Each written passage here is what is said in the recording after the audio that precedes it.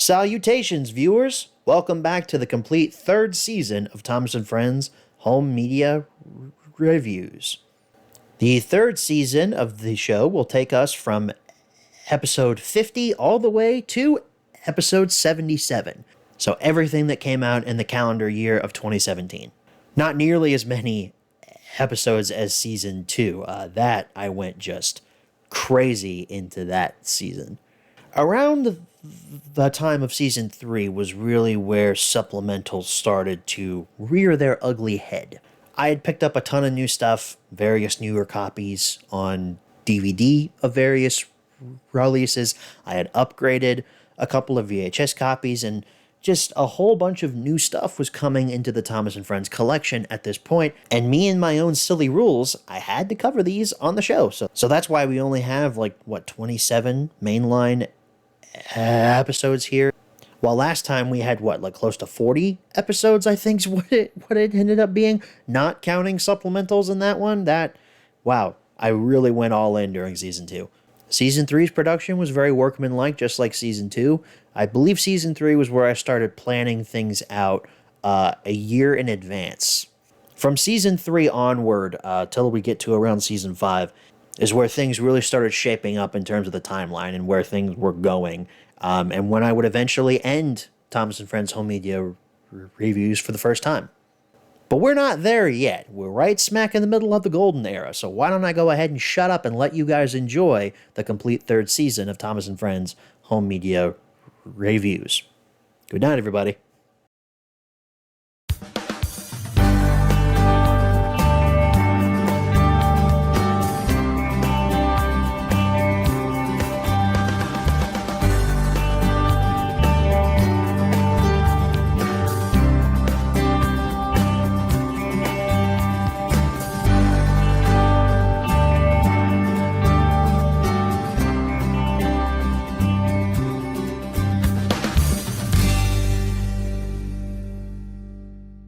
Hello everyone, and welcome back to another Thomas & Friends Home Media Review. The first regular one for 2017, guys. This review is on Trackstarz. So, let's go ahead and jump right into the history section of Trackstarz.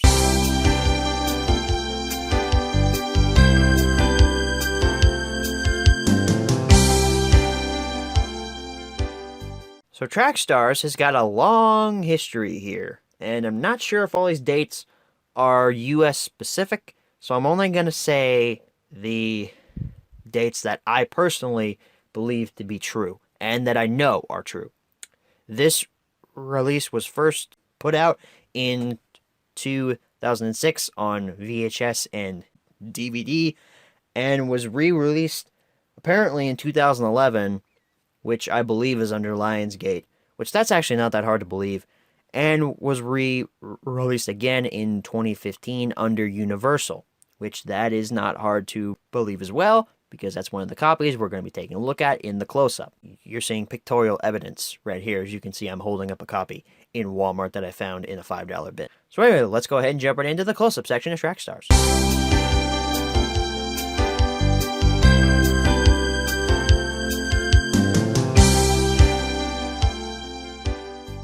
Alrighty, everyone, here's our close-up look at Trackstarz. So here we have the original 2006 DVD copy. I do not own a VHS from 2006, however, I hope to soon. So, let's go ahead and jump right into it. So here's our front cover. We have Thomas, Percy, both in stars, Trackstarz, James, and Emily, as these are the Trackstarz. Not really sure why Emily is on there, though. She's not a good character. Outside, we have Cartoon Thomas. He still has not left us. Scroll on down here. Hit and the DVD logo. I'm surprised they're still printing that on these. I mean, it's 2006. DVD was relatively common, so I don't know why they keep printing that on there. On the back, we have Making Tracks to Great Destinations, as always. We have a blurb about what's going on. We have our source stops listed and our fun and games section. And we have our Trackstarz listed off to the side here. James, That's Emily, stupid. That's not Percy. That's Percy. That's Thomas. Now, if you're wondering why there's a little white sticker over the barcode area.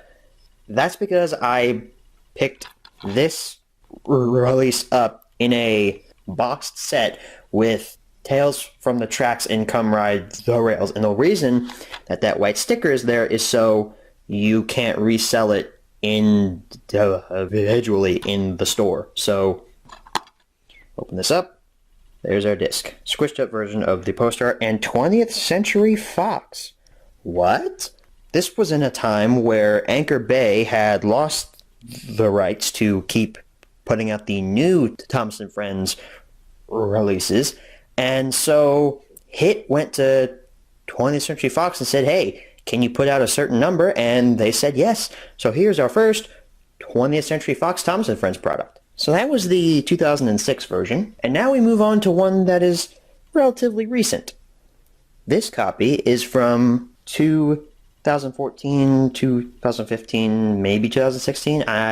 My guess is 2015. So we have the exact same poster art here. They're basically identical. The sides is where it gets different. Instead of our good old friend cartoon Thomas, we have the Hit Entertainment logo. Scroll on down here. The Trackstar logos are the same though. But we get to the bottom here. The Hit logo is replaced with the Thomas face from the cover. And now we have a Universal logo, because if you don't already know, Universal has the rights to put out the Thomas & Friends media products here nowadays. So, we look on the back here. It's also changed. Here where the story stops and fun and games would be listed, it just says features and they don't list those things. So, you have all this blank space here and it looks weird. I really think they printed that way too small on the case. But other than that, it's basically the exact same. We open this up. There is our disc. It's that clear disc that Universal loves to use. We've also got our Hit logo right there and our tech specs on the bottom there. This also does use that relatively cheap plastic that kind of bends easily, and I wish that they wouldn't use that. I wish that they would go back to using this style of hard plastic, but let's go ahead and transition into our menu tour of Trackstars. Hello everyone, I'm Thomas. Welcome to the island of Sodor. Would you like to come ride the rails with my friends and me? And we can find out how to become track stars together. Alright everybody, here's our menu tour for Trackstars. This is the original 2006 copy menu. So yeah, we have a nice menu here. It's actually, 3D CGI animated. It's like those menus back with Thomas's Sodor Celebration and Songs from the Station. And interestingly, this has a Calling All Engines trailer on it. But anyway, we have 4 options here. We have play all, story stops, fun and games, and select the language. Let's look at story stops. I really like the menus here. They actually look like they put some effort into these menus. They look nice. We have Thomas gets it right, Emily's new route, Percy's big mistake, As Good as Gordon, James gets a new coat, and Thomas, Emily, and the snowplow. So that is your... Oh, we also have an option here to play all if we wanted to do that, which, again, why wouldn't you just do that from the main menu? I don't see why they have to put that there, but I guess it's nice it's there. But anyway, let's go ahead and transition back to here. We have our fun and games section. Percy pulls up alongside. I also forgot to mention that Emily was giving us the story stops and Percy's coupling rods aren't moving. Same freaking problem I have with the old Thomas PC games. Some of the coupling rods there don't move. We have James's Colors of Sodor. Thomas's Amazing Adventure. Gee, I wonder if it's a maze. I don't know. We have a DVD-ROM menu thing here. We have a read-along story. We will take a look at that later. We have a character gallery. We have a sneak peek section, hit extras, and songs and more. So let's take a look at the character gallery, see if they've changed it any. My guess would be that they have. And I was right. Let's take a look at... Let's do Gordon, because I like Gordon. Gordon is the senior engine of my team based out of Tidmouth Sheds. He is a very important engine and lets others know it. Gordon has a good heart and is always willing to use his strength to help out less powerful engines. Gordon is proud to be the engine who runs the Express every day. So again, it's a short bio of a character, but now it's using newer series footage, which is interesting because the older character galleries just had the engine as a cartoon sitting in front of you in a little bio that you had to read yourself, or if you wanted to, you could make it read it for you. Now it's actually using series footage, and it's actually giving you a newer and updated bio of the engine. Let's look at Sir Topham Hatt. What's he have to say about himself? My name is Sir Topham Hatt, and I'm the director of the Sodor Island Railway. My job is to make sure the engines are always on time. I do my best to prevent confusion and delay. I am a great example of how hard work will take you far. I was even knighted by the Queen, which is why I have the title of Sir. There's some interesting things in there. There's, he was knighted by the Queen. Maybe that's actually canon. I don't know. Maybe that's why he has Sir Topham Hatt in front of him. And also, they use classic series footage in there. Let's look at somebody else and see if they use classic series footage. Let's look at Toby. Toby is a wooden tram engine that works mostly on Thomas's branch line. He's quite old in both looks and attitude. While Toby may be small and not as strong as some of the bigger steam engines, he is proven to be quite useful and important many times. So I guess only for Sir Topham Hatt they use classic series footage. Well, we live and learn. Let's head to the main menu again. Let's look at sneak peeks here. Oh, it's just trailers. I thought this was going to be similar to the, the Thomas the Sodor Celebration and Songs from the Station stuff and all that. So this is a Bob the Builder prequel thing, I believe. I don't remember what it's called. Oh, yeah, when Bob became a builder. I remember I really wanted to see this as a kid, but I never got the chance to. So let's look at Songs and More. We have Emily. We have Engine Roll Call. We have Name That Engine. Help When It's Hard. I believe that's a song. We have Thomas and Emily Share the Track, which is one of those CGI animated little learning segments. And Pushing and Pulling. I believe that's a song as well. So let's look at the Hit Extras tab. We've got 2 hit extras here. We have Fraggle Rock, Blanket of Snow, Blanket of Woe, Sing Along from Dance Your Cares Away. I guess that's a Fraggle Rock release. We also have a Todd World episode titled Shall We Dance. That show is weird, though. What were the animators thinking when they made that show? It's so bizarre.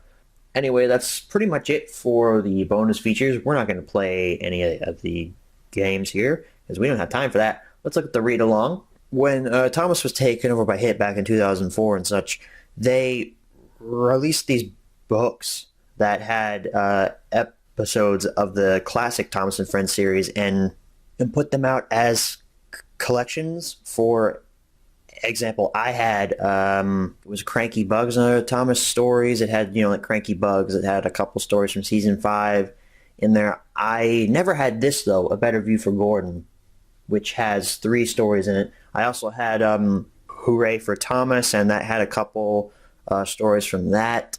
I did used to have those as a kid, and that's actually pretty cool that they included something like this on the actual release in 2006. So let's take a look at Busy Going Backwards, and I'll just give you an example of what it looks like and sounds like. Let's do Read Along. Busy Going Backwards. Toad the brake van was feeling sad. Everywhere he looked, he could see engines and coaches moving steadily forwards. They all looked confident and cheerful. One day, he decided to talk to Oliver, the Great Western engine. I'm always going backwards, Mr. Oliver. I have forward-thinking views. So it's like I said, it's basically just the narration from the episode written down on a page, and you have pictures from the actual episode, which, gets children to read. So it's pretty cool. We're not going to take a look at the DVD-ROM depot because obviously websites rip, so it doesn't exist anymore, and it won't work. So let's take a look at our last tab here. Select the language. We have English and we have Spanish. We don't have French this time. That's interesting. French hasn't come around yet, I suppose. So anyway, that's our menu tour for Trackstarz from 2006. So now we are going to transition into Trackstarz from 2015. Alright everybody, now we're here with Track Stars from 2015, as you can see, and nothing has changed. It's literally the exact same menu, which is nice that they didn't go in and change anything about it, but it is the exact same menu. Even down to the animations and everything. I don't even know if we need to go through it again. I mean, nothing on the story stops have been changed as far as I'm concerned. Let's take a look at the fun and games, because I don't think anything's changed there. Oh, they got rid of the Percy animation thing. We don't have a DVD-ROM anymore. That's gone. Interesting. Let's look at the more section. They got rid of the Percy thing moving forward again. And we don't have the hit extras anymore. So, yeah, I guess something was changed. They had to take something out. Let's see if they changed the languages at all. Do we have French? We don't have French. Oh, well. That's not ideal. We're not racist against French people, is what they say. Anyway, that's basically it for the Track Stars from 2015 menu tour. Obviously, nothing has changed. Let's go ahead and head on back and answer the 5-man questions, as always. Alright, so back from the close-up. Nice time to answer the 5-man questions, as always. Number 1, where can you pick this product up? Well, since I found a copy in a local Walmart in a $5 bin, I'm going to say check your local Walmart. Check your $5 bin area. May have to dig a little bit. They had a lot of copies the first time I went, but I didn't have any money with me because I don't carry my wallet everywhere I go because it might get stolen.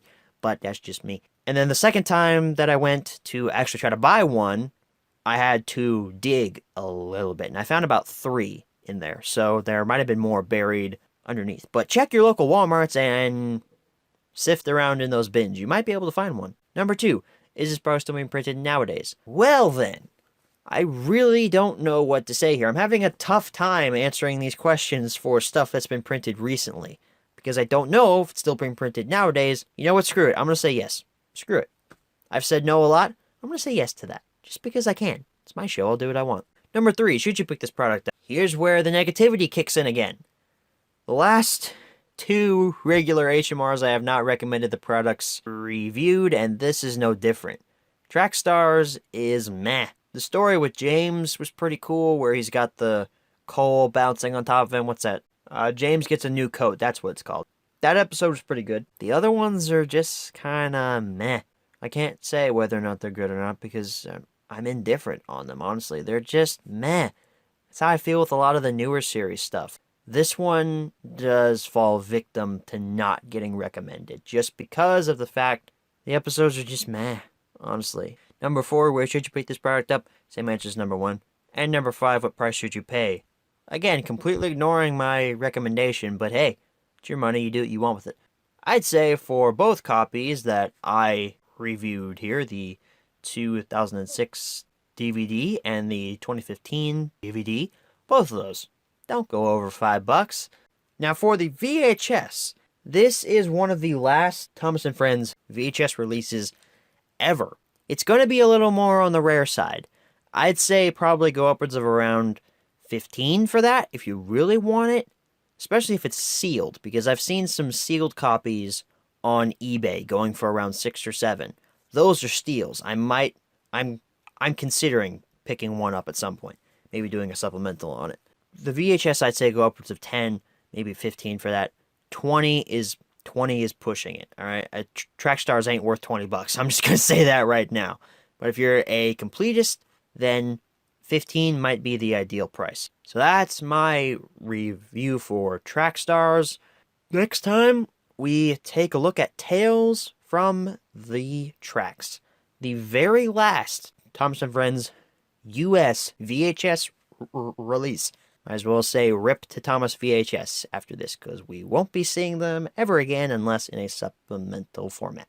Or if we go back and do one of the older releases that I do not happen to have. Thank you all for watching, and as always, good night, everybody.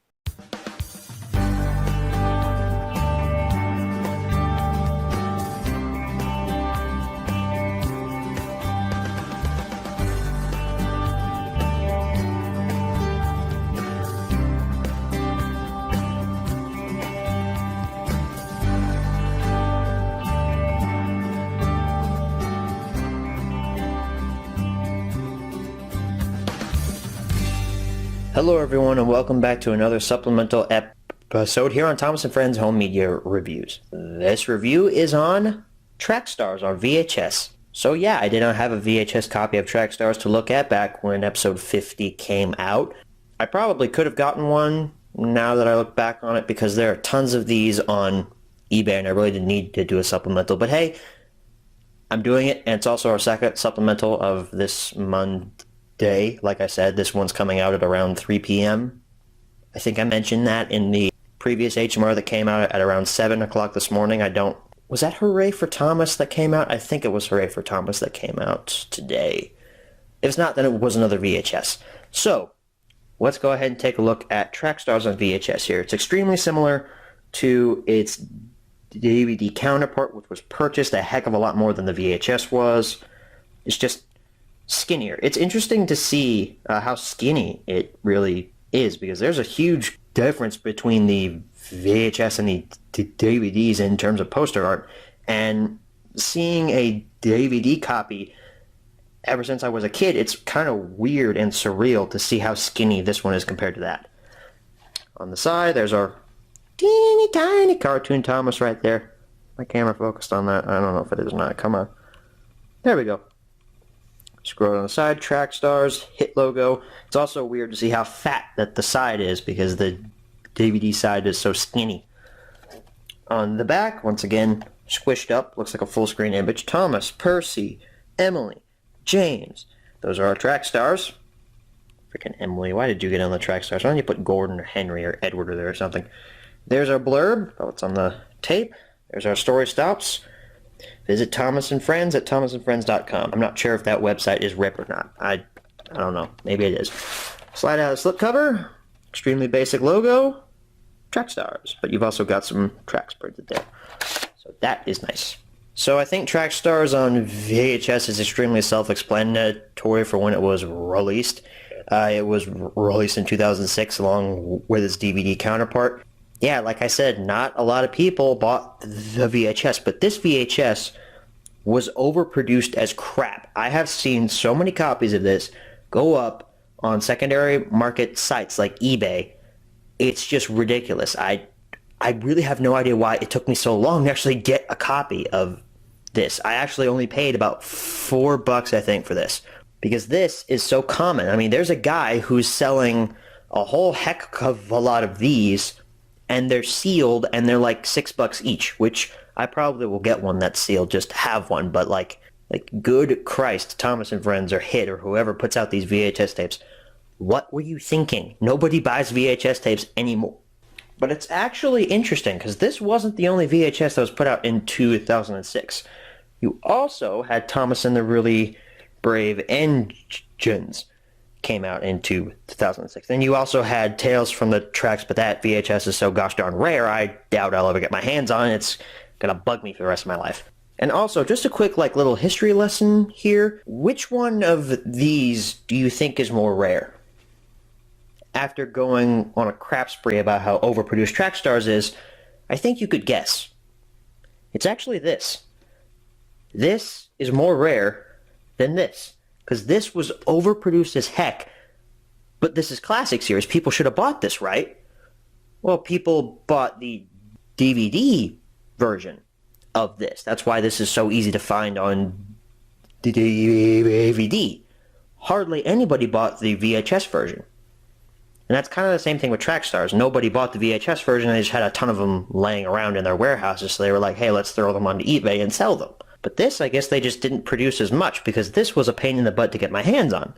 Anyway, that's enough for the little history lesson, I guess, that I just gave you here. Yeah, Really Brave Engines is rarer than Trackstars, and Trackstars is really not that rare at all. So let's take Really Brave Engines off the screen here, because that's going to get its own supplemental here in the next couple of weeks, if it's not already out by now. So that pretty much wraps up the supplemental on Trackstars on VHS. I want to thank you all for watching, and as always, good night, everybody.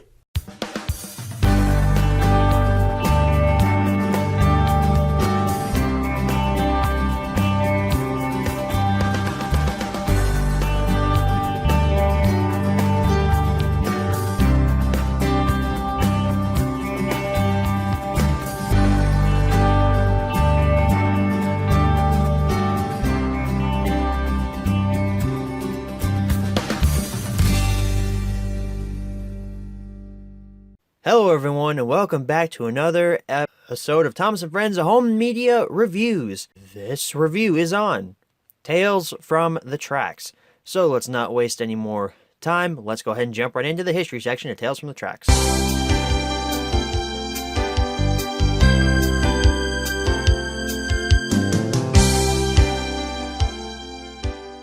So Tales from the Tracks is one of those releases that has an extremely brief history.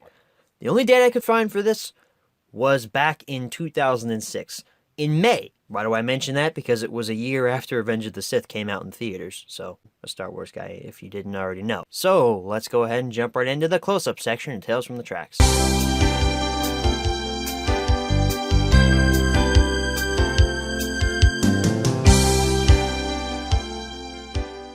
Alrighty, everyone, here's your close-up look at Tales from the Tracks. This is our original 2006 printing. We only have one copy to look at here, but hey, it's a DVD, so menu tour and all that good stuff. So anyway, let's go ahead and take a look at it. There's a nice cover here with Thomas and Henry on the front there. You got Tales from the Tracks up on the top. A little track thing going through it. That's clever, and some banners and all that. Overall, it's a nice cover. On the side here, we have Cartoon Thomas. Still has not left us. Scroll on down here. Hit Entertainment with the DVD logo.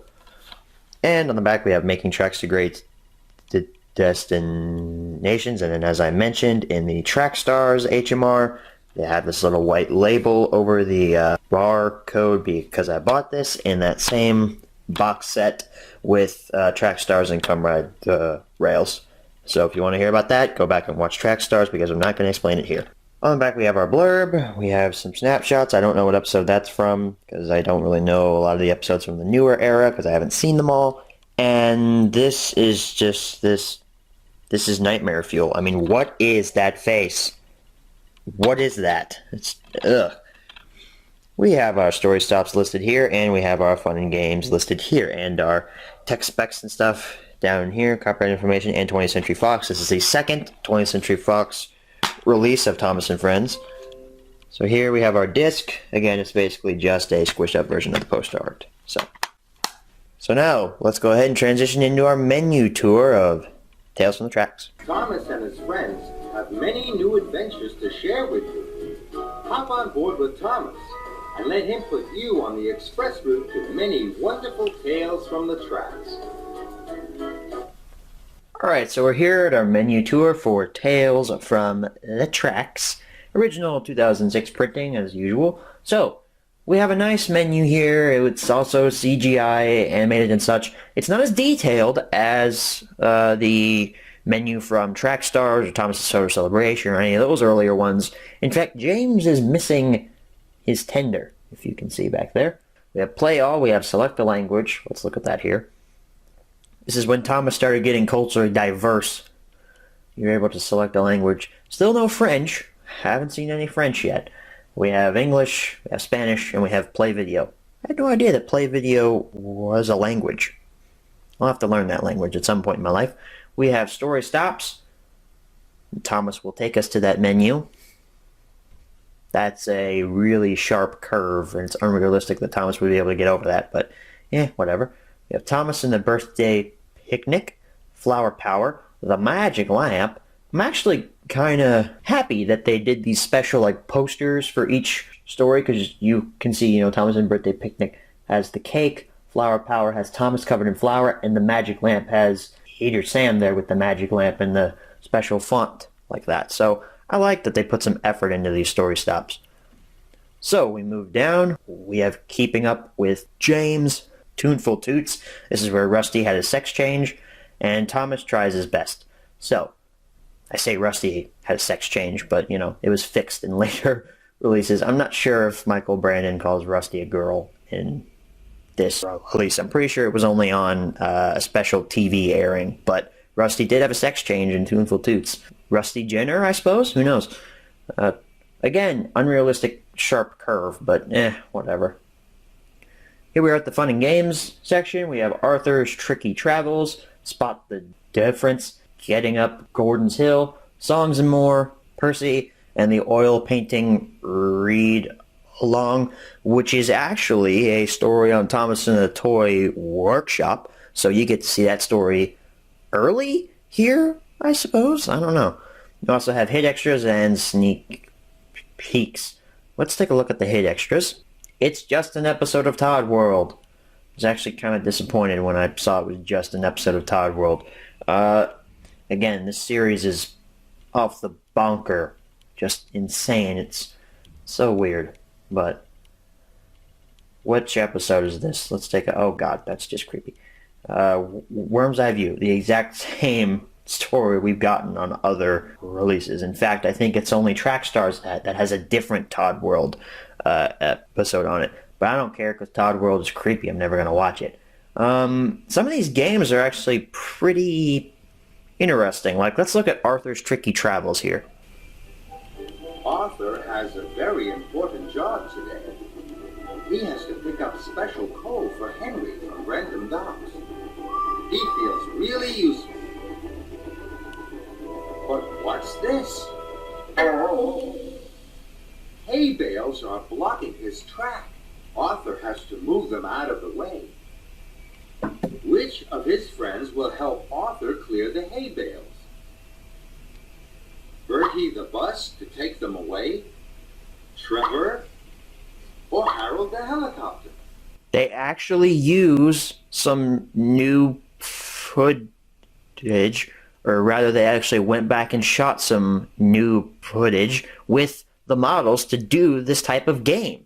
It's actually pretty cool, and some of the outcomes that you get when you pick the wrong character are actually pretty funny. Let's choose Harold here. Let's see what happens. Now, Harold won't help clear the hay bales from the track. He'll just blow straw off his face. Try again. Kind of funny, isn't it? Let's choose Bertie this time. You think Bertie the bus can help? Are you sure? No, Bertie won't help clear the hay bales from the track. They're too big. Try again. Obviously, our last choice is Trevor, and he's the only one that can help us out here. Trevor! Well done. That's right. And again, this is all new footage, so it's actually pretty cool. Bales away. Now Arthur can go on to the docks.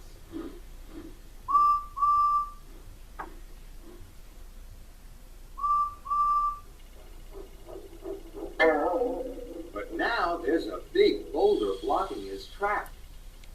Arthur needs help. Which of these... That's kind of weird that a giant boulder would just randomly be on the track, but whatever. Some jars of jelly? Or Harold? Let's choose Cable Drums. Do you think the cable drums can help? Yes. Sure. No, cable won't clear the boulder. It will just tie it up. Try again.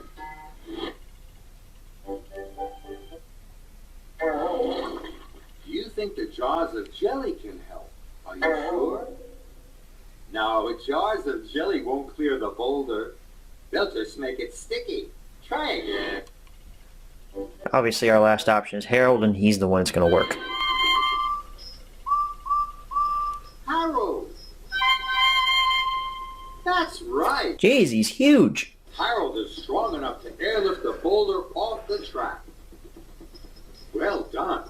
So that's a pretty interesting game. It's only 2 options that you can do, or it's only 2 little challenges that you can get through, but it's actually cool that they went and shot new model footage for that game. I think it's the same with Spot the Difference and Getting Up Gordon's Hill. Let's do Getting Up Gordon's Hill before we head on back here. Today, Gordon, Percy, and Toby all have to go over Gordon's Hill.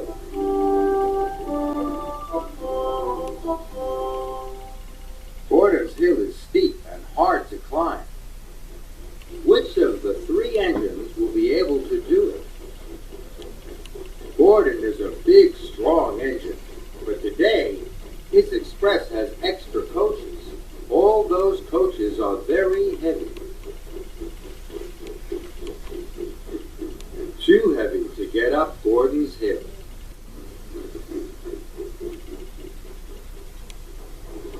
Here comes Percy. He shunts freight cars all the time. But today, his freight cars are full of slate. And all those slate cars are very heavy. Too heavy to get up Gordon's Hill.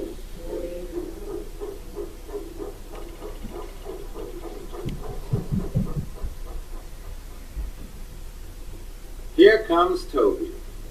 Toby is only a small steam tramp, but he's not pulling any coaches or shunting any freight cars.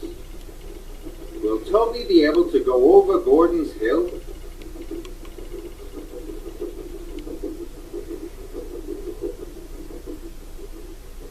Yes, Toby has done it. Toby didn't have to pull heavy coaches or shunt heavy freight cars. Toby was light enough to go over Gordon's Hill. Well done, Toby. Let's go ahead and head on back and answer the 5-minute questions as always.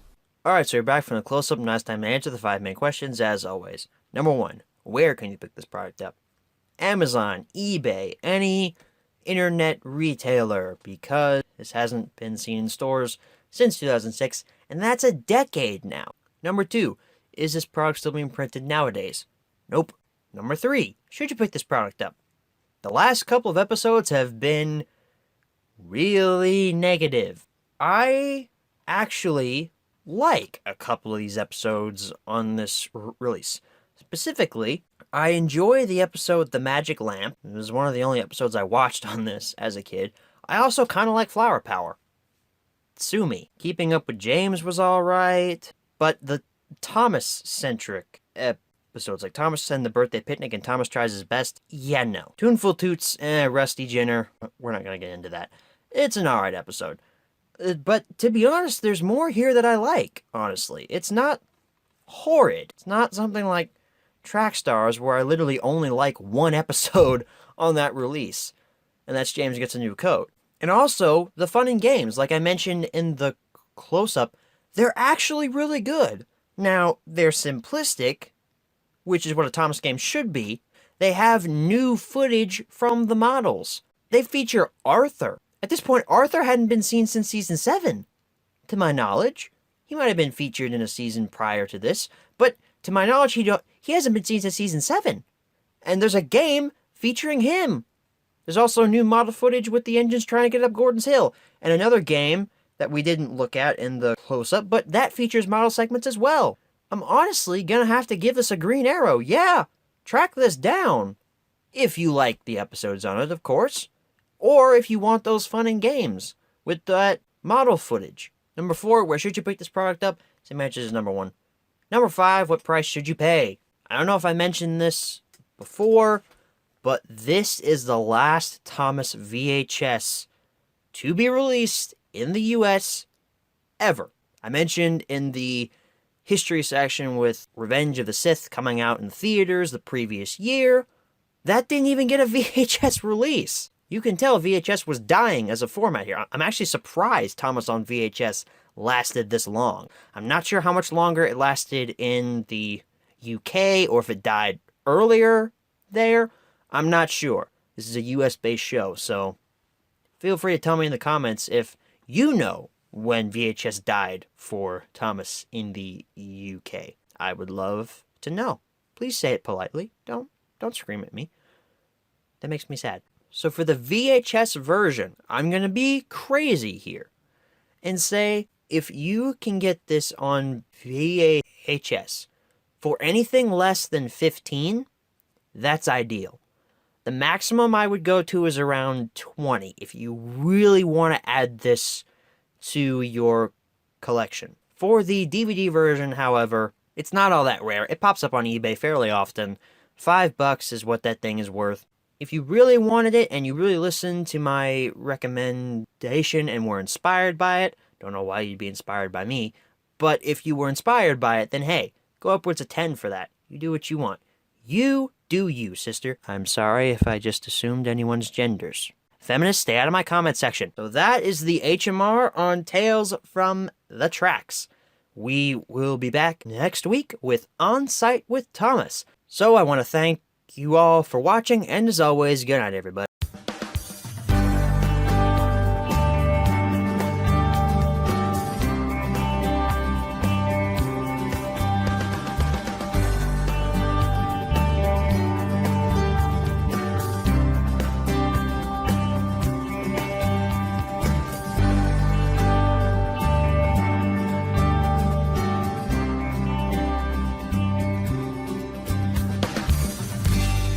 Oh my gosh. Oh my gosh. Oh my gosh. Oh my gosh. Oh my gosh. Look at your screen. Oh my gosh. Hello everybody. Welcome back to another supplemental here on Thomas & Friends Home Media Reviews. And oh my gosh, this episode is on the VHS copy of Tales from the Tracks. I don't know how many times I just said oh my gosh at the beginning of this, but you can hear my enthusiasm. I got it. I got it, guys. I don't know if I insinuated how rare this VHS was back in the original HMR, but holy Christ, it's right here in front of me. Like, I can touch it. It's right here. I paid money for this. I paid $12 for this to buy it off eBay. I own this. My life is complete. My life is complete. Nah, I'm kidding. I haven't seen Avengers Infinity War yet. Then my life is complete. Anyway, back in the original HMR, we took a look at the original DVD release of Tales from the Tracks. You remember this one, right? Yeah, had a little thing over top of the UPC code because it came in that box set, but it's just a little refresher for you. But now this episode, we're going to take a look at the VHS. It's pretty similar to the DVD version, except, you know, it's in a VHS style, and it's extremely rare. The DVD is actually pretty common. Exact same poster art from the DVD. It's just a little bit more squished, a little bit more narrow. You can tell because DVDs are larger than VHS cases. But it's pretty much the exact same poster. The side 20th Century Fox logo. It's actually huge and way more prevalent on the VHS version. The DVD version, it's white and you can barely see it. I don't know if you can see that, but it's there, trust me. But it's way more prevalent on this version because it's huge. Cartoon Thomas, kind of small. Thomas & Friends logo, Tales from the Tracks, hit logo. And the image actually continues along from the front. It continues along to the side. So you can see part of Thomas right there that was cut off from the first part of the image. Same thing on the other side. Henry is also seen on the other side as well. So I kind of like that feature. You kind of get that with the DVD version. You can't really see it, though, because the Tales from the Tracks covers everything up. The back is pretty much the same as well. Thomas & Friends, Making Tracks to Great Destinations, UPC code, Tales from the Tracks, same screenshots and everything, including this Thomas right here that everybody in the comments was telling me was from Day Out with Thomas. Lego Lover, you're stupid. It's from Day Out with Thomas. I know that. Thank you to the first, 20 people who told me that. Blurb is presumably the same. I haven't read it. Story stops are the same. There are no bonus features listed because VHS tapes don't have bonus features. They are listed here, though, on the DVD version. And your tech specs and stuff, pretty much the same, except this one includes DVD specs and all that. Slide out of tape. It's pretty simple. Just an ink label of Tales from the Tracks, hit logo, FBI warning label, and a DVD logo, which is interesting. I have no idea why there's a DVD logo printed right above the 20th Century Fox logo on a VHS. Maybe they wanted you to buy the DVD version, so they were saying, hey, subliminally, you should buy the DVD version instead of buying VHS tapes. What are you doing? You're stupid. You're stuck in the past. I don't know why there's a DVD logo there. If anybody else has this, which is super duper rare, so I'm not sure why a lot of people would have it, but if you do, if you could take a look at your tape, does yours also have a DVD logo on it? Because if it doesn't, then mine's just a factory error, but why would they put a DVD logo on there if it wasn't supposed to be mass produced? I don't know. There's the top, in case you wanted to see that. I have some people complaining in the comments as well. Oh, you didn't show the top of the VHS. There's your top. So that concludes this supplemental on one of the rarest Thomas & Friends VHS tapes ever released. And yes, again, I do have it. It's right here. I pretty much completed my goal as a collector to have one of every single mainstream Thomas and Friends VHS release. Pretty much completed that. I don't have any of those like Blockbuster exclusive tapes, but those weren't mainstream. Those were rental exclusives, and plus they're super duper hard to find. Almost as hard as Tales from the Tracks, but now I have every single mainstream release. That's also not including reprints, but I have at least one of every single mainstream release. And Tales from the Tracks has now completed that, so I can retire happy now. I mean, I'm not retiring the show or anything, but at some point, when I'm in my early to late 60s, I can retire from my presumable job very happy because I have Tales from the Tracks. I got it when I was 18 years old and filming Thomas and Friends VHS tapes and DVDs in my bedroom. And I'll laugh at all the haters that told me I was wrong. So anyway, that is the end of this supplemental. I want to thank you guys so much for watching, and as always, good night, everybody.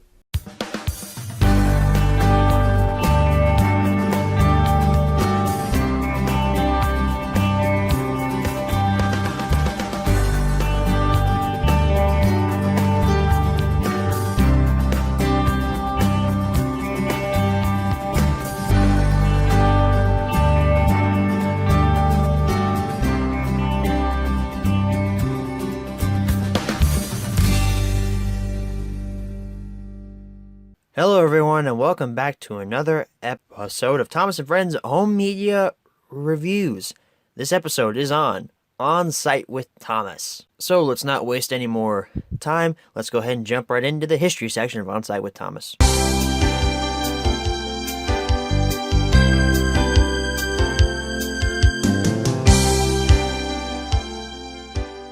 So On Site with Thomas only had one release date. Back in 2006. It was only released on DVD, obviously, because as mentioned last week, there is no more Thomas on VHS anymore. It's dead. VHS is RIP at this point. It is 6 feet under. It is in the ground. So let's go ahead and jump right into the close-up section of On Site with Thomas.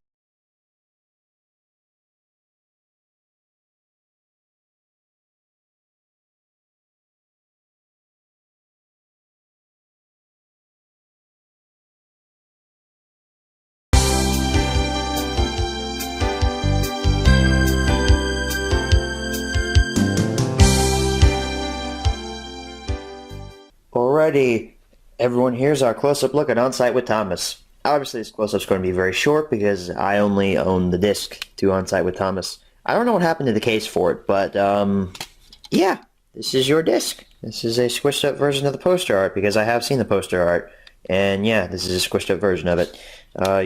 You also saw a picture of the poster art in the history section of this video. So that's your close-up look at On Site with Thomas. Wow, it's really short. It's only clocking in about 30 seconds. So let's go ahead and transition into our menu tour of On Site with Thomas, which hopefully will be longer. Hello, I am Sir Topplehead, and this is Thomas. Welcome to the island of Sodor. We hope you had a pleasant journey here. We can't wait for you to meet all of Thomas's new friends. Hop on board for all the exciting adventures of On Site with Thomas. Here we go. Alright everybody, here we are at our menu tour for On Site with Thomas. Interestingly, they went back to the old menu style for this. They also went back to the old Anchor Bay logo and all this stuff, which is interesting because this was released late in 2006. So let's go ahead and take a look at it here. We have Pick a Story. We have A Visit from Thomas.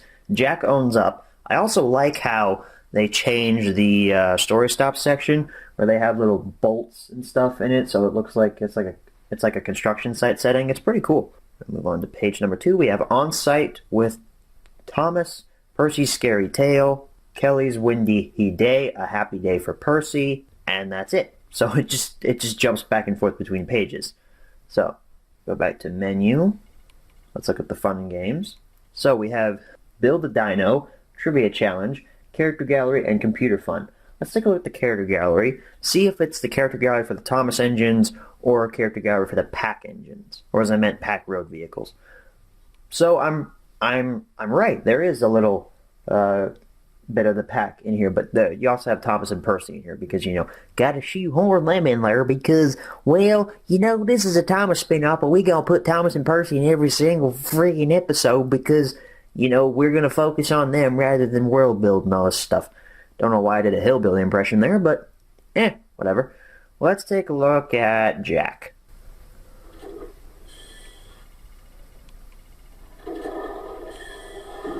Jack is the friendliest front loader the island has ever seen.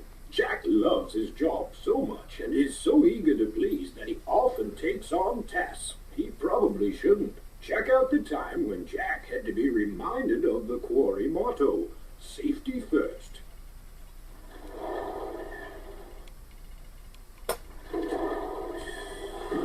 Kelly is the oldest and most responsible in the yard. He was the first machine that Jenny Packard's father bought, and therefore shares a special relationship with Miss Jenny.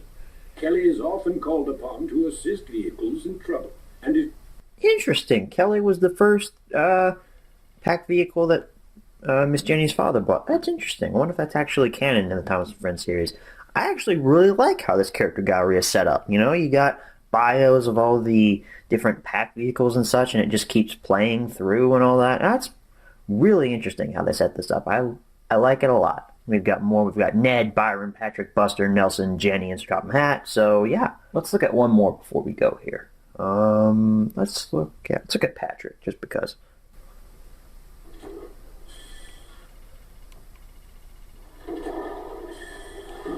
Patrick the cement mixer knows all there is to know about cement. He is older and has a lot of experience in construction, which sometimes makes him a bit boastful. He is kind, though, and likes helping the younger, less experienced machines. So that's Patrick. So let's go ahead and, whenever this decides to give us our menu back, let's go ahead and go back to the main menu. And let's look at the sing-along songs. They are Engine Roll Call and the Work Song, which the Work Song sounds like a communist propaganda song, but that's just me. We also have a read-along. Let's take a look at what that is. Down at the Docks. Hey, I had this book as a kid.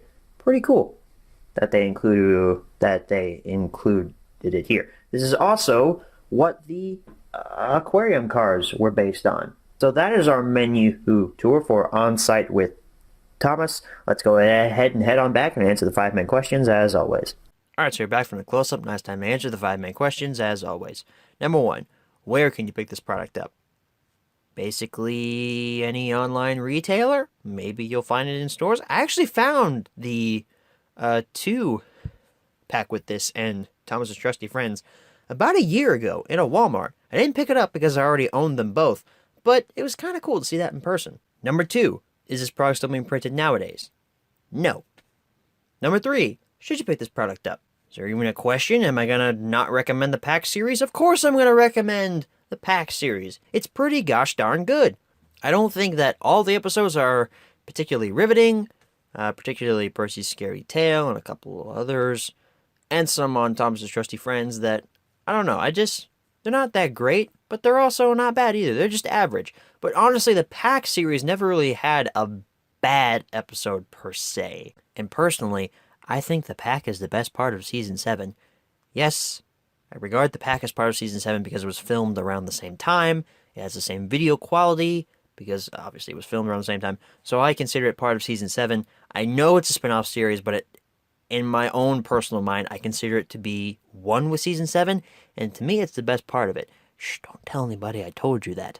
Number 4, where should you pick this product up? Same answer as number 1. And number 5, what price should you pay? Well, there's really only one copy I can give you a price point for. $5. That's what this is worth, pretty much. So that's the HMR for On Site with Thomas. We will be back next week with Come Ride the Rails. And this kicks off, I believe this kicks off 2007. Maybe. I'm not sure. It might be the end of 2006 now that I think about it. Well, we'll find out next week, won't we? So I want to thank you all for watching, and as always, good night, everybody.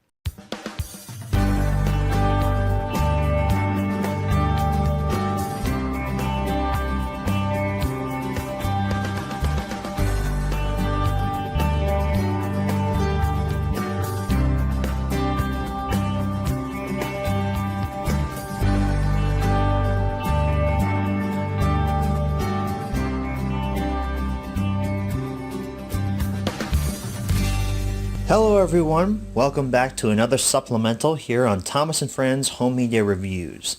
This is a supplemental I did not anticipate on making, especially not this soon. I'm actually inserting this supplemental into the batch of supplementals I had planned to start this new revival season of Home Media Reviews that's coming out in just a few weeks. So unfortunately, regular Thomas & Friends Home Media Reviews is going to be pushed off for another week or so this video can get put out, but this is a very important video because this is a supplemental on On-Site with Thomas, a release that I didn't get to do a full close-up on because I actually didn't have a case for it when the first HMR was shot. If you remember, this was my childhood copy of On-Site with Thomas. It was just the disc, and if you recall, the disc is actually scratched a fair amount. So one of the episodes on this disc actually will not play. It is Kelly's Windy Day. Will not play on my childhood copy of On-Site with Thomas. However, on the day I'm shooting this video, which is about a week before this episode actually airs on YouTube, I walked into Game Exchange and discovered a On-Site with Thomas cased copy on clearance for $1. I was like, there's absolutely no way I'm not buying this. I can make a video out of it, and everyone can finally stop yelling at me in the comments to actually get a copy of On-Site with Thomas with the case. So now I have one. So let's go ahead and take a look at it here. Thomas & Friends logo up at the top. On-Site with Thomas and Other Adventures. You got a nice promo shot of Thomas and Jack. Kelly, Jack, and Isabella down there at the bottom. Really like this poster. I think it's better than the Thomas's Trusty Friends poster because it's classic and it just looks really nice. On the side, your spine just says On-Site with Thomas and Other Adventures, as well as a product number. This is a skinny case version because this did come with a Wooden Train bonus pack, which I guess is a hand or a telling of fate because I actually had this style of case when I was younger. I don't remember what happened to it though.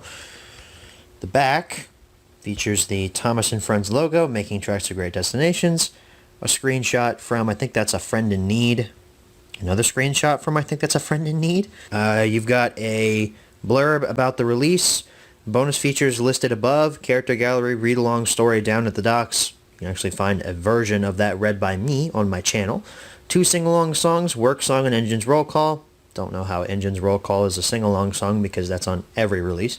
2 DVD games. In a DVD-ROM game, which basically means if you stuck this in your computer, you could play a game through it that way.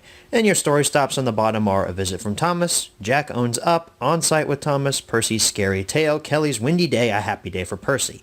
And I can finally see Kelly's Windy Day after all these years because this disc is not scratched at all.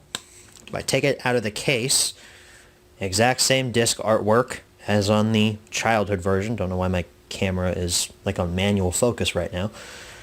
You see on the back of it, it's pretty pristine. I mean, there's minimal scratching on it. I did buy it used. You should expect to see just a mid-level of scratches on it, but nothing that is as bad as on the childhood version. So hopefully this will play all the way through and I can finally experience Kelly's Windy Day.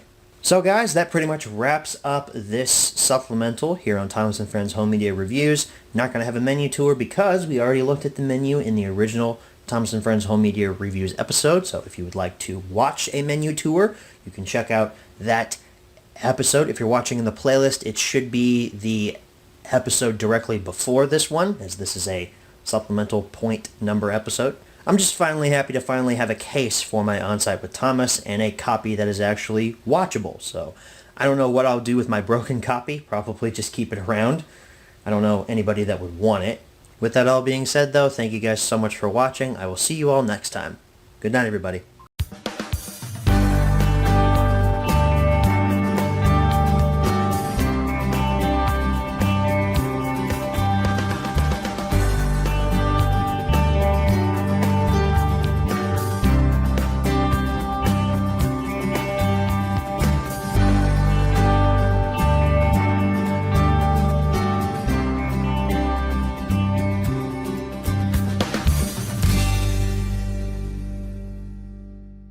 Hello, everyone, and welcome back to another episode of Thomas and Friends Home Media Reviews. This review is on Come Ride the Rails.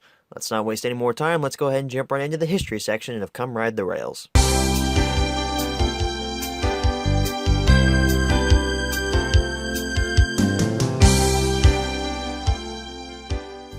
So, Come Ride the Rails was originally released back in 2006, so I was wrong last week. This doesn't kick off 2007. It's actually Milkshake Muddle that kicks off 2007, so my apologies for getting that wrong.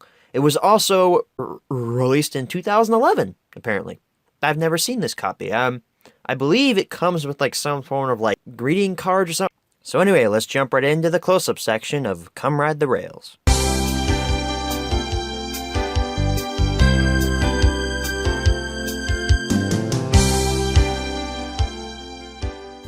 Alrighty, everyone, here's your close-up look at Come Ride the Rails. Hopefully after last week's really short close-up with On-Site with Thomas, hopefully this close-up's a bit longer. So anyway, we have our case here. We got Thomas and Friends up at the top. Thomas, Come Ride the Rails in like a slide fashion. They are definitely getting more creative with these poster art styles. Anyway, on the bottom, you've got the other main 6 or 7 minus Toby. I think it's 6. Yeah, 6. And then there's Thomas up there on the ridge. On the side, we have our cartoon Thomas. That little bastard still hasn't left us. Scroll on down here. We got Hit Entertainment, 20th Century Fox, and then the DVD logo. On the back, we have Come Ride the Rails. Again, with the little white label over the barcode thing. I'm not going to explain it here. Go back and watch Track Stars. It's all explained there. We also have our blurb. We have our story stops. We have our fun and games. And we have the exact same picture of Thomas that was on the front, now posted on the back. We've also got 20th Century Fox posted on the back there. There's our disc. It's not a squished up version of the poster art. It's a squished up version of the upper half of the poster, as you can see. So that's kind of creative. Let's go ahead and jump right into our menu tour of Come Ride the Rails.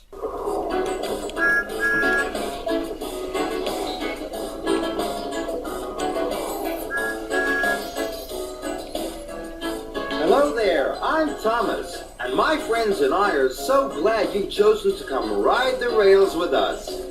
You can watch all of the adventures on Come Ride the Rails by selecting Play All. Or, if you would like to choose one special story, select Story Stops. You can also choose Fun and Games if you would like to try some fun activities, sing-alongs, and more. Full steam ahead as we explore the island of Sodor. Alright everybody, here's our menu tour for Come Ride the Rails. Thomas basically explained everything that's going on with this menu here, or Michael Brandon as Thomas, not Thomas himself. Thomas himself is not Michael Brandon, just saying. So, you saw it's another one of those 3D CG animated menus and such. Unfortunately, this style of menu goes away after this. Let's go ahead and choose Play All. You're probably thinking, Lego Lover, why are you clicking Play All? You never click Play All. Are you going to pirate the release here and get copyrighted?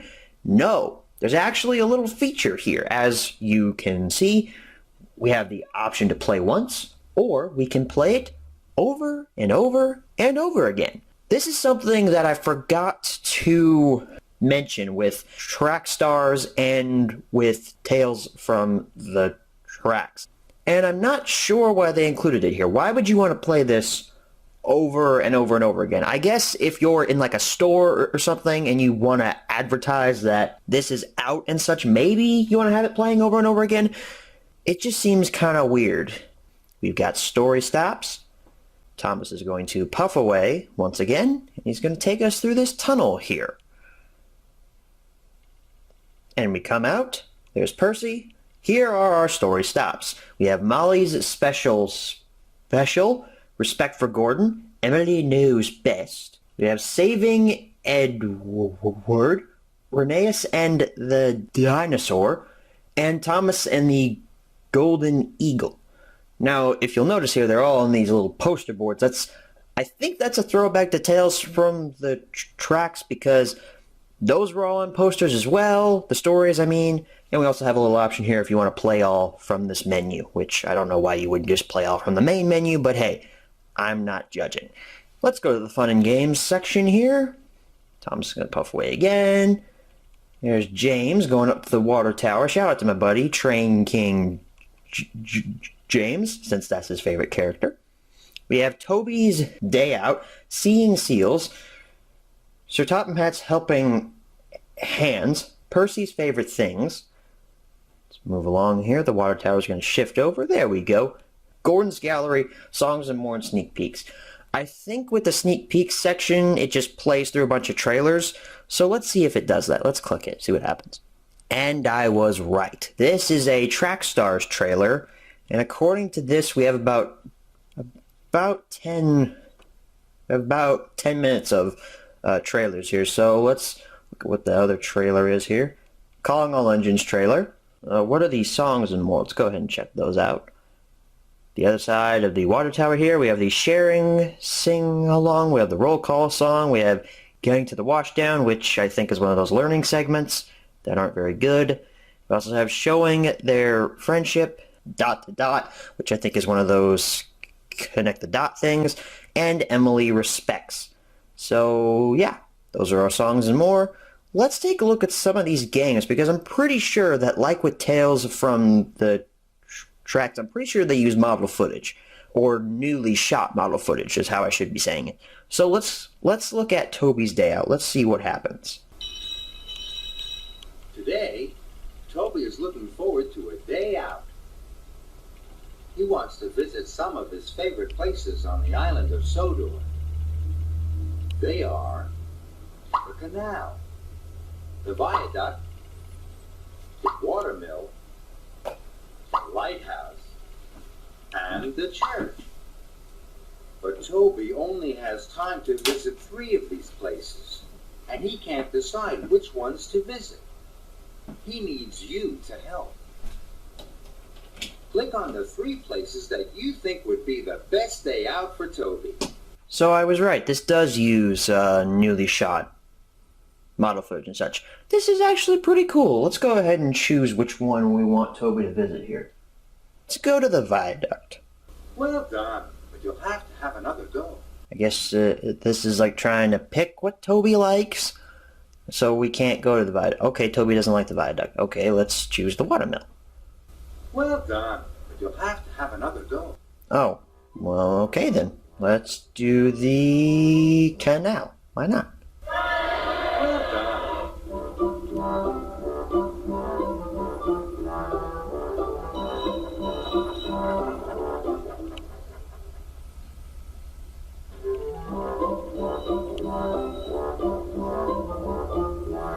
Okay, so it wasn't choosing what place Toby likes the best. It's just you choose 3 places in Toby, and it shows footage of Toby going to those places. And if you'll notice, these are all in widescreen format. I believe this is Thomas's first forte into widescreen format.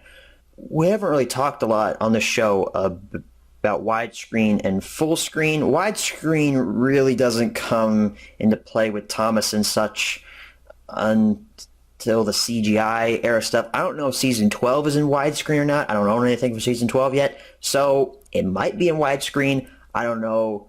Up until season 13 or maybe season 12, Thomas has always been full screen, 4:3. So that's why when I'm viewing something like this on a widescreen television here, which mine is, that's why you have the black bars on the sides. You see?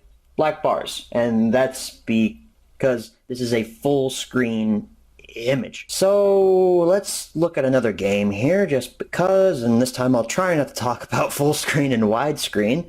Let's do Percy's favorite things because Flute Girl likes Percy. Percy is at Tidmouth Sheds. He's waiting for Sir Topham Hatt to tell him what he has to do today. Here are 5 things Sir Topham Hatt might ask Percy to do. They are to collect the mail, to toot hello to the children, to go and see the Golden Eagle with Thomas, to puff up Gordon's Hill, and lastly, to shun some troublesome trucks. Of these 5 things, there are 3 that Percy likes to do, and 2 that Percy does not like to do. Pretend you are Sir Topham Hatt. Click on the 3 things you think are Percy's favorite things to do. Let's see, we all know Percy loves shunting some trucks, am I right? Oh, are you sure? Percy doesn't like shunting troublesome trucks. They never do what he wants them to, and they always laugh at him. Try again. Haha, Flute, I just love torturing Percy. Anyway, let's see. Percy loves going up Gordon's Hill, doesn't he? Oh, are you sure? Percy doesn't like to go up Gordon's Hill. Ah, this is some older footage we saw back with Tales from the Tracks. We don't need to listen to what Michael Brandon has to say here, but yeah, this is old footage from the game from Tales from the Tracks. It's actually not a game, really. It was more like a clip show. That was from Getting Up Gordon's Hill. So we only have 3 options left, so I guess these are the things Percy likes to do. We all know Percy loves to collect the mail. I mean, that's a staple of his character. Let's go ahead and choose the last 3 here. Well done. You've chosen Percy's 3 favorite things to do. You've made him very happy. We really don't need to watch all that stuff. So let's go ahead and head on back to the main menu because we have one last thing to look at, which is select a language. Let's see what languages we have. So we have English and we have Spanish. So that's it. No French. Nothing like that. Thomas hasn't gotten that diverse just yet. So anyway, that is our menu 204. Come ride the rails. Let's go ahead and head on back and answer the 5 main questions as always. Alright, so we're back from the close-up. Now it's time to answer the 5 main questions as always. Number 1, where can you pick this product up? eBay, anywhere online. You can't find this in stores. Number 2, is this product still being printed nowadays? No. Number 3, should you pick this product up? Here's a part where I start to get critical, obviously. We're going to take a look at the episodes here. Molly's special. Molly's a stupid character. I'm just going to say that right now. Respect for Gordon is actually a really good one. That one I feel is on par with some of the classic series stuff. I know, crucify me, but I really like that episode actually, and that crash was pretty cool. Emily Knows Best, some great crashes, but I don't like Emily. So I can't say I like this episode. I like the crashes, I like Toby in it, even though he's kind of an idiot, and Percy is just left his brain at home, I guess. Saving Edward is pretty good. It was a nice little story about, Edward breaking down, like we haven't seen that a million times previously. Rheneas and the dinosaur, not as stupid as Rheneas and the roller coaster, but still pretty stupid. And Thomas and the Golden Eagle, I don't like that episode at all. There's nothing good about it, in my opinion. It's literally Thomas and Percy looking for a bird for 8 minutes. It makes no sense. So we start off here with a bad story and end with a bad story. But we have some okay stuff throughout. I'm going to say, yeah, you should try and find this. It's not that bad, but it's also not that good either. It's kind of in the middle. The reason that this is being pushed up to a very, very low recommend is because of the special model footage from those games.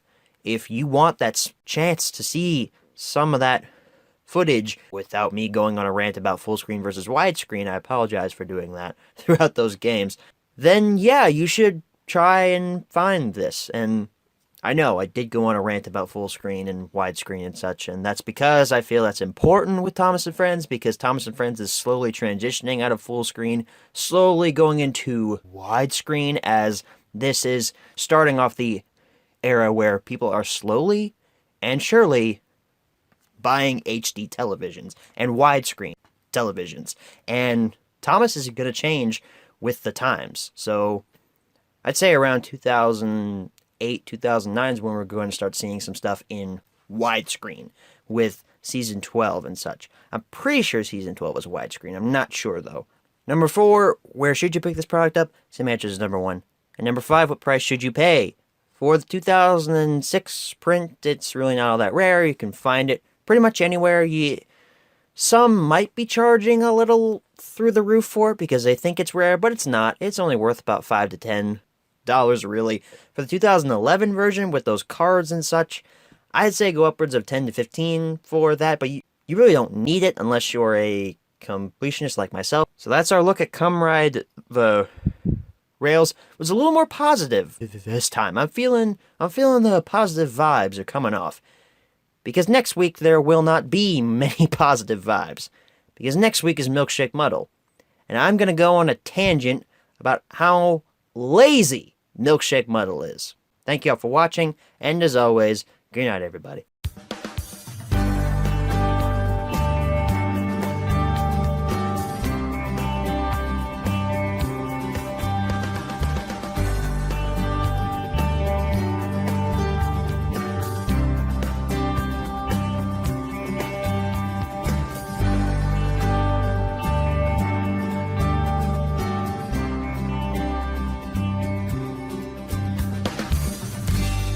Hello everyone, welcome back to a supplemental here on Thomas & Friends Home Media Reviews. And I should say, welcome to 2021, as this is my first official Thomas & Friends Home Media Reviews episode here for 2021. Well, official episode in quotation marks. The actual official episode is coming in just a few weeks, but we're starting off here with a nice, healthy round of supplementals to get you back into the Thomas & Friends Home Media Reviews mode. Today we're talking about a very interesting release, something that I owned in childhood but lost a piece of it, but now have gained a piece of it back. No, it's not a piece of my heart that will forever be lost in childhood. It's something else. Do you remember when we talked about Come Ride the Rails here on the show? I know it was a while ago, probably a couple of years now at this point. If you remember, on the back of mine, I had this sticker over the barcode here, and I talked about a special box set that this was included in. One that I actually owned as a kid. That's why I have a sticker over the barcode of mine. If you also remember, some other releases that were included in that box set were, I should say, Tales from the Tracks, sticker on the back, and Track Stars, sticker on the back. I mentioned that, yes, I did indeed own that box set as a child, but the actual physical box that came in, well, I trashed it, basically. I don't know what happened to it. I probably stepped on it or something. It wound up in the garbage, and I don't know where it is nowadays. When I was in Dayton, Ohio, for a train convention and met up with my buddies Multi Green Thunder, Silver Band 7, and Turtles and Thomas, Multi Hope was there as well. So Multi Hope and I went to a retro video game store called GameSwap, and they just so happened to have Thomas DVDs there. Shocking, right? And I found the box set that this was included in. It's a box set called Steam Engine Stories. Immediately when I saw this in the store, I grabbed it and almost ran out of the store with it, because this, I had not seen this in years, and I was so excited to finally find it. So the poster art on the front is pretty good. You've got Steam Engine Stories listed up there underneath the Thomas & Friends logo. I like the poster on this. The spine, very big and fat because it's got 3 DVDs in it. Thomas & Friends, Steam Engine Stories, Come Ride the Rails, Tales from the Tracks and Track Stars, Hit Entertainment logo down there at the bottom, along with a 20th Century Fox video logo, because this was during the time period where, briefly, Thomas & Friends was put out by 20th Century Fox, who are, of course, no longer a thing nowadays. The back features the Thomas & Friends logo, Steam Engine Stories again. You've got Tales from the Tracks with a little screenshot above it from one of the stories on it and a little blurb about the release. Same thing with Come Ride the Rails, and same thing with Track Stars. And I believe these stories are all on the release that it's talking about, I'm pretty sure. And a little promo image of Thomas down there at the bottom. The bottom of the release is actually where your barcode is Hit Entertainment logo, 20th Century Fox logo, legalese and such, FBI anti-piracy warning, link to the Thomas & Friends website. The other side is where, here's where we find our DVDs. We've got Track Stars, Come Ride the Rails, and Songs from the Station. Yeah, this requires some explanation. If you watched the vlog that I did when I was in Dayton, Ohio, I talked briefly about how I found this, and Songs from the Station was inside of the box when I picked it up. Multi was actually joking around with me with a copy of Tales from the Tracks. It's in the vlog, actually. I'll play the clip for you here. Ha! You think you're so good with your stupid home media reviews? Well, I'll have you know, I've got the rarest Thomas release, Tales from the Tracks, so in your face, Lego lover. But it's on DVD, though. It's better. It's mean, not the stupid tapes. I mean, you're not wrong. But that's... The DVD's not that rare. It's...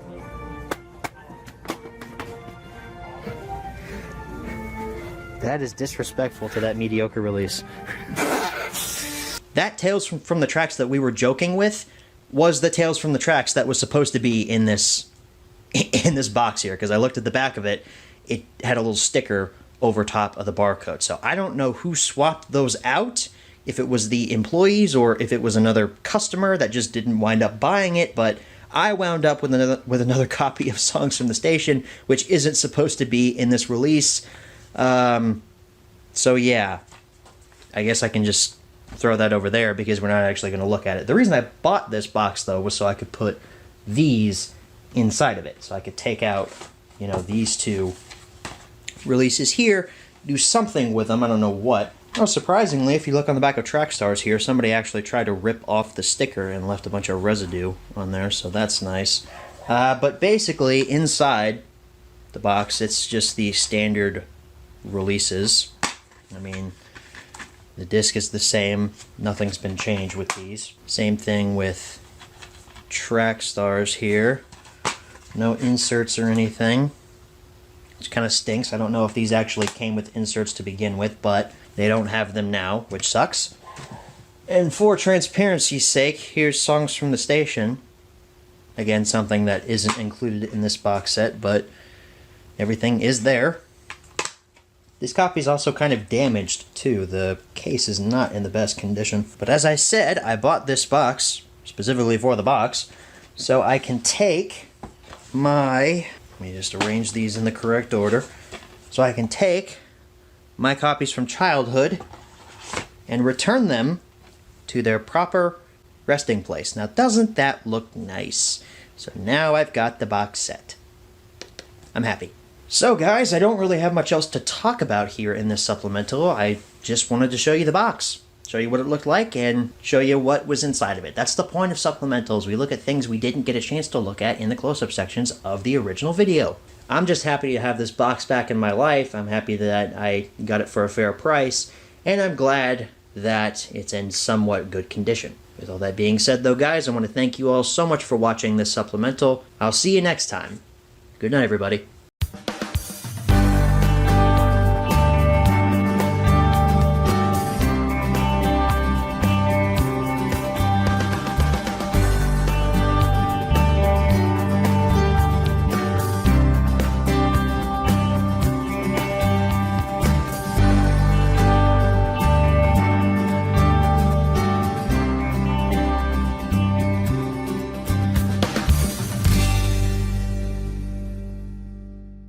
Hello everyone and welcome back to another Thomas & Friends Home Media Reviews. This review is on Steamies vs. Diesels. You're probably thinking to yourself, Lego Lover said last week that, Milkshake Moto was next and he's gonna go on a rant cause how lazy this is. Lego Lover, are you high? To answer your question, no, I'm not high. I'm just doing a flashback sort of episode because recently I got Steamies vs. Diesels. Finally. I got half-price books for $1. Now we're jumping in our DeLoreans, and we're going back to the past, Marty. Whoa, this is heavy, Doc. Let's go ahead and jump right into the history section of Steamies vs. Diesels.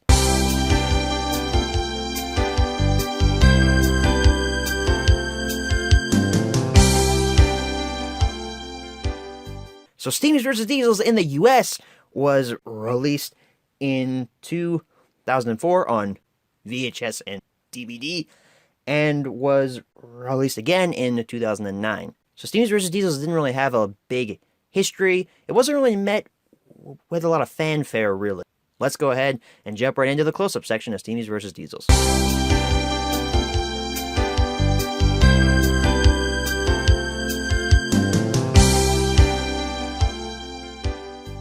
Alrighty, everyone, here's your close-up look at Steamies vs. Diesels. We only have one copy to look at here, but it is the 2004 DVD copy, so let's go ahead and take a look at it here. We got Thomas and Friends, Steamies vs. Diesels here on the cover, and other Thomas adventures. Doesn't really make much sense because there's no story, called Steamies vs. Diesels, so it really didn't make much sense to say that. But it has a nice cover of Thomas and Diesel here, looking about they're about to fight each other. I guess they're on a switch here, so I guess Thomas is happy because he's going first, and then Diesel is pissed because Thomas went in front of him. But we also have some track here on the side, if you can see that there, a little cartoon track. We also have the DVD logo here on the corner. On the side, we have cartoon Thomas, which makes sense because this is 2004. Cartoon Thomas hasn't left us at this point yet.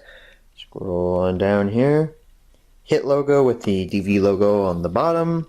On the back, we have a snapshot from Percy's new whistle and from Henry and the Wishing Tree. We have our blurb about what's on our disc. We have our bonus features, and we have our story stops. Interesting that there's only 4 stories on here, which is down, I think, 2 stories from normal Thomas and Friends releases, because normally they have about 6. And here is your disc with a squished up version of the poster art with Thomas on the left and Diesel on the right.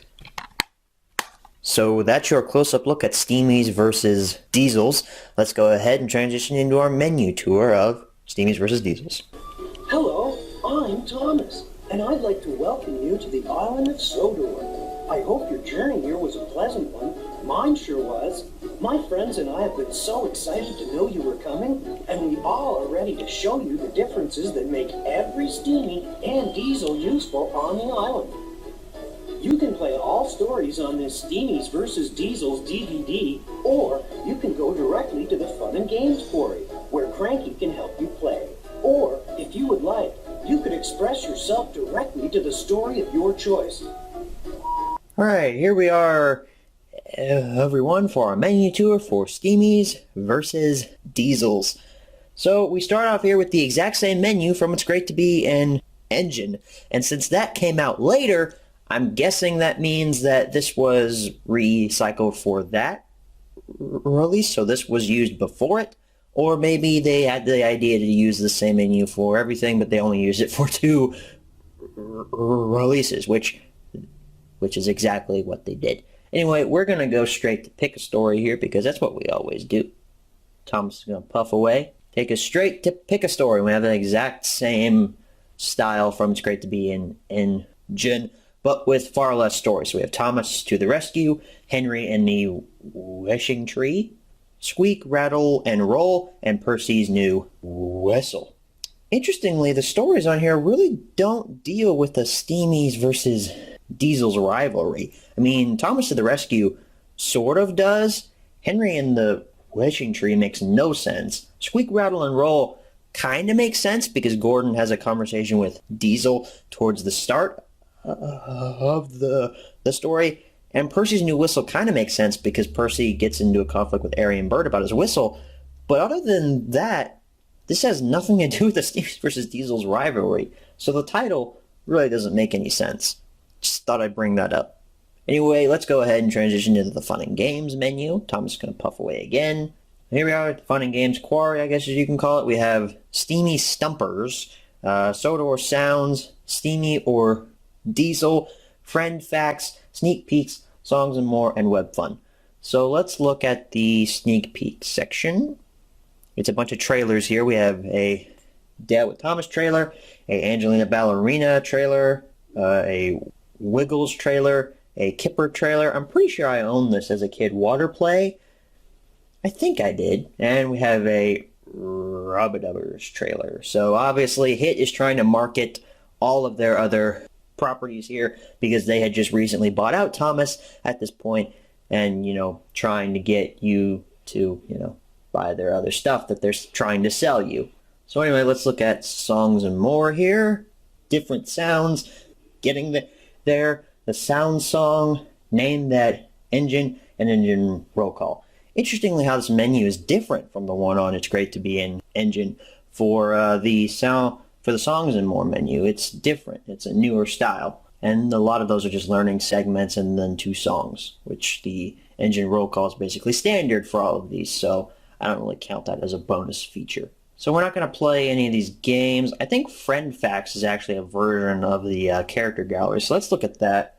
Welcome to Friend Facts, where you will learn the special qualities that make each character on the island of Sodor different and unique. Thomas has many friends. Interesting way to end it off there. Thomas has many friends. Nothing else is said. Anyway, this is kind of like a character gallery, I suppose. Let's look at the more section. How many characters do they have here? They must have a lot, honestly. Iron Harry and Iron Bert. We haven't seen those yet. Maybe we'll take a look at those. Harvey and Elizabeth. So yeah, they have quite the roster of characters here. Let's look at Airy. Iron Airy, along with his brother Iron Bert, is a diesel engine that works down in the scrapyards and smelters shed. As with most diesel engines, Airy feels that diesel engines are much superior to steam engines and enjoys breaking them down when he gets the chance. So he's a murderer. That's nice. Iron Bert, along with his brother Iron Airy, is a diesel engine that works down in the scrapyards and smelters shed. Iron Bert loves breaking up old steam engines and would really like to melt down Stepney and Oliver if given the chance. They mentioned Stepney and Oliver by name. I wonder if that's a reference to both of them escaping scrap, and Bert and Airy are jealous. Maybe they want to just get over the murder. I don't know. Get over the murder. That's words. Maybe they just want to commit the murder, I suppose. They're basically saying that Airy and Bert are murderers, which they kind of are. At the same time, though, Airy and Bert did kind of get their balls chopped off during this newer series transition era, because they were actual villains in Season 5. Nowadays, they're just bumbling fools. Anyway, that is our menu tour for Steamies versus Diesels. Let's go ahead and head on back and answer the 5 main questions, as always. Alright, so back from the close-up, and now it's time to answer the 5 main questions, as always. Number 1, where can you pick this product up? eBay, local online retailer, thrift shop. I found mine at a half-price Books of all places for $1, as I mentioned earlier. Number 2, is this product still being printed nowadays? Nope. Number 3, should you pick this product up? As I mentioned, I really liked this as a child. I thought the episodes were fine. Looking at it now from a much older perspective, I still like it. Honestly, I think that Thomas to the Rescue is probably one of the best episodes on this release. And second is Squeak, Rattle, and Roll. I really like that one as well. Percy's New Whistle, it's alright. It's not the best, but it's pretty good. Henry and the Wishing Tree is... Look, it's not the worst thing ever, but it is kind of bad. It's not horrible. I can still watch it, but it's still pretty stupid that Henry wishes to a freaking tree. Not to mention it breaks Rule 55. You can't do it. But yeah, I would say pick this up. This is actually one of the better Season 8 releases. Number 4, where should you pick this product up? Same answer as number 1. And number 5, what price should you pay? For the VHS version, it's sort of rare. It's elusive, I guess. It's really not that rare, actually, now that I think about it. Currently, I have about 6 or 7 on my eBay watch list that are all under at least $5. So I'm going to say that it's worth about 5, but you should go upwards of 10 if you really want it. For the DVD version, that's only worth about 5. But for the 2009 version, I'm pretty sure it only has the Lionsgate printing notice on the side and the HIT logo up on top, because obviously that 2009 Lionsgate has the rights at that point. So that's probably worth upwards of about 10 just because of that change. So that's the HMR on Steamies versus Diesels. I'm glad that I finally have the chance to get to review this because I was sad to skip this back all those many months ago. But now I've done it. So now all I need is Percy Saves the Freaking Day. But I can't find that DVD for a good price. I also can't find it in any store, any thrift store. There's no way I'm going to find it in a store unless Universal reprints it. Hey, Universal, you should do that. Help a brother out. I am not lying this time when I say that Milkshake Muddle is going to be our next episode. At the time of recording Comrade the Rails, I'd actually forgotten that I had Steamies vs. Diesels in my collection. I've had it since September of 2016. I just haven't gotten around to doing the HMR on it yet because I had all those supplementals I needed to get out, and I had a couple other episodes already ready to go, so I didn't want to jack up my schedule and all that stuff. So I just waited until now. Thank you all for watching, and as always, good night, everybody.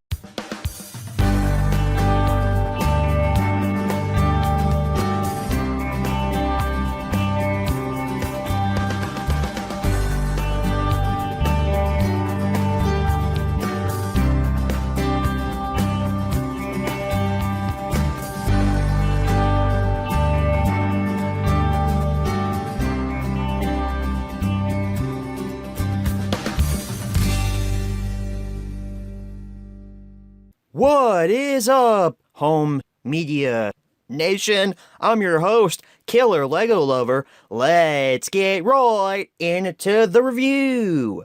My apologies for the drama alert parody intro. Welcome back to another HMR. This one is on Milkshake Muddle, and guys, I'm wearing a different hat this round. If you didn't already know, I don't think I've said this publicly, but I wear a hat in every HMR, which you can't see because I'm behind the microphone and such, and I don't do face cam videos. But I wear this Star Wars hat. It's a snapback. I wear it backwards in every single HMR that I record, but I decided to switch it up. I'm wearing a red Toyota Tundra hat right now. That's not a snapback. It's an actual hat. That's how hats should be. I don't really am fond of snapbacks and their flat brims, but that's a rant video later. But I'm wearing a different hat. It's red, so I'm going to call it the rant hat because we're going to rant about Milkshake Muddle this time around. Let's go ahead and jump right into the history section of Milkshake Muddle.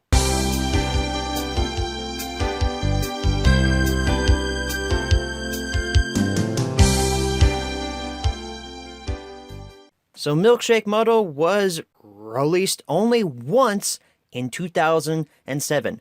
Rightfully so, because this release is lazy. Anyway, let's go ahead and jump right into the close-up section for Milkshake Muddle.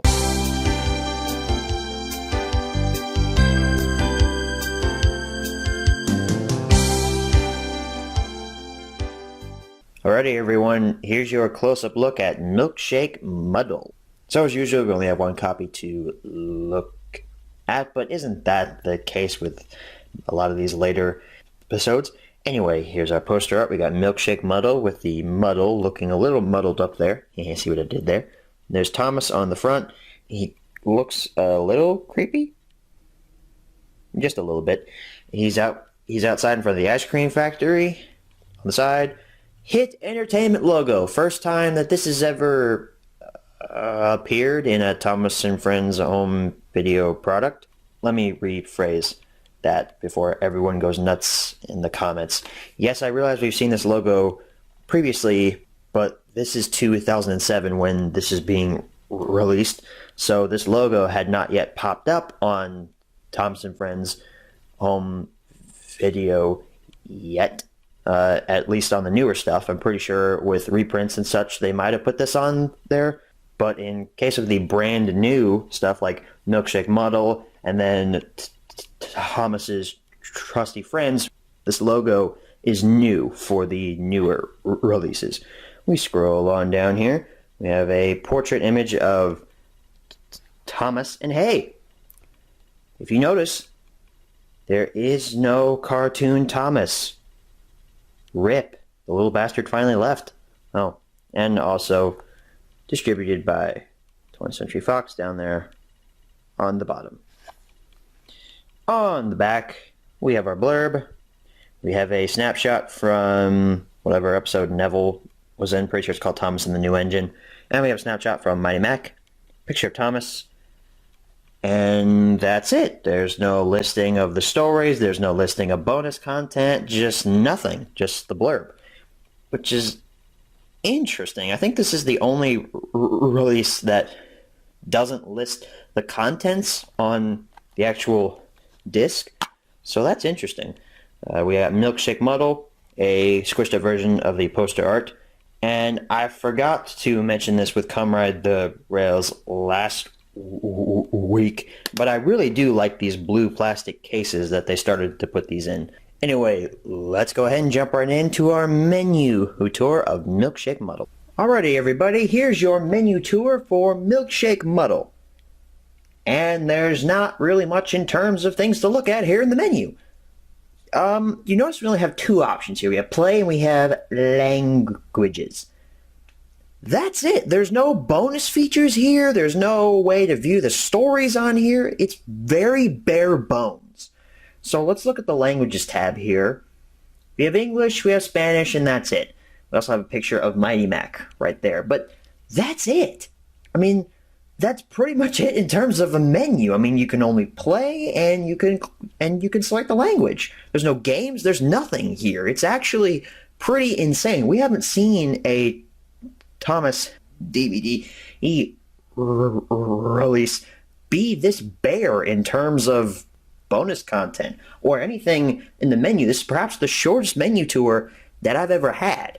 And I think that that's because of the Hit Entertainment autoplay thing. So this is the autoplay menu. So this is new. We've never seen this previously to my knowledge.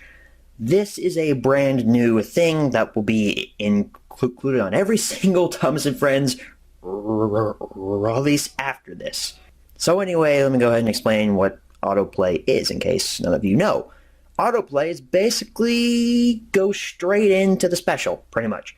There is no menu, you just start playing the release. It's kind of like a VHS in that way, except there is a menu. So anyway, that's pretty much it for the menu tour. I mean, there really wasn't much of a menu tour here. It was basically me talking about autoplay and loading up the disc for a second time to show you what autoplay is. So let's go ahead and head on back and answer the 5 main questions as always for a really lackluster menu tour.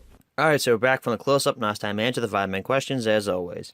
Number 1, where can you pick this product up? Anywhere on the internet, online retailers. Number 2, is this product still being printed nowadays? No, it is not. Number 3, should you pick this product up? Here's the rant that I've been promising.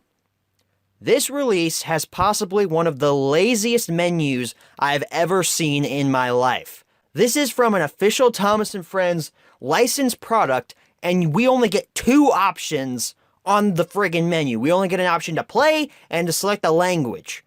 For God's sake, give us an option to view the stories. I know I'm obviously getting a bit triggered over this cheap menu style, but it honestly makes me mad that this looks like something I could make in my own home computer, and this is a licensed product. People are paying money for this. You're paying money to get this cheap menu with no bonus content, no way to view the stories. It's so cheap. It makes me feel cheated now. I didn't really care about it as a kid because I just wanted it because of the cool artwork on the front, but it honestly makes me mad that this is a licensed product and we're getting this cheap of a menu. Phew, that was a big rant. The stories, Thomas's New Trucks. All right, I actually like this episode. It's not that bad. I actually enjoy it. Yeah, it makes no sense for the characters to have their own personal trucks, but it's a nice story. It really is. Duncan and the Old Mine was pretty alright. Had some nice stunt work from the model team. Thomas's Milkshake Muddle, it's not very good. I don't like it that much. Mighty Mac is literally the stupidest character I've ever seen in my life. He makes no sense. How can you have 2 steam engines mushed into one and each one have control? That makes no sense, and his episode was awful. Toby feels left out. It's okay. And Thomas and the New Engine is just What were they thinking with Neville? Why did they make Neville? It makes no sense. They don't even bring Neville back. It's just, pointless characters. And this is where it started, too. It started with Mighty Mac. It started with Neville.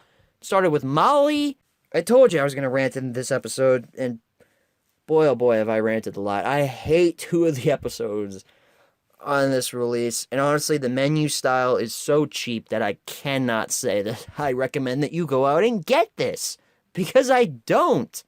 Number 4, where should you pick this product up? You shouldn't, but same answers as number 1. And number 5, what price should you pay? I'm seriously considering not even suggesting a price for this, because after that rant, I don't think any of you are going to want this, but I'm still going to give you a price anyway. It's probably worth about $4 or $5, honestly. But from what you heard of me, I don't think any of you are going to go out looking for this, because I didn't recommend it. Honestly, this is probably one of the first Thomas & Friends products I've ever hated. And honestly, I didn't expect to hate this as much as I did, because I liked it as a kid, obviously, but obviously those feelings did not hold up, because this is a cheap release. So that's my honest-to-God review on Milkshake Muddle. This release could have been so much better. We could have gotten a better menu. We could have gotten an option to view the stories. Could have gotten some bonus content. But no. Fox, what were you thinking? Hey, we only got one more license to put out them Thomas & Friends products. Should we, go out at the bang or something? Nah. We gotta go out cheaply, because that'll save us some money. Okay, man, let's go ahead and cheap out on this menu, not put any bonus content. Yeah, patent it and sell it. That's what they said! This is probably the most emotional I'll ever get in an HMR, but seriously, don't buy this. You'll be showing your support for this. Don't. Our next episode is going to be on something I actually enjoy, Thomas's Trusty Friends, the second pack release, not the last pack release. You heard me right, not the last one. The last one technically is Mud, Glorious Mud, because of the one story on there, and I might go into a rant about that next week. Anyway, I want to thank you all for watching, and as always, thanks for putting up with my rants, and good night, everybody.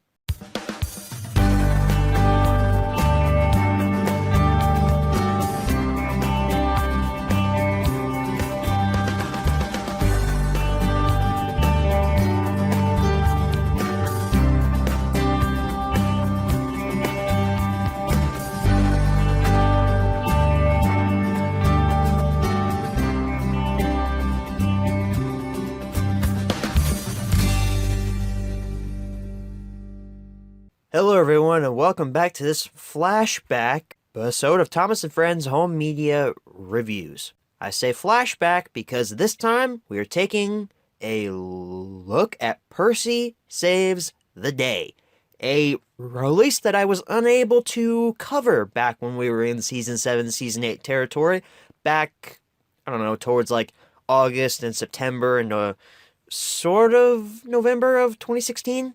I was unable to cover Percy Saves the Day because I didn't own it. However, if any of you saw my Black Friday haul from 2016, you would have seen that I did pick up a copy of Percy Saves the Day from Amazon. So now we're flashing back like we kind of sort of did with Steamies versus Diesels a couple of weeks ago here on HMR, and now we're jumping into Percy Saves the Day. So, without further ado, let's go ahead and jump right into the history section of Percy Saves the Day.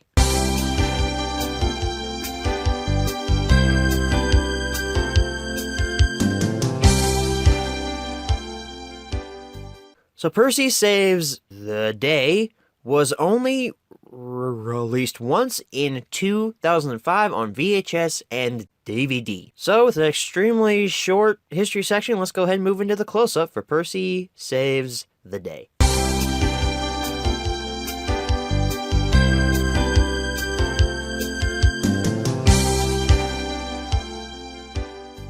Alrighty, everyone, here's your close-up look at Percy Saves the Day. Now, we only have one copy to look at here. I don't own the VHS from what was it, like 2006 whenever this was released, I think, or close to that, maybe 2005, I'm not sure. Thomas and Friends, Percy Saves the Day, and Other Adventures. I find that interesting because there's no story called Percy Saves the Day. It's called Percy Gets It Right. I don't really know why they called it Percy Saves the Day. I guess it's because Percy saves Thomas from this mudslide on the cover here, and there's Percy on the front there, and then there's a Thomas mudslide in green on the outline. But it still doesn't make much sense that they called it that, because it also says and other adventures. And that's insinuating that there's a story on here called Percy Saves the Day, but there's not. I don't know, that just kind of bugs me. On the side, we have our cartoon Thomas, he is back, our DVD logo. Scrolling down here, Anchor Bay at the bottom. On the back, we have a screenshot from Trusty Rusty. Yeah, that's from Percy Gets It Right. I was about to say, I didn't see the mud-covered Thomas. So, we've also got our blurb, our bonus features, our story stops, legal information on the bottom. There's our disc, squished up version of the poster art. We've also got a pamphlet here. If I can get it out.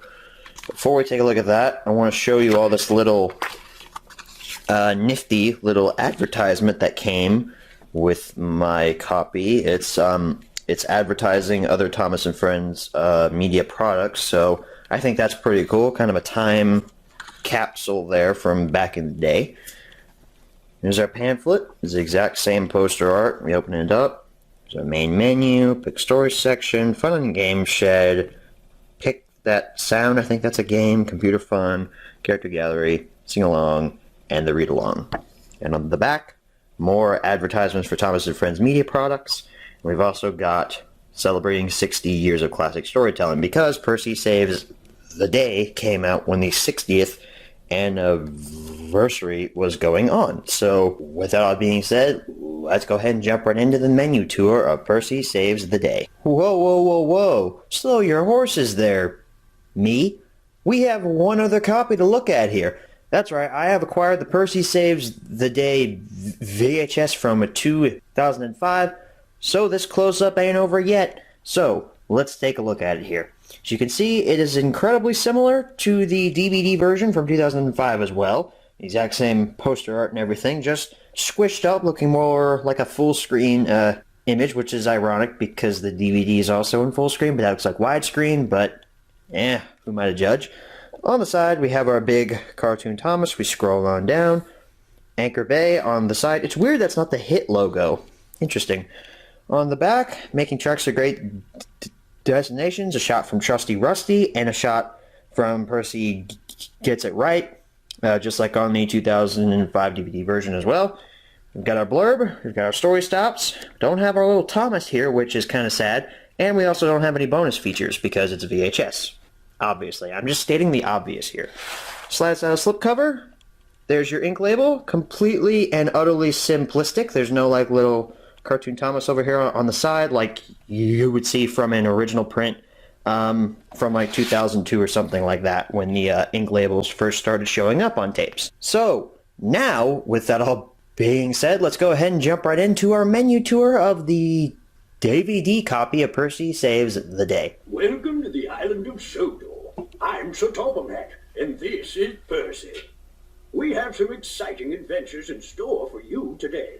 I've asked Percy to take you on a tour of the island and tell you about the time he was a really useful engine in the story Percy Saves the Day.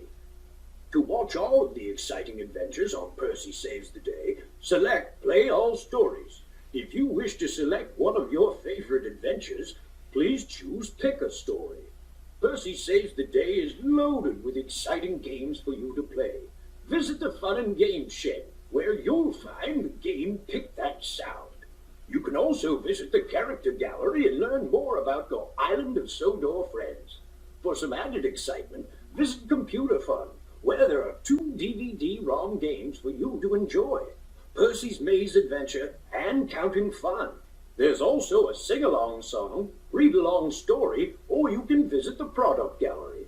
With so much fun and so many places for you to explore, you and Percy had better get started. Alright everybody, here's our menu tour for Percy Saves the Day. As Mr. Hat just explained, he just went through all the features. Interestingly, he also says the story Percy Saves the Day, but there's no story called that. Percy Gets It Right. Come on, people, what is wrong with you? Anyway, let's go ahead and look at the Pick a Story section. We have Percy Gets It Right, Something Fishy, What's the Matter with Henry, The Old Bridge, Trusty Rusty, and Bill, Ben, and Fergus. It has a nice selection of stories, I suppose. The Fun and Games section, maybe we'll take a look at it. Okay, it's another menu. We have Pick That Sound, we have the Character Gallery, we have Computer Fun as well. Let's take a look at the Character Gallery, see if they changed it at all. Oh, it's that newer style of Character Gallery. So, let's pick an engine to look at here. We've already seen this style of Character Gallery in a previous release. So, let's look at Rusty. I don't think we've looked at Rusty. Rusty is a very self-assured and dedicated worker with a huge heart. Rusty loves adventure and the other engines, which makes their lives much easier. Good for you, Rusty. Good for you. So, that's our Character Gallery. I like how they changed it up for this release. Let's look at the Computer Fun. So we've got this Computer Fun tab. It says, Welcome to Computer Fun, where you can access web fun for games on the internet or play one of the Thomas DVD-ROM games on your computer. Use the arrow buttons on your remote to make your choice and press enter to begin. Have fun! So let's look at Thomas's Computer Fun. What's this about? Oh, we've got 2 games here. This disc contains 2 games that let you have fun and adventures with Thomas and friends. Please follow the instructions to play Percy's Maze Adventure and Counting Fun on your computer. You may want to get a grown-up to help you. Percy's Maze Adventure, Counting Fun. So let's look at Percy's Maze Adventure, see what it tells me. Alright, so I've got to actually put it in a computer. Alright, so it gives me instructions. So I don't really feel like reading all of those instructions. So let's go back to the main menu here. Let's take a look at the sing-along song. What is it? There once was an engine who ran away. He ran away. That song is actually really weird. I think it's mainly because of the guy that sings it. Like, he just has a weird voice to him. But it's a good song. Read-along story. Thomas and Percy and the dragon. That's improper grammar. That and right there should not be there. That should be a comma. Come on now. If you got that right with the original story, why can't you get it right here? The product gallery is back. We last saw this on New Friends for Thomas. Now it's back. What do they got? What do they got? Oh, just that standard Thomas on DVD trailer. Darn. I was hoping they'd have like a classic Wooden Railway trailer, but I guess not. Anyway, with the product gallery, that pretty much wraps up our menu tour for Percy Saves the Day. Let's go ahead and head on back and we'll answer the 5 main questions as always. Alright, so we're back from the close-up. Now it's time to answer the 5 main questions as always. Number 1, where can you pick this product up? eBay, Amazon, any online retailer. You might be able to find it at Half Price Books or something like that. Maybe FYE or somewhere like that, a used video store or something. But really, eBay or Amazon is your best bet. Like I said, I bought mine off of Amazon, and it came in almost perfect shape. So, number 2, is this product still being printed nowadays? No, it is not. Number 3, should you pick this product up? I know I've said this multiple times, but I'm not the biggest fan of Season 7. It's because of the fact that, well, Season 7 was headed in a direction that I was just not a fan of.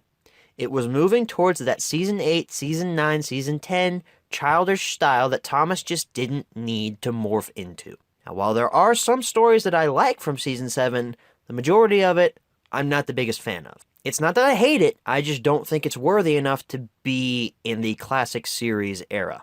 But this may come as a shock, but Percy Saves the Day isn't really all that bad. Actually, I really like the story Bill, Ben, and Fergus. I don't know why, I just really like that one. You know what?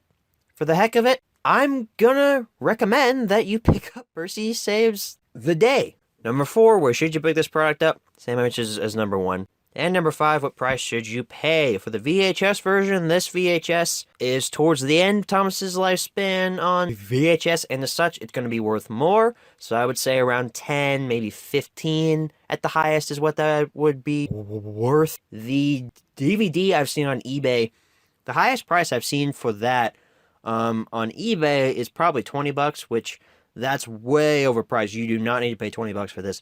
I'd say probably around 6 or 7 would be an alright surprise. So that's our HMR on Percy Saves the Day. Now we've finally completed Season 7. We don't have to go and flash back to anything else now. So our next regular HMR is going to be on Thomas's Trusty Friends.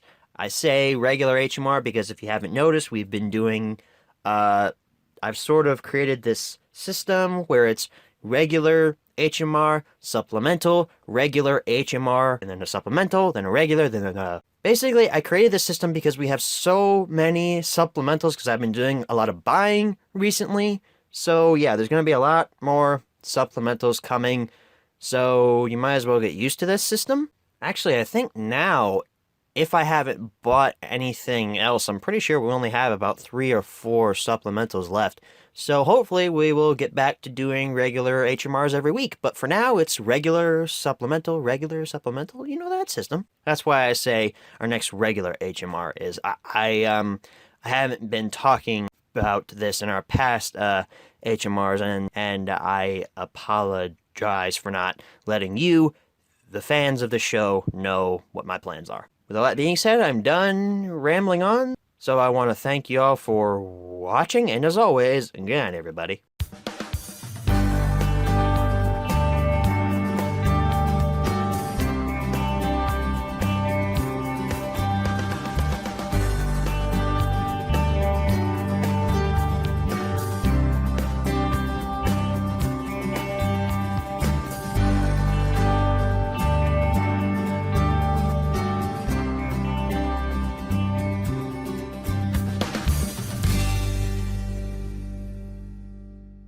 Hello everyone and welcome back to another installment of Thomas & Friends Home Media Reviews. This review is on Thomas's Trusty Friends, our second pack release. Not our last one. That comes with Mud Glorious Mud, and oh boy, I'm going to rant about that one whenever we get to it. But this is our second pack release. So let's go ahead and jump right into the history section of Thomas's Trusty Friends.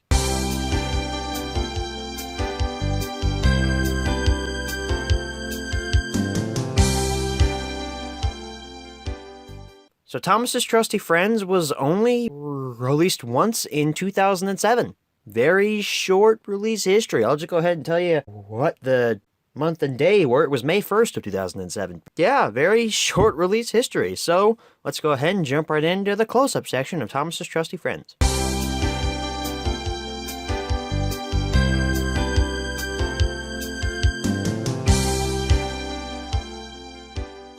Alrighty, everyone. Here's your close-up look at Thomas's Trusty Friends. So we have a weird, viaduct arch on the DVD here. I'm not really sure why that's there. We have Thomas's Trusty Friends. We have Thomas and Jack on the front here. Jack's looking a bit Photoshoppy. I don't know. Maybe that's actually Jack's model. Maybe Thomas was Photoshopped, but there's no way Jack is, as tall as Thomas. Maybe he is in the show. It's been a while since I've watched the Pack series, so... maybe he is, maybe he isn't. On the side, scroll on down here. Cartoon Thomas, you're back again. God, you left us last week. I thought you were dead. I guess not, but he's back. Anchor Bay. What, Lego lover? I thought you said last week that 20th Century Fox had the rights to put out the Thomas and Friends stuff. What's going on with Anchor Bay? Well, I don't know how to answer that.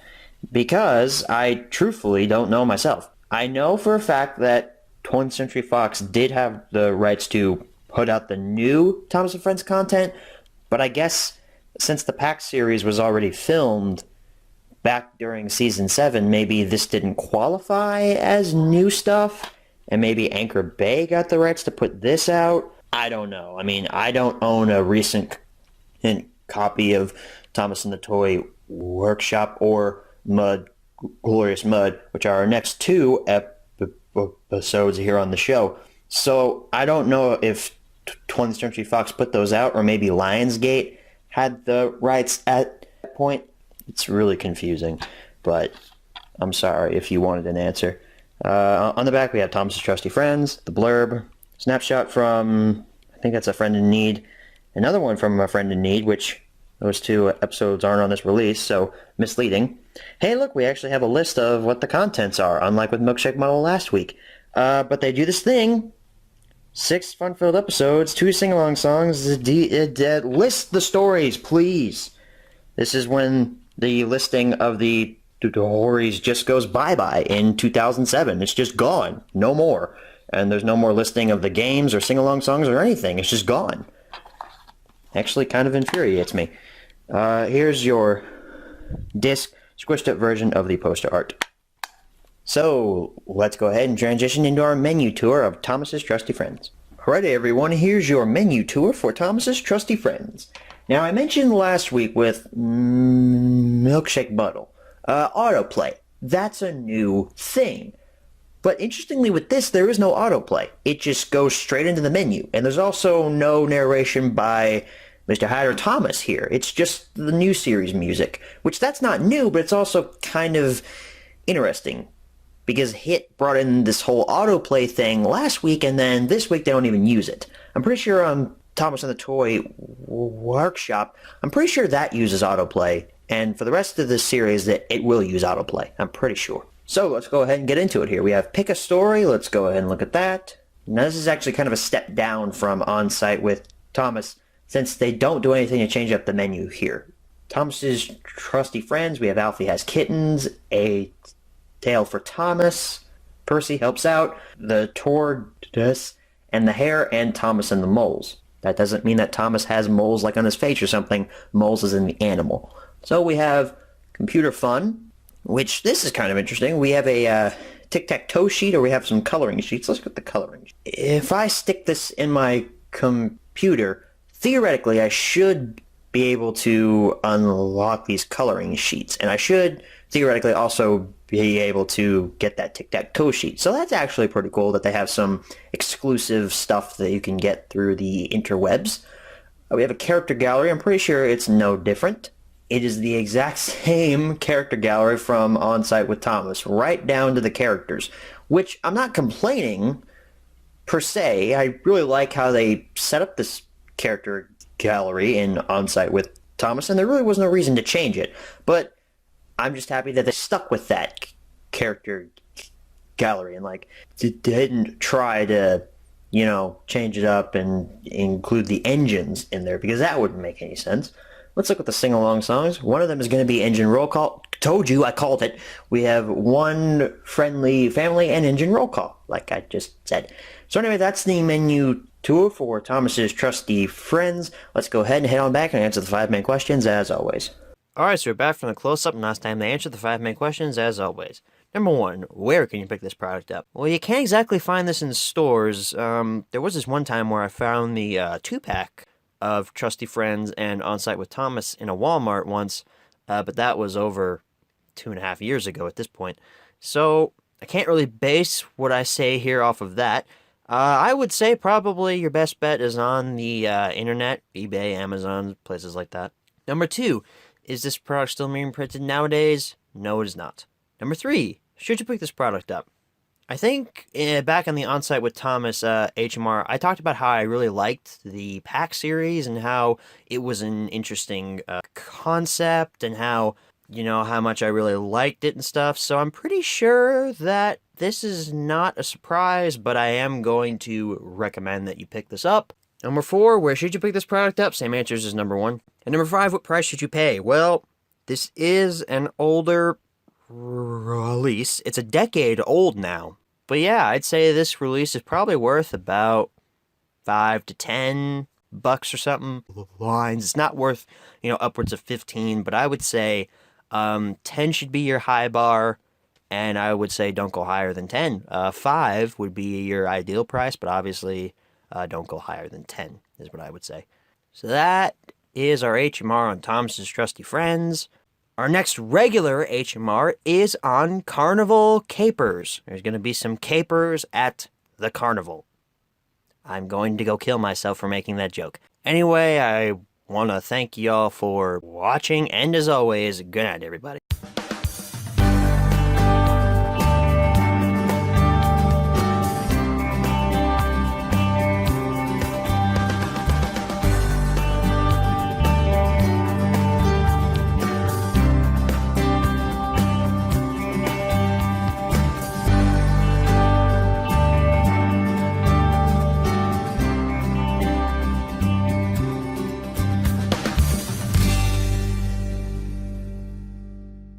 Hello everyone and welcome back to another installment of Thomas and Friends Home Media Reviews. This review is on Carnival Capers.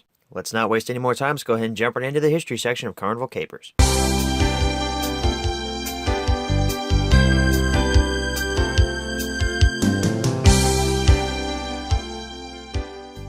So Carnival Capers had a pretty short lifespan, not as short as you might think. It was first released in 2007, in August of 2007 by 20th Century Fox, and then was reprinted later on in 2010 by, I believe, Lionsgate. And I'll just go ahead and describe what that looked like to you as it's up on your screen right now. It was like a Valentine's Day themed thing. Whenever we get to Engines and Escapades, we'll see something similar to this like Valentine's Day theme, because my copy of Engines and Escapades also had a Valentine's Day themed overslip over its front case, and it also came with some complimentary Valentine's Day cards. And I'm assuming this is what the 2010 copy of Carnival Capers has as well. So let's not waste any more time, let's go ahead and jump right into the close-up section of Carnival Capers.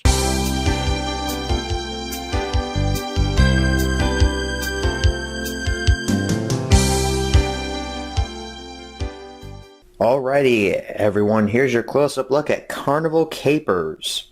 So here's our front cover, Thomas front and center with some carnival attractions behind him. There's Carnival Capers and a nice font on top. Thomas Friends logo, can't forget that. Rosie, Percy, and Rocky, because Percy is a new engine. Why is Percy on the front cover here? I mean, I get Rocky, or Rosie and Rocky are on the front cover here because they're new, but Percy doesn't make much sense to me. Maybe because I just didn't have a third new engine that they introduced here. On the side, hit Entertainment logo, scroll on down here. Portrait of Percy. 20th Century Fox. Carnival Capers on the back here. Another portrait of Rosie, the exact same from the front. The Chinese dragon, making its return, I suppose. And Rocky. And we have our blurb. It looks very plain, just like Milkshake Muddle, so this gives me worry for what the menu looks like. But it is in a blue case, blue plastic case, which you guys know I like. And there's our disc, squished up version of the poster art. So, without further ado, let's go ahead and jump right into our menu tour of Carnival Capers. Alrighty everyone, here's your menu tour for Carnival Capers. And just like with Milkshake Muddle, for God's sake, the menu is so freaking lazy. Look at this. I mean, this isn't as bad as Milkshake Muddle, because at least there's like another thing for a bonus Bob Builder episode right here, which we'll take a look at. It's like, seriously, come on, Fox. Why are you so lazy? Anyway, I know on Milkshake Muddle, I forgot to mention this, but if you push play on Milkshake Muddle, you have a option to either play it once or play it over and over again, like if you're showing it in a store to advertise. So let's see what happens if I push play. We do not have that option, so we'll go back to the menu. That's kind of sad. Anyway, let's take a look at languages. We have English and we have Spanish. We also have an option to play with Rosie there. Go back to the main menu, and then our last option we have here is the bonus Bob the Builder episode, which is Rolly's new friend. Yeah, this menu tour is extremely short because there's nothing else to do. Yeah, this menu tour and close-up are going to be extremely short, so let's go ahead and head on back and answer the 5 main questions as always. Sorry this was so short, guys. Alright, so we're back from the close-up, and last time to answer the 5 main questions as always. Number 1, where can you pick this product up? eBay, online retailers. I got mine at Half Price Books. So I'd say if you have one near you, check there. I can't confirm that because they normally take trade-ins and then resell them. So that's still probably one of your best bets to find it. But if not, then I'd say any online retailer. Number 2, is this product still being printed nowadays? No, it is not. Number 3, should you pick this product up? We got into a bit of a hassle with Milkshake Muddle about cheap menus. And does Carnival Capers have a cheap menu? Yeah, it does. I know I said in Milkshake Muddle that was 20th Century Fox's last release, but it's actually not. 20th Century Fox's last release, to my knowledge, is Engines and Escapades. I'm not sure if they released Mud Glorious Mud. They might have, for all I know. I know that Milkshake Muddle was not their last release. I know that now. I didn't own Carnival Capers whenever I filmed the Milkshake Model HMR, so if you corrected me in the comments, I understand now. But anyway, Carnival Capers does have a really cheap menu. I'm not going to go off on it like I did in Milkshake Muddle, because honestly, Milkshake Muddle is just an awful release. Got terrible stories on it. Carnival Capers doesn't have as bad of stories. I say that as it has Thomas's Frosty Friend and Edward Strikes Out, which Edward Strikes Out is probably one of the worst episodes of the TV series, because it just takes an absolute crap on a character who's already been established as being accepting of new engines and new types of vehicles, takes a complete dump on Edward's character by making him hate Rocky. It's so horrid. And then Thomas's Frosty Friend is just so stupid. But other than that, Thomas and the Birthday Mail is alright. I don't particularly care for it, but hey, it spawned that "it's me" meme, I suppose. I actually kind of like the green controller. I mean, Percy is stupid, but it's kind of funny to see the situations that he gets the engines into, so that episode's alright. I think the best thing on this release is the bonus Bob the Builder story. I mean, really, I think that's the best thing that's on this release, but I can't recommend Carnival Capers on the back of just a bonus Bob the Builder story. I cannot recommend it for that. So I'm going to say no, I don't recommend Carnival Capers. Number 4, where should you put this product up? Same answers as number 1. And number 5, what price should you pay? For the 2007 version, I'd say $5 should be your max. I actually got mine for $4, so that was a really good price for that. For the 2010 version, I'd say go a little bit higher, but not as much, since I told you to not buy it in the first place. But hey, it's your money, you do what you want. But I'd say for the 2010 version, you could probably go a little higher than 5, especially if it has those Valentine's Day cards and the Valentine's insert that goes over top of the front panel of the case. I'd say, yeah, go a bit higher than 5, maybe upwards of 10 if you really want it, which I told you not to buy it. Why would you buy it? I told you not to. Come on, people, what's wrong with you?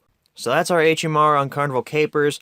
I really think that you're going to start hearing a lot of not recommends coming from me, because we're really entering an era where the releases are kind of meh, and they're really just not worth your money. And when we get to the CGI era, oh boy, you're going to hear a lot of red arrows. The CGI era doesn't come for another couple of months. So anyway, our next regular HMR is on Thomas and the Toy Workshop. I want to thank y'all for watching, and as always, good night, everybody.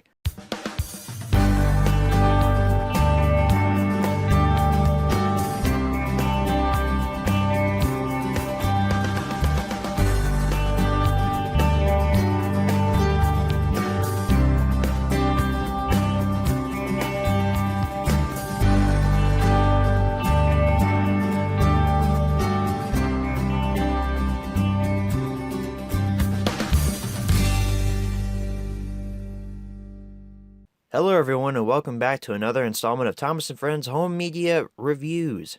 This review is on Thomas and the Toy Workshop. So let's not waste any more time, let's go ahead and jump into the history section of Thomas and the Toy Workshop.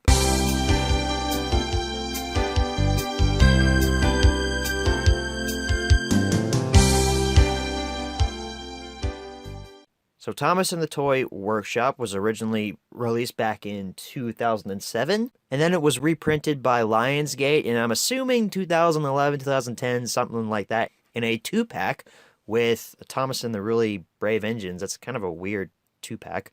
Those two don't really coincide with one another, but hey. And then it was reprinted yet again in 2014 in that exact same 2-pack by Universal. So Thomas and the Toy Workshop has had sort of an extended lifespan because it was only released just by itself in 2007. Yeah, it's had sort of an extended lifespan because it's in a double pack now and you can get it relatively easily. Let's go ahead and jump right into the close-up section of the Thomas and the Toy Workshop.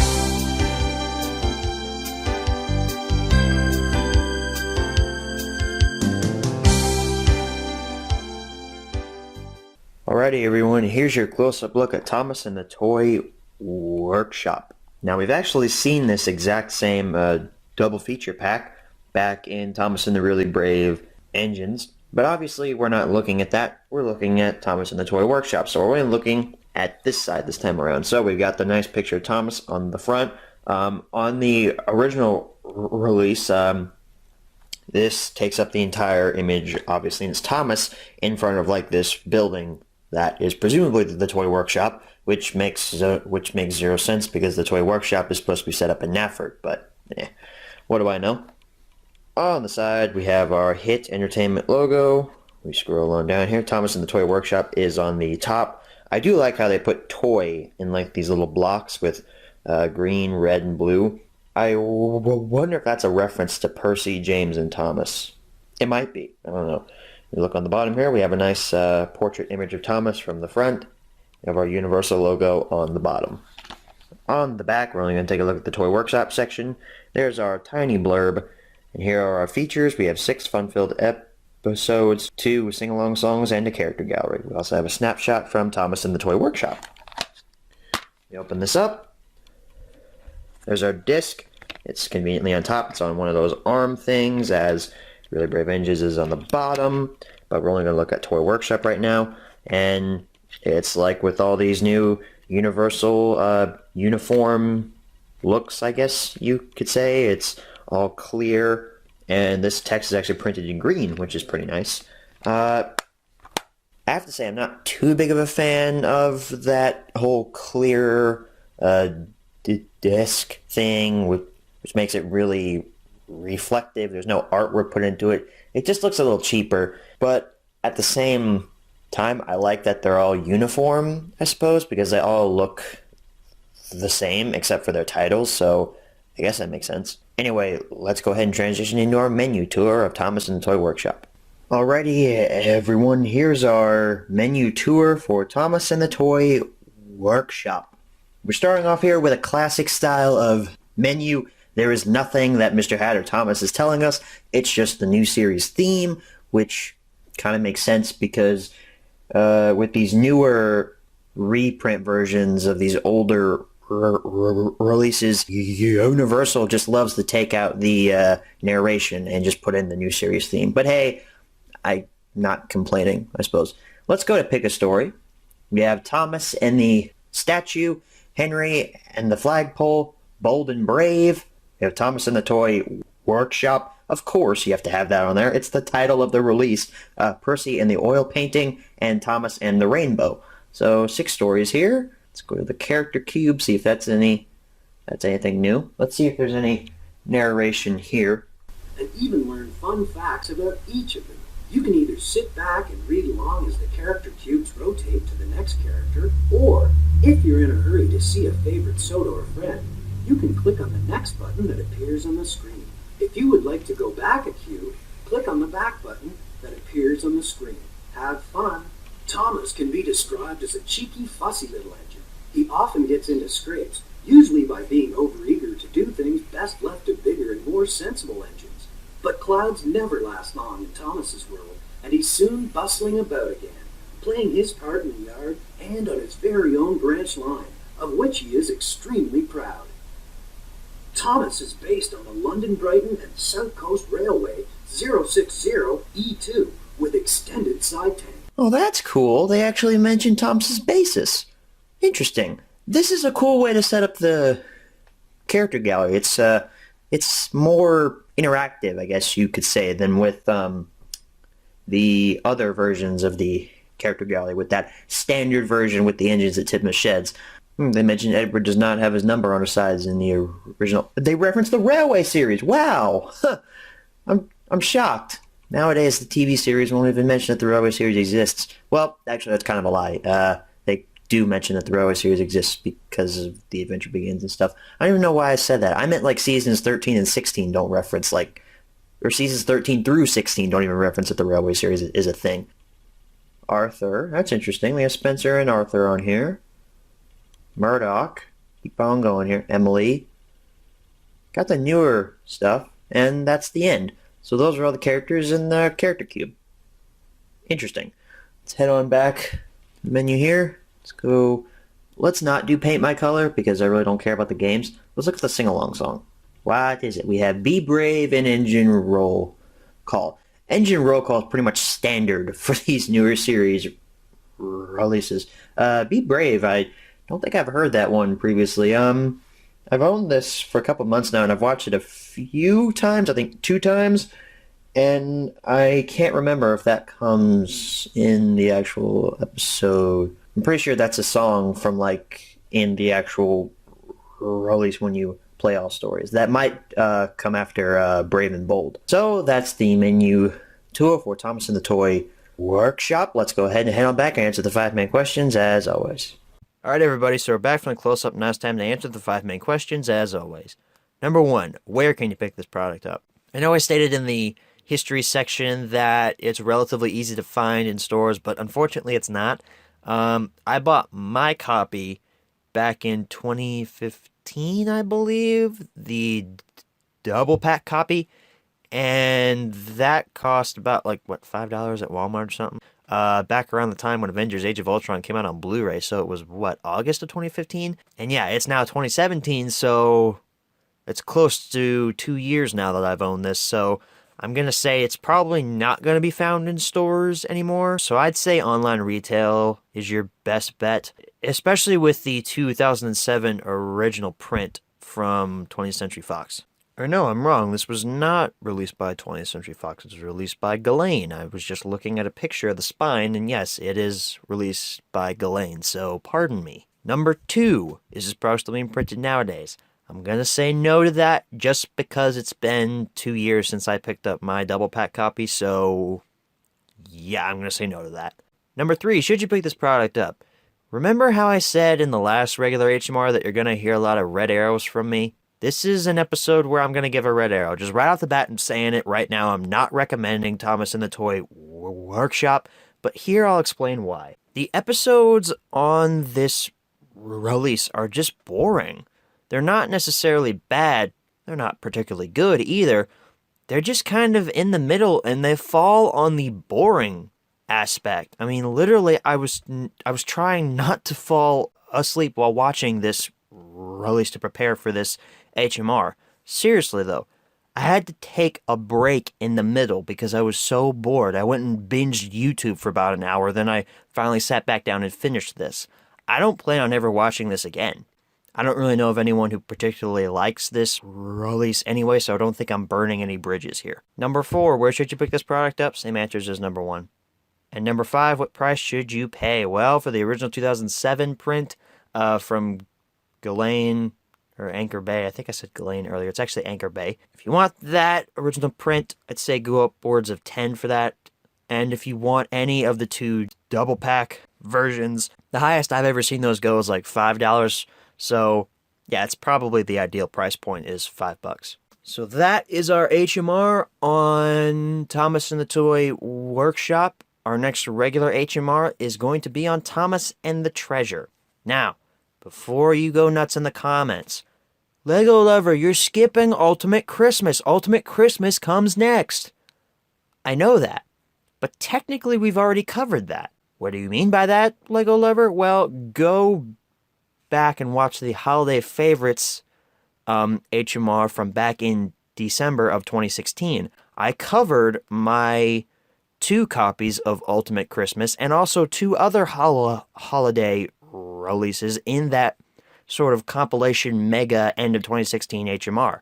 So that's the reason I'm skipping it. So yeah, our next regular HMR is on Thomas and the Treasure. I want to thank you all for watching, and as always, good night, everybody.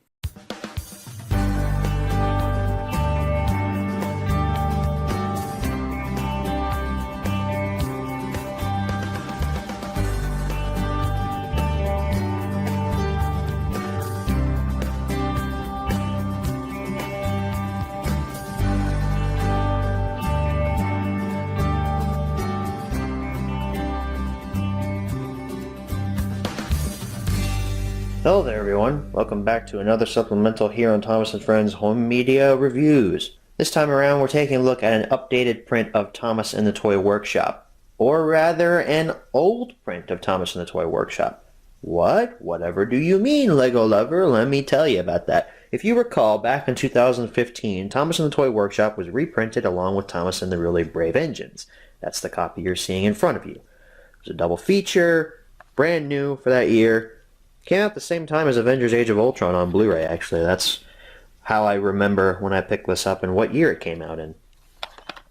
And if we take a look inside, there's what your disc looked like. And if you recall, back when we first made the Thomas and the Toy Workshop HMR, this was the only copy I had to look at. So we had to look at the Swish version of the poster art and all that stuff, and it wasn't an old print, so it wasn't as good. I'm here to remedy that situation.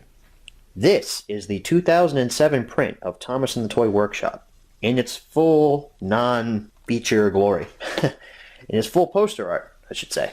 Thomas Friends logo, Thomas and the Toy Workshop, Thomas down there at the bottom with some toys in his open wagons, which doesn't make any sense, and a toy workshop that's not actually inside Knapford Station, because that's where the toy workshop is apparently located. But here, it's not in Knapford. That's a continuity error. I joke, of course, but this poster art's pretty good. I kind of like it, I guess. The Toy Workshop logo is kind of nice. On the side, you got your Hit logo, Thomas Friends logo, Thomas and the Toy Workshop, Portrait of Thomas, distributed by Lionsgate. The back, Thomas and Friends logo, barcode, Thomas and the Toy Workshop, screenshots from the episodes, DVD features, 6 fun-filled stories, 2 sing-along songs, there's a game, Paint My Color, and character gallery, legalese and stuff down there at the bottom. Now, I did say this was an original 2007 print.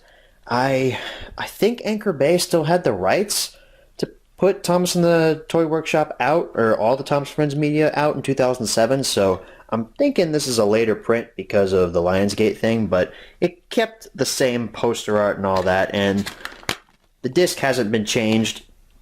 Look, there, you've still got the Anchor Bay logo even on the disc, so nothing's really changed here. This is probably a 2010-2011 print that just wasn't found on the wiki. So, and the wiki is where I get most of my information for these. Also, if this was put out in 2007, it wouldn't have this cheap plastic case to it. It would be hard plastic. So I unintentionally lied to you. This is not a 2007 print. It's more than likely a 2011 or 2010 print, but it's the same contents, same poster, all that stuff. And I didn't even realize it till I started filming this. I was like, hang on a minute, the Lionsgate logo? That doesn't seem right. So anyway, the last few supplementals, we haven't had a menu tour because we've been looking at VHS stuff. But hey, we're finally getting another menu tour. We're going to take a look at the OG menu for Thomas and the Toy Workshop. Okay, everyone, here's your brief menu tour for Thomas and the Toy Workshop. I say brief because this is the exact same menu we saw back in the original HMR, and now the release is going to start playing. Before I was so rudely interrupted, this is the same menu as on the 2015 reprinted version, so unfortunately there's nothing new to look at here. I mean, the Pick a Story section is exactly the same stories we saw back on the 2015 version. The character cube is the same, Paint My Color, presumably the same. Sing-along song, Be Brave and Engine Roll Call, same stuff, pretty much. Hold the phone. I was just rewatching the original HMR just to see what stuff we looked at on the menu during that. We didn't do the game. We didn't do Paint My Color, so let's rectify that mistake. And other vehicles that keep the island running smoothly. Thomas, they did a wonderful job painting you. You look brand new. Thank you. But I know everyone is anxiously awaiting a new paint job, so let's get started. We have 3 friends to visit, and it's your job to choose the correct paint bucket for their new coat of paint. Use the left and right direction buttons on your controller to pick the color you want, and then press the enter button. Good luck.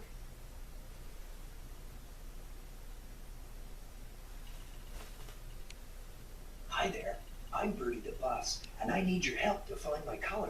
So I guess the gist of this game is to select the correct color to paint said character here on screen. In this case, it would be Bertie. He is a lighter red. Now there's Edward up there on the bridge. I wonder what happens if you choose a wrong color. Does it paint them the color? No, it doesn't. It sits there. That's unfortunate. They couldn't spend a few extra dollars to animate them being painted the wrong color. How many of you want to see a yellow Edward? Like, come on. I do. And Percy is obviously green. So it's a very simple game. I'm guessing that's all there is. It's just to pick those colors. You gave everyone a fresh coat of paint, and I'm sure they're very grateful. Be sure to come back and visit this game again. There are more friends waiting for their turn to... So does that mean there are other versions of this? Hang on, let's select that again, and let's see if we can get any other characters. We gotta sit through this animation of Thomas talking to Sir Topham Hatt again. Unless I cut it out, which, bam, I did. Oh yeah, we can get other characters here. We got James, Cranky, and Harold, so... Eventually, I guess you paint every single engine on this Island of Sodor map, and it must give you some kind of achievement for that. Or as I say, incentives! Harold is white, which in this, everyone else is white, so they had to make Harold gray to make him look like he's different than everyone else. Cranky's obviously blue, right? Nah, he's a gray, because he's cranky. Huh, get it? Funny, I'm funny. That's really more of a green. Maybe I'm colorblind. Okay, I don't really want to watch this animation again. So, eventually, I suppose you paint every character on that map, and it gives you some kind of achievement, maybe a certificate. I don't know. I'm not going to play it through to completion because I just don't really care all that much. It's a very simple game, but it's cool that we actually get one on this release. And now I can say that I've covered it here on the show, because apparently I just didn't want to cover it last time. So though that being said, that's your menu tour, Thomas and Toy Workshop, or lack thereof. We just played a game, and now the release is going to start playing. I hate this autoplay feature on this. It's stupid. I don't like it at all. I'm just going to go ahead and wrap it up here. Thank you guys so much for watching, and as always, good night, everybody.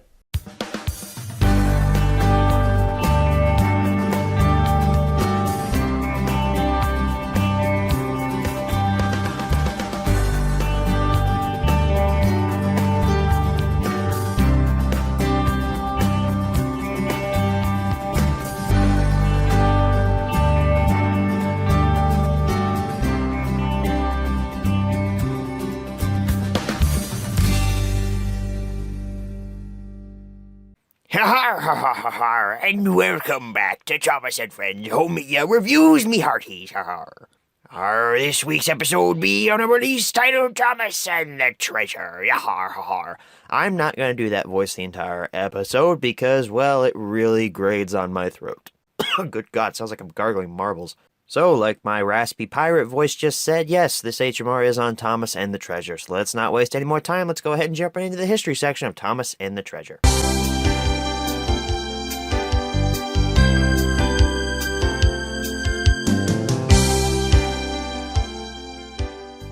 So Thomas and the Treasure was originally released way back in 2008, almost a decade now. Wow, that was a long time ago now that I think about it. And it also got a variant version in 2008, as it was also available in a double feature.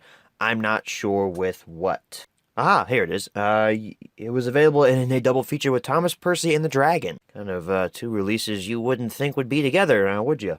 So with all being said, let's go ahead and jump right into the close-up section of Thomas and the Treasure.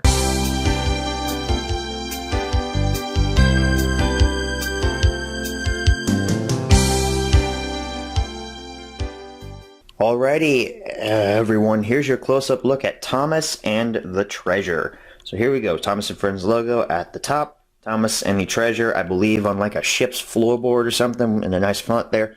Thomas all front and center with Annie and Clarabelle back there, and the nice treasure chest. Really like this poster art, actually. It's simple, and it captures your eye. On the side here, we have our hit logo, as always up at the top. Scroll on down, Thomas and the Treasure. There's no portrait, but there is the new style Anchor Bay logo. That's right, this is not 20th Century Fox this time, it's Anchor Bay, which I find interesting. On the back, Thomas and the Treasure, up there at the top. Your blurb, I believe that's a shot from Thomas and the Treasure. I know that's a shot from Thomas and the Treasure because of, you know, the Admiral and Topham Hatt digging up the treasure and all that. And here's our features. We have 6 fun-filled stories. We have 2 sing-along songs, a coloring sheet, and a character gallery. Awesome, awesome, awesome. Pop the sucker open, and here's your disc. Again, just a squished-up version of the poster art. There's no pamphlet or anything like that.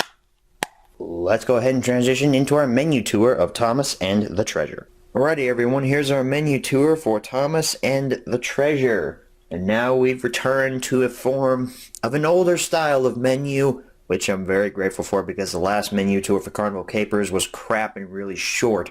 Again, I apologize for that. However, this menu seems to have more substance, and this time, hopefully, it'll be a bit longer than last time. So let's go ahead and jump right in. Topham was not explaining anything to us. It's just the new series theme. So let's go ahead and transition into Pick a Story. We have Thomas and the Treasure, Duncan's Bluff, Skarloey the Brave. Ugh, what a terrible episode that was. Big Strong Henry, Thomas's Day Off, and Seeing the Sights. So let's take a look at the sing-along songs. We have Strength, which is actually a pretty interesting song. I'd never actually heard Strength prior to watching this. And Engine Roll Call, as always. Character Cube. Why don't we take a look at that? I don't think we've ever seen a Character Cube here on HMR. We might have, but let's just take a look at it anyway. Welcome to the Thomas and Friends Character Cube. This is your chance to get to know your island friends and even learn fun facts about each of them. You can either sit back and read along as the character cubes rotate to the next character, or if you're in a hurry to see a favorite Sodor friend, you can click on the next button that appears on the screen. If you would like to go back a cube, click on the back button that appears on the screen. Have fun. Interesting. So this is like a more intricate version of the character gallery. So yeah, let's find an engine who, isn't very common. Let's keep going. Okay, I've literally spent like 5 minutes searching through all of this, or not like 5 minutes, but a couple minutes. So we're just going to go with the next one that pops up. I think it's going to be Duck. Duck is a cheerful and busy engine. He's only a small tank engine, but coming as he does from the Great Western Railroad, he'll stand no nonsense whatsoever from larger engines who try to order him about. Duck received his name because they say he waddles along the tracks. Interesting. So like, it's kind of like a character gallery, but then there's also a little fun fact thing over here that pops down and gives you a little tidbit about the character. I really like this more than the standard character gallery we get with almost every single release. So let's take a look at the Thomas coloring sheet. I believe this is just a little message. Yes, it says that you stick this in your DVD-ROM drive and open up coloring.jpg right here. So it's just a JPEG file. And yeah, you'll get a free coloring sheet. So I probably won't do that, but that's a nice little thing that's included here. Last but not least, we have our sneak peek section. Wow Wow Wubbzy and Thomas the Tank Engine, which are just trailers for Wow Wow Wubbzy and Thomas the Tank Engine releases. It's that standard trailer that's like, hop on board and explore the island of Sodor, that like is on every single release, and I always skip it. I believe we watched the Wow Wow Wubbzy trailer in another supplemental. I think it was like Rusty the Rescue or something like that. So yeah, we're not gonna watch that, because that's a bad show.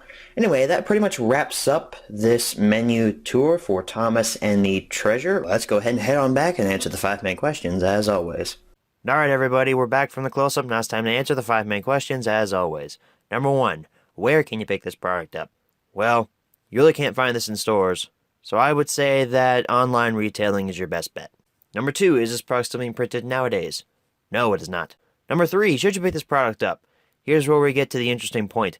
This release is incredibly bland. It feels like your typical new series release that really just doesn't have any memorable stories on it, honestly. Aside from Thomas and the Treasure being the release that introduced Dennis the Lazy Diesel and having one of the worst narrow gauge episodes ever, Skarloey the Brave, on it, there really isn't much to remember about Thomas and the Treasure. It's honestly one of the blandest releases I've ever had the displeasure of watching. Now, that's not to say it's bad, and the whole displeasure thing was a little joke there, but that's not to say this release is bad. It's also not good either. It's one of those releases that falls into the mediocre category, and is just not recommendable. I can't recommend Thomas and the Treasure. It's just too bland and uninteresting. Number 4, where should you pick this product up? Same answers as number 1. And number 5, what price should you pay? Well, again, if you listen to the recommends, you shouldn't try to pick this up, but most of you don't listen to my recommends anyway. So the price, I would say, Thomas and the Treasure is worth about $5. I only paid $4 for mine. I got it from Half Price Books. So yeah, $5 would be your highest bet. And also, if you don't own Thomas Percy and the Dragon and you find that 2-pack, that would actually be nice. You would actually be getting a good release package with a bland one. So that be the end of this HMR here, me hearty, on Thomas and the Treasure, yahar har. Our next HMR be on a release based solely on the narrow gauge characters of the Thomas and Friends franchise. That is right, we're taking a look at Engines and Escapades. In case you can't understand my raspy pirate voice, we are taking a look at Engines and Escapades on our next regular HMR. So I want to thank you all for watching, and as always, good night, everybody.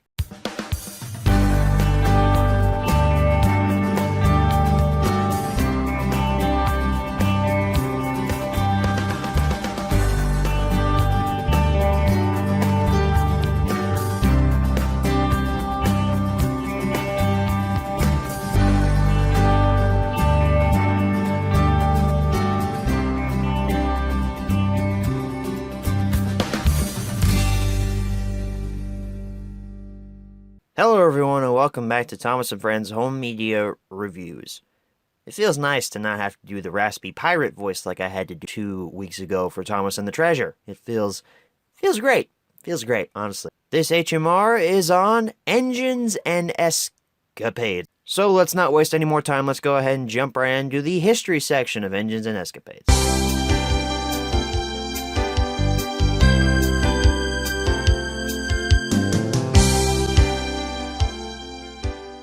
So Engines and Escapades was released once back in 2008 by 20th Century Fox. However, Engines and Escapades has gotten a reprinted version by Lionsgate. That's actually the copy that I'm going to be showing you in the close-up section. I'm not sure what date it is. I believe it's like 2009 or 2010 or something like that.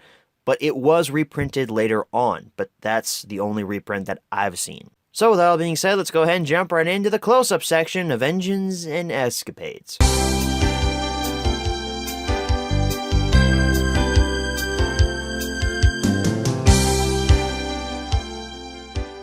Alrighty, everybody, here's your close-up look at Engines and Escapades. This is the 2010 Valentine's Day copy, and when I say Valentine's Day, well, we'll get to that in a minute. Let's go ahead and take a look at the release here.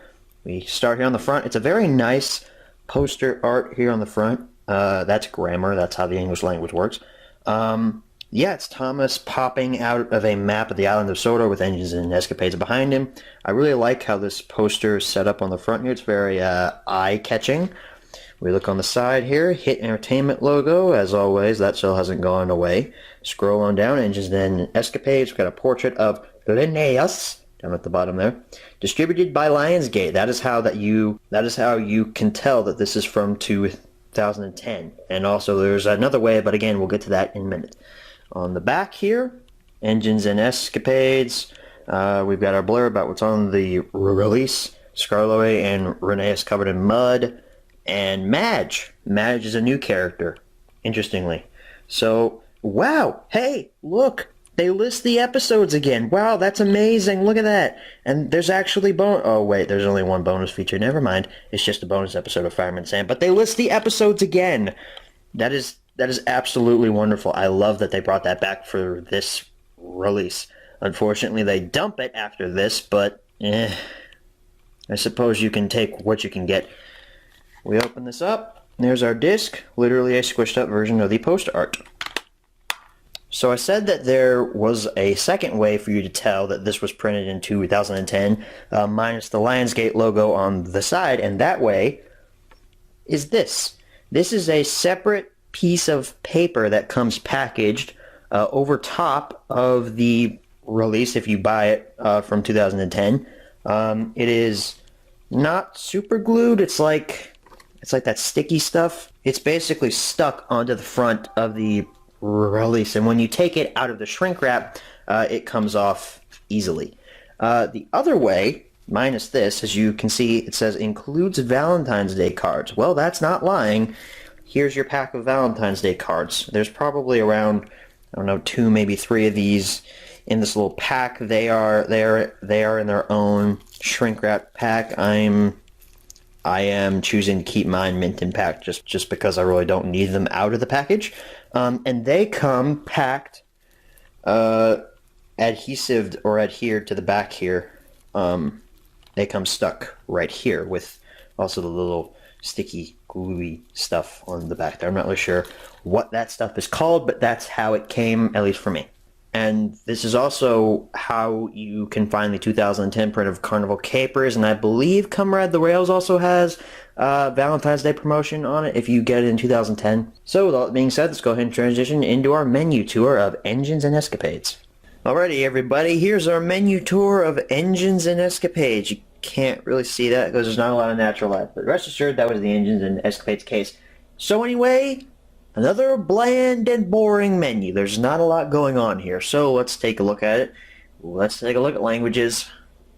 We have English, Spanish, and French.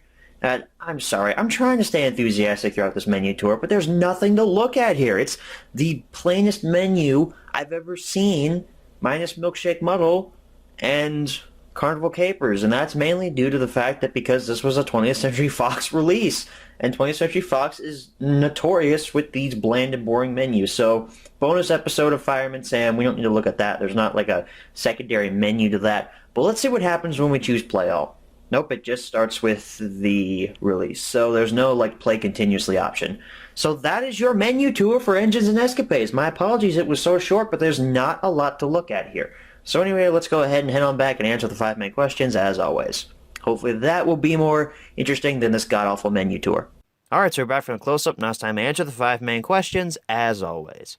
Number 1, where can you pick this product up? I wouldn't go looking for this at your local Walmart, like with all of these older releases. Honestly, is on an online retailer such as eBay or Amazon or something like that. However, if you have a store called Big Lots or Half Price Books near you, you might be able to find this release there because they carry some older Thomas & Friends releases, which I think are back stock or that haven't been sold yet, that they're just sitting in their back rooms and they're waiting to be sold, and they're extremely cheap. Matter of fact, Half Price Books is where I've gotten a lot of my reprinted DVDs, and that's why we've been able to do so many supplementals in the past few months. It's also where I got Carnival Capers, Thomas and the Treasure, and Santa's Little Engine, which we haven't covered on the show yet. Big Lots, I haven't picked up anything from them as of recently, but I have seen a lot of Thomas Comes to Breakfast reprints. I saw some original Thomas's Halloween Adventures. Maybe I'll pick one of those up at some point. But Big Lots also carries classic Thomas & Friends home media products. Wow, that was an absurdly long answer for number 1. I think that's the longest answer for question number 1 we've gotten in a long time. Number 2, is this product still being printed nowadays? Short answer, no. Number 3, should you pick this product up? How do I put this bluntly? Engines and Escapades has got to contain some of the worst narrow gauge stories I have ever seen. I mean, these episodes are just trash. Honestly, they're all trash.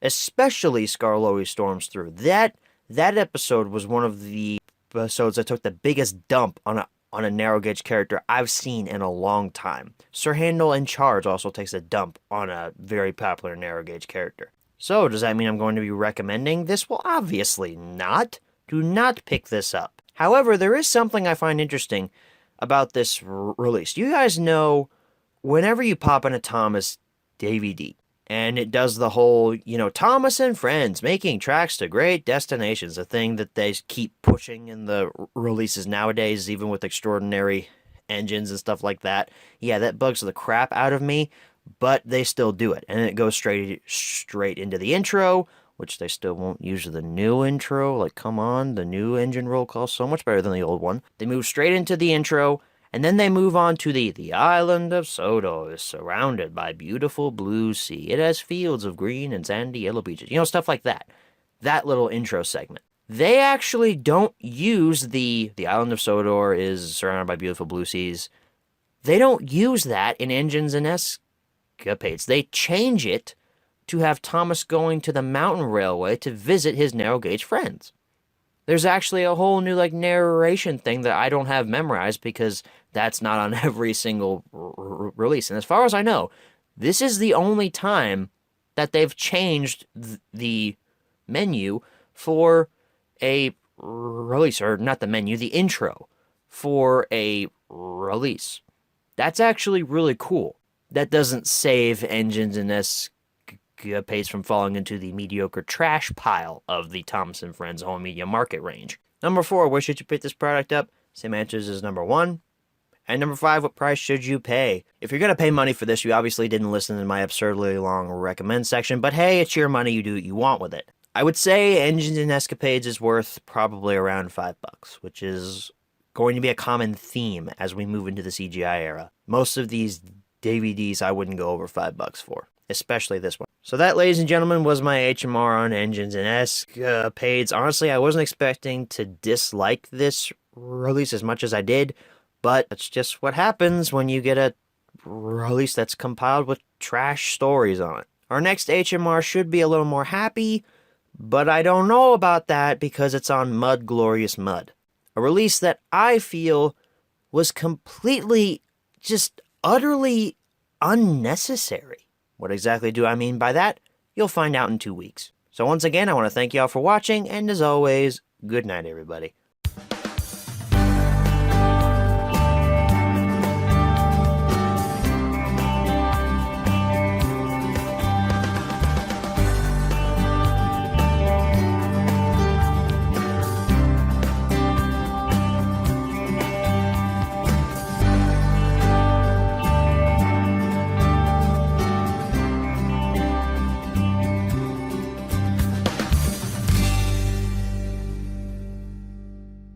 Hello everyone and welcome back to Thomas & Friends Home Media Reviews. This review is on Mud Glorious Mud. However, I feel that the mud is not so glorious, but we'll get to that later. So without further ado, let's go ahead and jump right into the history section of Mud Glorious Mud.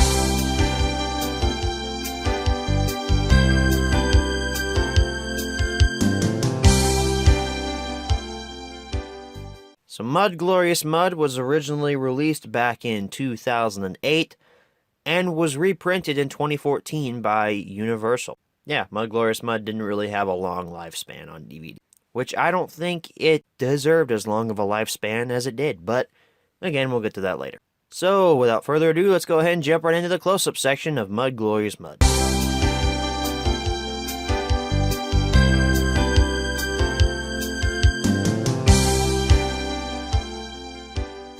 Alrighty, everyone, here's your close-up look at Mud Glorious Mud. We start off here, we've got the Thomas & Friends logo up at the top, Mud Glorious Mud, and a good font down there. Dang it, what's her name? I completely forgot her name. Isabella, I blanked. I was about to say Elizabeth, but then I'm like, no, that's her model, but that's Isabella.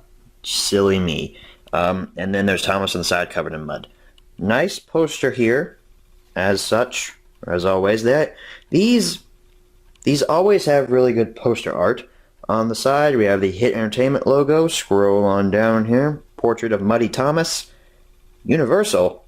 That's right. This is a recent copy. This was printed in, I believe, 2014, I think. So, this is not an original. So, there's something to keep in mind. On the back, Mud Glorious Mud. Got our blurb. I believe that's a snapshot from Missing Trucks. I think that's from A Friend in Need. Or you know what? That might not even be from Missing Trucks. I really have no idea what that's from. But I know that's from A Friend in Need. And our features, just 6 fun-filled stories. That's it. At least that's all that's listed. I'm not sure if there's anything else on here, but we'll find out during the menu tour. Open this up.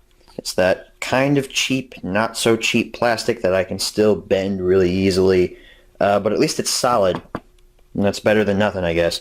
Mud Glorious Mud, it's that standard Universal disc that I wouldn't say I hate, but I'm not really a fan of it. It just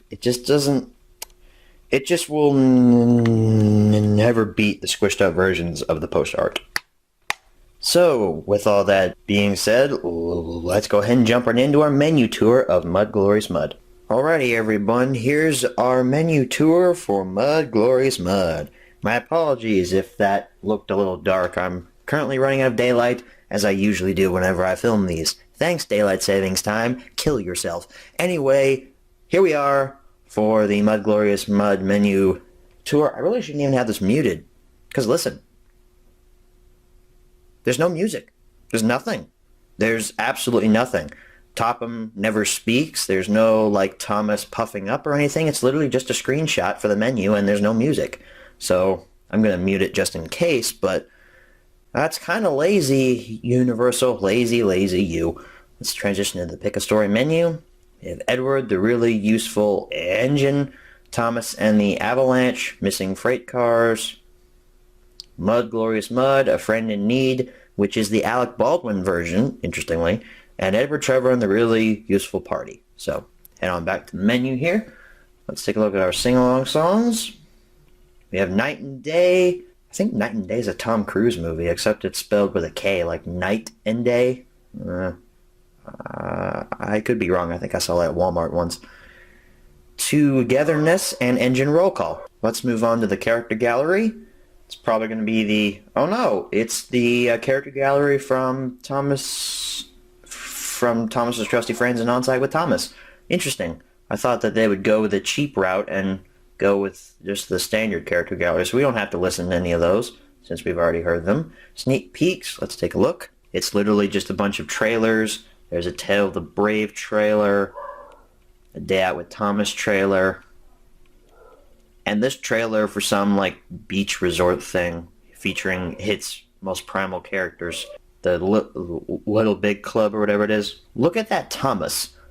Look at how creepy that looks. I'm just saying, that's pretty unsettling. So that pretty much wraps up the menu tour for Mud Glorious Mud. There's really not much here in terms of bonus content or anything. There's no game or anything that we could play to make this longer. So yeah, that's pretty much it. I apologize if this is pretty short. Not as short as Carnival Capers' menu tour, though. That was pathetic. So anyway, let's go ahead and transition back, and we'll answer the 5 main questions as always.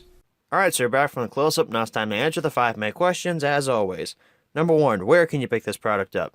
Online retailers, half-price books, Big Lots, everywhere I've mentioned that sells used Thomas DVDs. You could probably find it at FYE, too.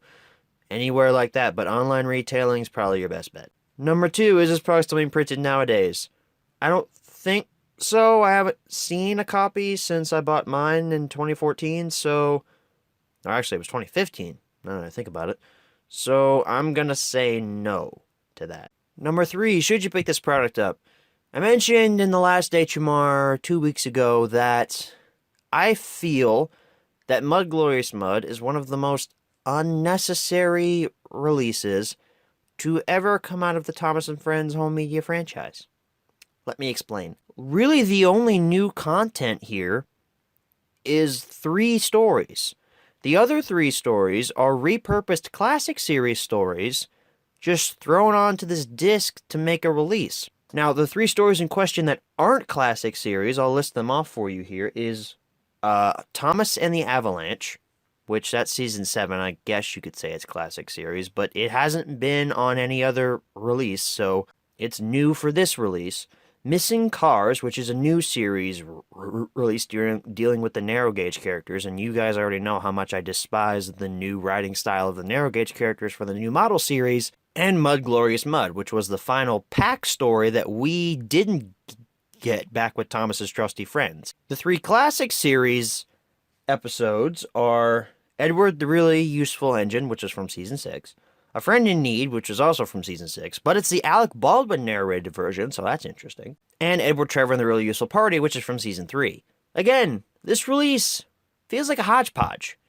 It honestly felt like Lionsgate was stepping in saying, oh crap, guys, we kind of forgot to release the rest of season 7 with 1 story. We also forgot to release the rest of the pack series with 1 story. Oh crap, season 10 isn't complete on Thomas and Friends home media formats, so let's put Missing Cars on there, because that's an episode that hasn't been put out yet. And now we need 3 other spots. Let's see, let's just pick some classic series stuff. Let's pick the Alec Baldwin version of A Friend in Need, because then the fans will buy it, because, you know, the Alec Baldwin versions of this story are pretty rare at this point. So let's just throw this on there. Okay, let's pick some other classic series stuff. Let's pick 2 random episodes that deal with Edward, and just throw them on there, because people like Edward, right? This release felt like such a cash grab, honestly.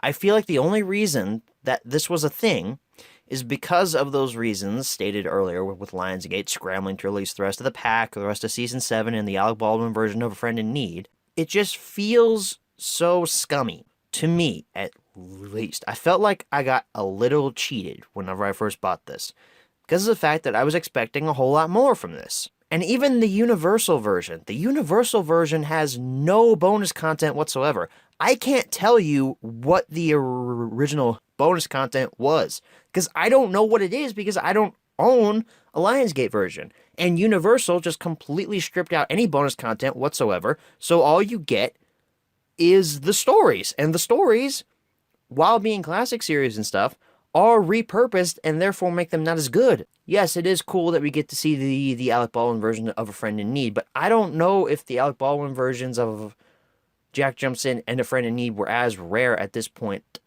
in time. I know they became easier to get as time went on after the Pack series finished airing and stuff like that, but I don't know if they were as rare. You could just easily find them online, probably. So again, it just feels scummy. It feels like they left out the story Mud Glorious Mud from the 2 previous Pack series releases just to give it its own release, just to entice you to buy it more. I'll admit, it was a good choice from a business aspect, but from a consumer aspect, it felt like they screwed over their consumer. And because of this, I cannot recommend Mud Glorious Mud. So to me, the Pack series will always be incomplete because I did not grow up with Mud Glorious Mud. I never even knew this episode existed. It has no special place in my heart like the other Pack series does. I grew up with On Site with Thomas and Thomas's Trusty Friends. Those are the Pack series. Mud Glorious Mud is like the crazy uncle that comes by drunk at Christmas. Number 4, where should you pick this product up? Same answers as number 1. And number 5, what price should you pay? Well, you obviously didn't listen to my recommends if you want to pick this up. As I always say, it's your money. You do what you want. It's a capitalist society. Unless at this point in the future we've converted to communism, because I don't know. It's pretty far back in the past whenever I'm recording this, so I don't know what point the government status is at this point. Mud Glorious Mud, I paid $5 for at Target. I think that's as much. I think that's the highest that you should pay for Mud Glorious Mud. I don't think you should pay for Mud Glorious Mud at all. But if you were going to buy it, then $5 should be your highest bet. So that's the HMR on Mud Glorious Mud. Again, it's a cheap release that I don't think should be supported. But since I'm a completionist, I have to buy everything, and I had to buy this. My pain will really start coming out whenever we get to the CGI series coming up here pretty soon. We're actually getting extremely close to the CGI series. So, 2 weeks from now comes the HMR on The Great Discovery, one of the first Thomas specials. Actually, it's the second Thomas, special. Calling All Engines was the first, so this is its pseudo-sequel?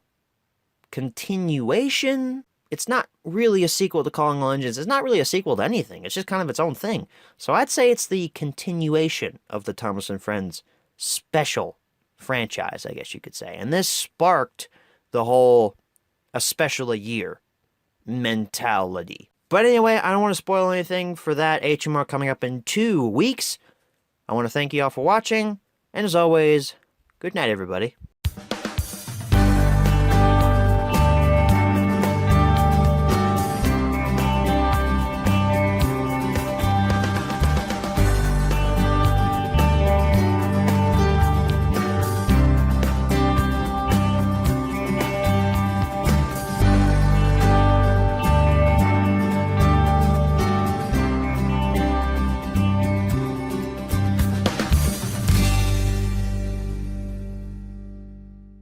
Oh, well, hello everyone, and welcome back to Thomas and Friends Home Media Reviews, Old Sport. That was a great Gatsby reference. Did anybody understand it? Today's HMR is on The Great Discovery. That was my best Pierce Brosnan impression. Was that good?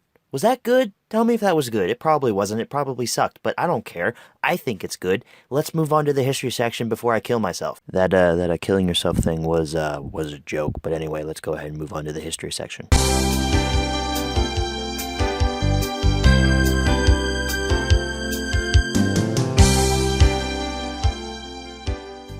So, The Great Discovery was released a multitude of times in other countries, but this is a US based show. So in the US, it was only released once in September of 2008. Now, I'm not sure if there are reprints. There probably aren't, because these dates are usually semi-accurate, so I don't think there are any reprints. I personally have not seen any reprints, so I can't say if there are any reprints, but I just know that my copy that we're going to look at in the close-up section is from 2008. It's an original, so anyway, let's go ahead and move right along to the close-up section.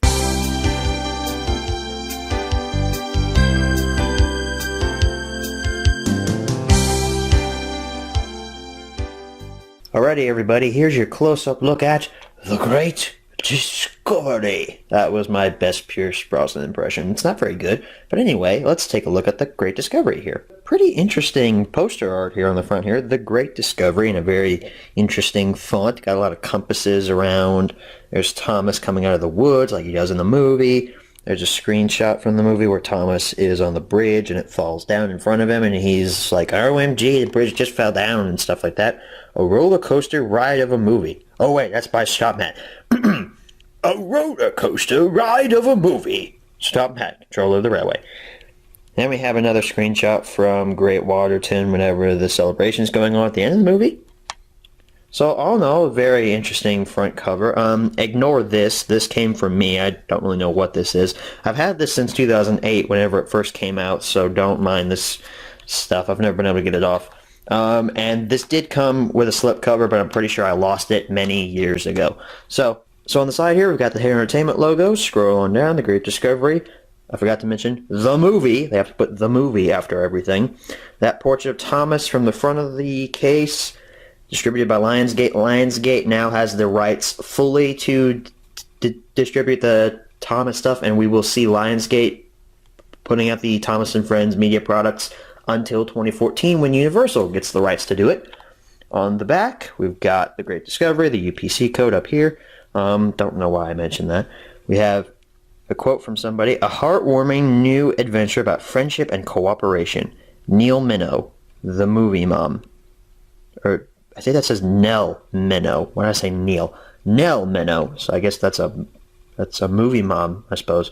That's pretty interesting. There's our blurb. There's some other screenshots from the movie. This is after the tower collapses. Don't know why there's like CGI balloons in it because all the engines are sad, so interesting.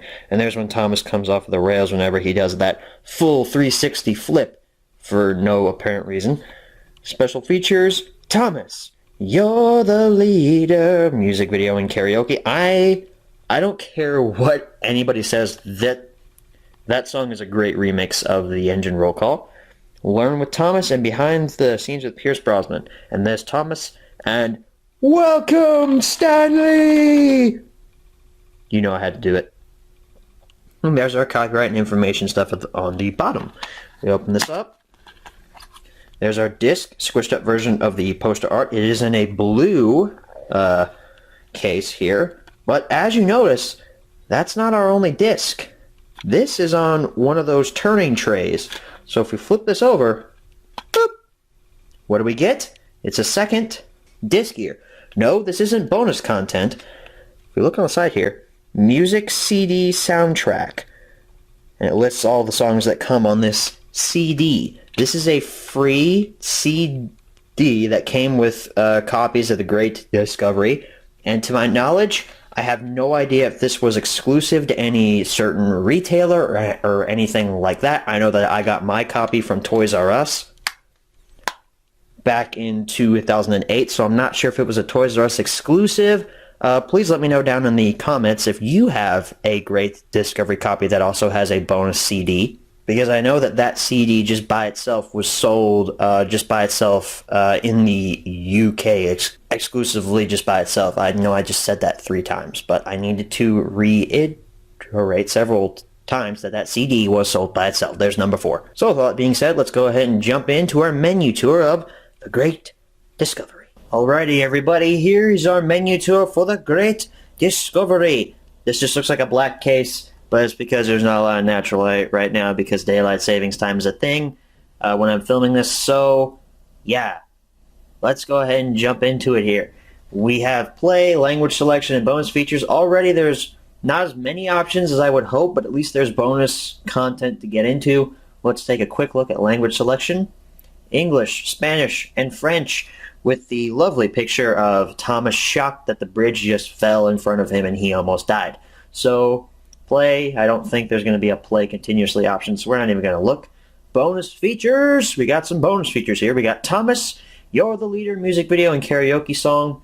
Behind the scenes with Pierce Brosnan, which is a nice little about 4-minute featurette about how Pierce Brosnan got into the show, about how his kids liked it, and how he was asked to narrate, and how he said, Sure, mate, I'm done with the James Bond stuff. Let's go and do some Thomas and Friends. That's a terrible Pierce Brosnan impression, but so this is actually pretty cool because this is probably the first piece of behind-the-scenes media we've ever gotten on a Thomas and Friends home media product. So that's really awesome to see that included here. We also have 3 different learning activities, which look something like those learning segments from back in like seasons 8 through 11 on those releases. They're not animated to the best of quality like in terms of the CGI series, but they're alright, I suppose. We have Spot the Difference, Tough Trucks, and Thomas's Puzzle Parts, and all 3 of these are narrated by Pierce Brosnan, so that's nice that he did those bits of narration. We also have a bunch of trailers. So that pretty much is the gist of the Great Discovery menu. Let's go ahead and head on back and answer the 5 main questions as always. Alright, old sports, we're back from the close-up section, and now it's time to answer the 5 main questions as always. Hey, another great Gatsby reference thrown in there. Number 1, where can you pick this product up? Mainly online retailers, Amazon, eBay. You won't really find this in stores, so I wouldn't even try looking. Number 2, is this product still being printed nowadays?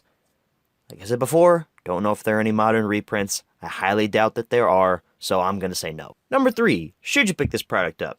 Here's the review portion for this movie. I like The Great Discovery. I know there's people that say that it's not really plot-driven, that it's actually kind of boring, and I disagree with that. This pretty much pioneered the whole Thomas versus a new engine concept. Yes, I know that there were episodes like Thomas and the New Engine, but this movie is really the first time that Thomas has ever gotten head-to-head with a new engine just by himself.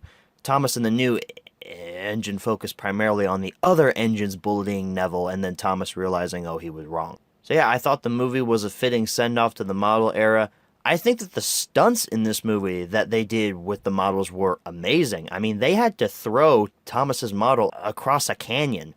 I realize that doesn't really hold a candle to what they did with Diesel 10's model in Magic Railroad. I mean, they had to drop that thing off of a viaduct set, which I don't know how tall that was.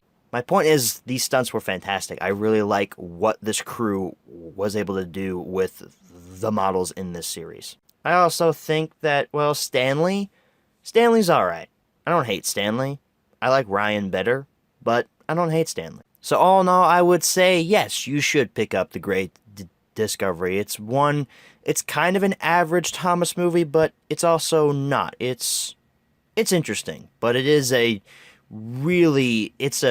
massive improvement over Calling All Engines if you really want to look at this as a sequel to that movie. Number 4, where should you pick this product up? Same answers as number 1. And number 5, what price should you pay? Well, there's kind of 2 different versions of this. I mentioned this in the close-up whenever we looked at it. My version has a bonus CD that comes with the soundtrack to the movie. Not like the score or anything to the movie, it's just the songs that are in the movie slapped onto a CD and said, here, it's a little bonus. So, if you're looking for that version, I'd say pay upwards of about 10 to 15 for that, because that CD, I believe, is not easy to find. Now, for the regular version that doesn't include the CD, I'd say 5 to 10 is your best bet for that. That's about how much it's worth. However, I warn you, there really is no way to differentiate in terms of the case which version that you're buying. So guys, that's the HMR on The Great Discovery. We're only one more regular HMR away from delving into the CGI era. That's right, in 2 weeks, we are reviewing the Adventure Pack, which is basically Season 12's box set. So next regular HMR is going to be one massive HMR that's just on Season 12. We have 4 individual releases we're going to be looking at. We have 4 menu tours and 4 collective reviews all thrown into one, so this is going to be a big one. So I wouldn't miss out on that. So anyway, guys, I want to thank y'all for watching, and as always, good night, everybody.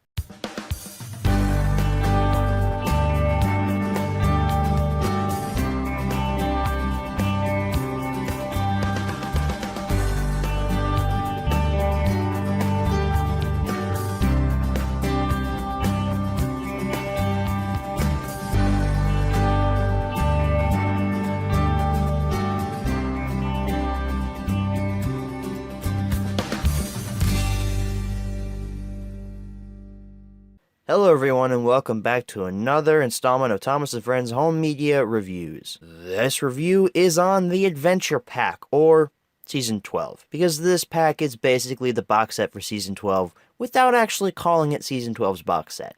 So I guess you could say there's technically been 2 box sets in the US, counting the early years, except the early years was marketed as Season 1, Adventure Pack was not marketed as Season 12, although it says full season on the package, but it wasn't called Season 12, it was called Adventure Pack. My brain hurts. Anyway, let's go ahead and jump right into the history section of the Adventure Pack.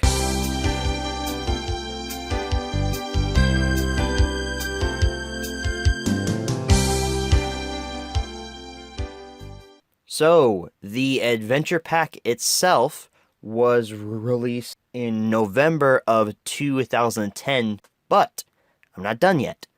The components of the Adventure Pack are all 4 Season 12 DVDs, and I'm also going to be giving you the history on those as well, because I'm not doing individual HMRs on them. We're just throwing them all into one to save a bunch of time and to save about a month's worth of content. So the very first Season 12 release, Railway Friends, was released in February of 2009. It was apparently reprinted in January of 2012, and it has also been reprinted in 2017 and being sold in a double pack with Extraordinary Engines. Or at least it was whenever it first came out. I'm not sure if Walmarts still have it in stock. That pack is a Walmart exclusive, by the way.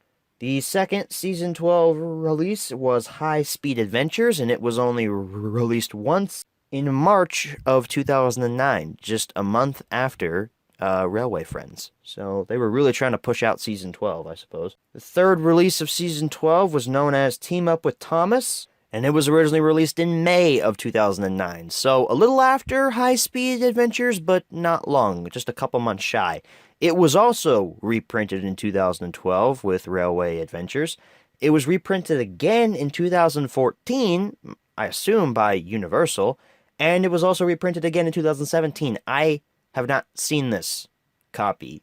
Interesting that it's been reprinted a lot compared to all the other Season 12 stuff. I mean, so far Team Up with Thomas has been the most reprinted out of any Season 12 release. Let's see if Percy and the Bandstand is any better. Nope, Percy and the Bandstand is the final Season 12 release, and it was only released once in 2009 in July. Oh, the month of my birthday. That's cool. That was an absurdly long history section because we had 4 releases, technically 5 if you want to count the box set itself to look at. Let's move right into the close-up section. It's a long one, I'm just going to warn you.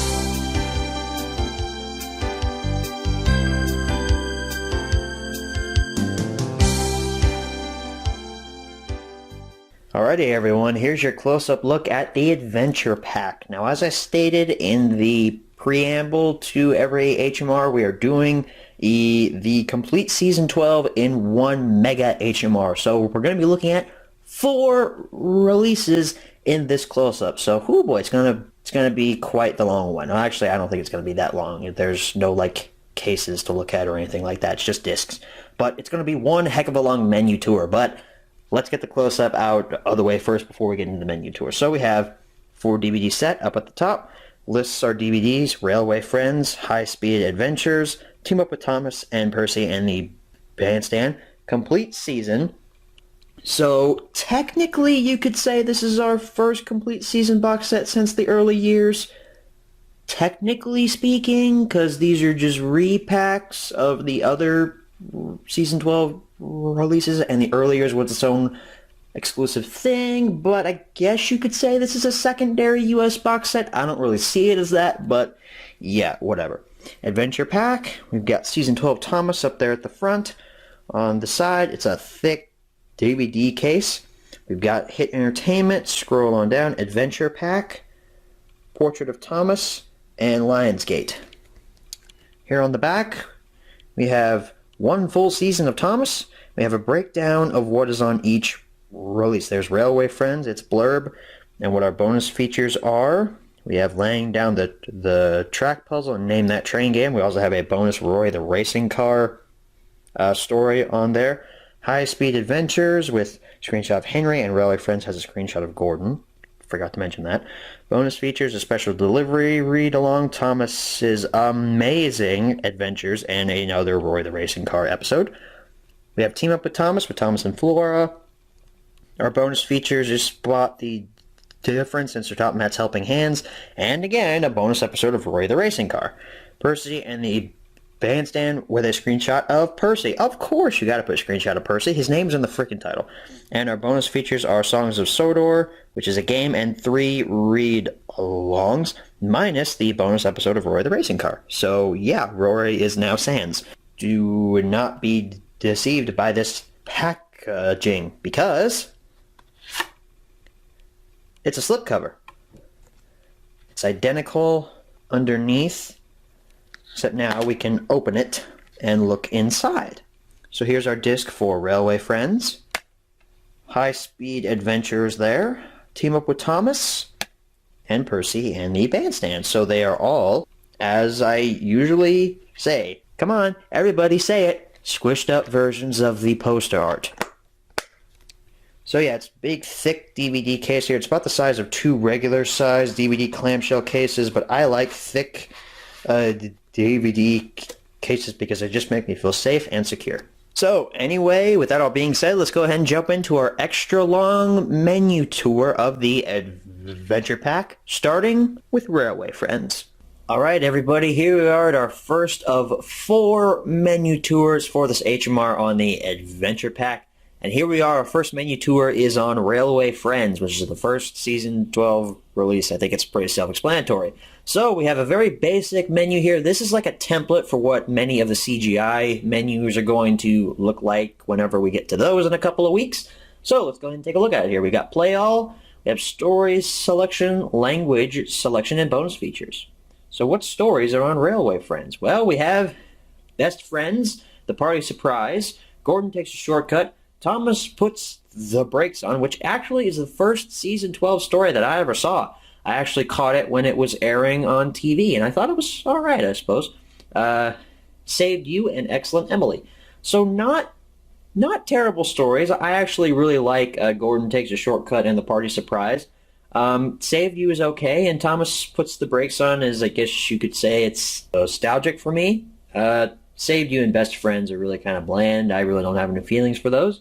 Language selection, English, Spanish, and French, as always, with Thomas and Colin.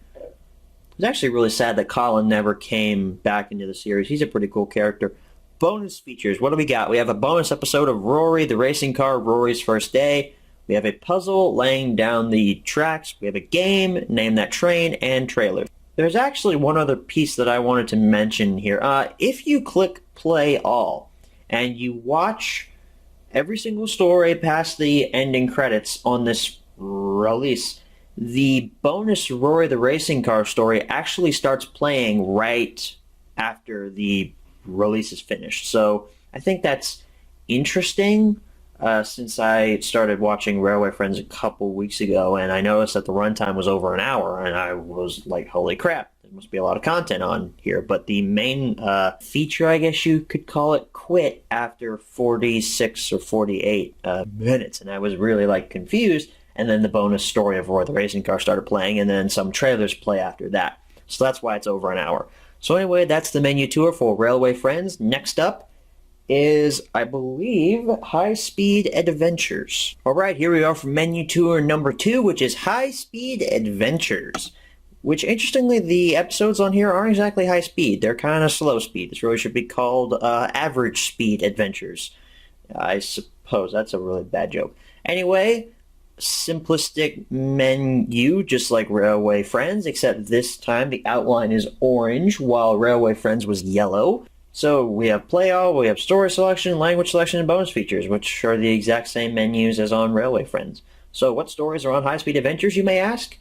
Thomas and the Billboard, Steady Eddie, Rosie's Carnival Special, Mountain Marvel, Henry Gets It Wrong, sorry I gotta do the Donald Trump meme, and Don't Go Back, which Roman's TWR Empire thinks is one of the worst stories that the TV series has ever produced. I, for one, don't really hate it all that much. I think it's pretty alright, I suppose, but the other ones are just kind of bland. Mountain Marvel, I guess, is alright. So let's take a look at language selection now. Once again, English, Spanish, and French. It's funny how Hank is featured in this language selection menu, but he doesn't show up until what is it? Team Up with Thomas, I think, is when Hank shows up. So I don't know why they're featuring him here. Bonus features. Bonus episode of Roy the Racing Car. Big Chris Learns to Fly. I have no idea what that is. The special delivery read along and Thomas's amazing adventures. And just like with Railway Friends, if you watch High Speed Adventures all the way through, the bonus episode of Roy the Racing Car starts right after the release finishes up. So that's your menu tour for High Speed Adventures. Let's go ahead and head on to menu tour number 3, which is Team Up with Thomas. Alright everybody, here's our third menu tour for Team Up with Thomas. So as you can see, it's our regular poster art, and the outline is now blue, sans orange and yellow. So we have play all, episode selection, language selection, bonus features, same menu as before. So, episode selection, what do we got? Heave Ho Thomas, James Works It Out, Tram Trouble, and Push Me, Pull You. This also marks the first appearance of Mr. Arkwright, whom Mr. Perkins unfortunately murdered. Rip Mr. Arkwright. Language selection, we've got English, Spanish, and French, with Thomas and Flora, and also an option to play the video. Let's look at bonus features. We've got another episode of Roy the Racing Car. Roy Takes Off. We have Spot the Difference game and Sir Topham Hatt's Helping Hands game. So that pretty much wraps up the menu tour for Team Up with Thomas, and with Railway Friends and High Speed Adventures. If you play through the entire release, the Roy the Racing Car bonus ep does start at the end of the release, right after the final credits roll. So that's our menu tour with Team Up with Thomas. Shorter one because we've seen all this stuff previously. So let's go ahead and transition into our fourth and final menu tour with Percy and the Bandstand. Alright everyone, here's our fourth and final menu tour on Percy and the Bandstand. So as you can see, it's the Percy and the Bandstand poster art, and we've got a green background now sans the blue, the yellow, and the orange. So we've got play all episode. I'm not going to read these again, you've already seen this menu before. Episode selection, we have Toby's Special Surprise, Duncan and the Hot Air Balloon, The Man in the Hills, and Percy and the Bandstand. Obviously, of course you gotta have that one. That's what the release is called. And this also has Mr. Arkwright. Unfortunately, Mr. Perkins murdered him, so rip Mr. Arkwright as well. We will miss thee. Language selection, we have English, Spanish, and French. Hello, Percy. Good to see you in the language selection there. Now let's look at bonus features really quickly here so we can finally wrap this up. We've got Read Along, Toby and the Flood, A Better View for Gordon, and Busy Going Backwards. It's classic series stuff. That's nice, even if it isn't read-along form, it's still nice to see that the classic series lives on. And we have a game, Songs of Sodor. Notice how we don't have a Roy the Racing Car bonus story. Interesting how they got rid of it for the Percy and the Bandstand release. So you don't have an episode playing right after the release is finished, since there is no bonus episode here. So anyway, that pretty much wraps up our menu tours for all 4 of these releases. Let's go ahead and head on back and answer the 5 main questions as always. Alright everybody, welcome back from the close-up section. Let's go ahead and jump right into the 5 main questions as always. Number 1, where should you pick this product up? Well, the Adventure Pack isn't being sold in stores anymore, so if you want to get the boxed set of all 4 Season 12 releases, you'll have to look in places like eBay. That's where I bought mine. However, for the individual releases, High Speed Adventures and Percy and the Bandstand, you're going to have to look online or at a local used DVD store. However, for Railway Friends, I would say check your Walmart, see if they still have that double pack of Railway Friends and Extraordinary Engines still available, because a couple of months ago, my Walmart had a ton stocked. I did not pick up a copy for myself because I don't really need it.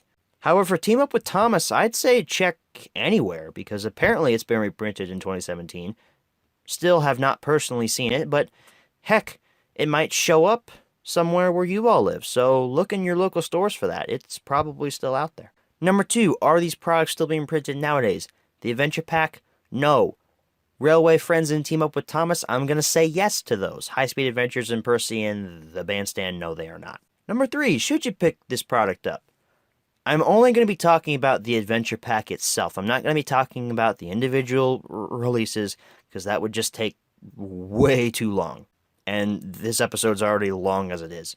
So, the Adventure Pack itself is all of Season 12. So, I'm going to briefly review Season 12 for you. Season 12, it's a transitional season. The CGI phases take a little while to get used to. I will go ahead and tell you firsthand that I binged Season 12 the first day that I actually had the Adventure Pack in my possession. And I've recently rewatched it again. And Season 12, it's not awful. It's also not particularly moving in any way, shape, or form. However, it is a nice send-off to the model series, as I said, with the Great Discovery.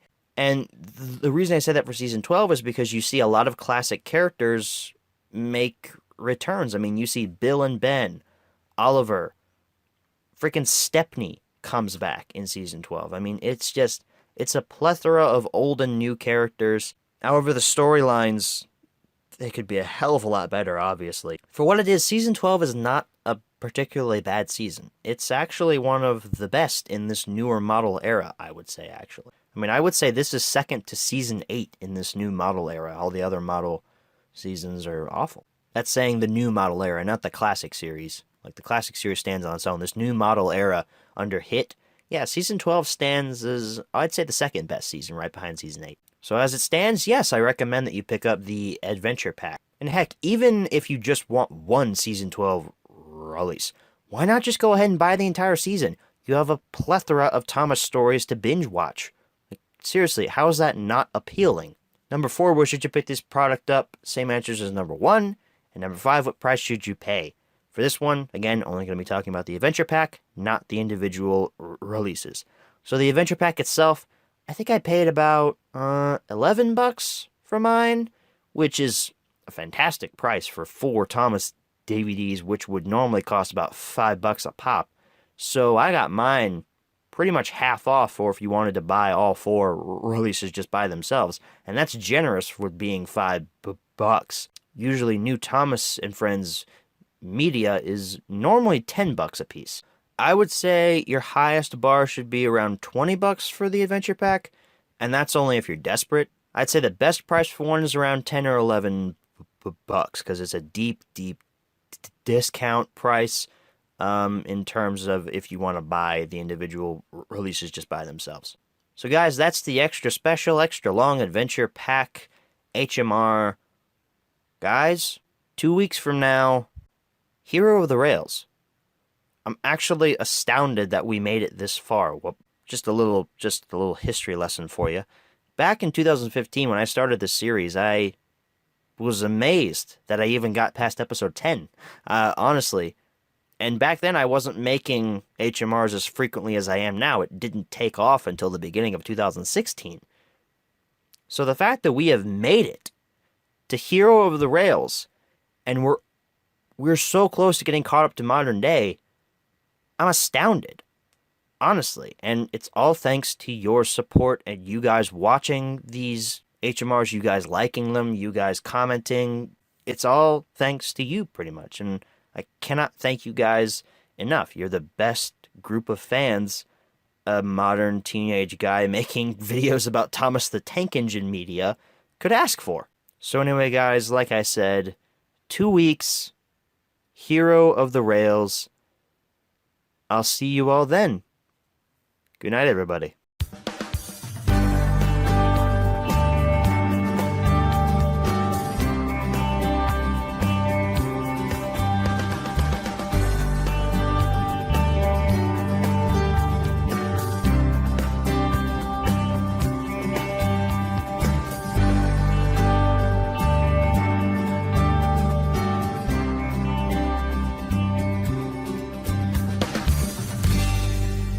Oh, hi! Didn't see you there. Been a long time since we've had one of these. Hello everybody, welcome back to another supplemental here on Thomas and Friends Home Media Reviews. I've been saying just home media reviews for the last couple of weeks now. As you know, the new spin-off show launched and all that stuff, and it feels kind of nice to come back and say Thomas and Friends Home Media Reviews. So before anybody goes all nuts in the comments, this does not mean that Home Media Reviews is back or anything, but I will go ahead and tell you we're going to have a couple of weeks here with supplementals with stuff that I have not yet covered on the show. I've got a stack of things behind me that I need to shoot videos for, so I would say at least 4 to 5 weeks of supplementals are coming your way for this show, so I hope you guys are excited for that. Starting off, though, we of course have the Adventure Pack here in front of you, which this is a supplemental for. And the reason this is a supplemental for the Adventure Pack, because back when we covered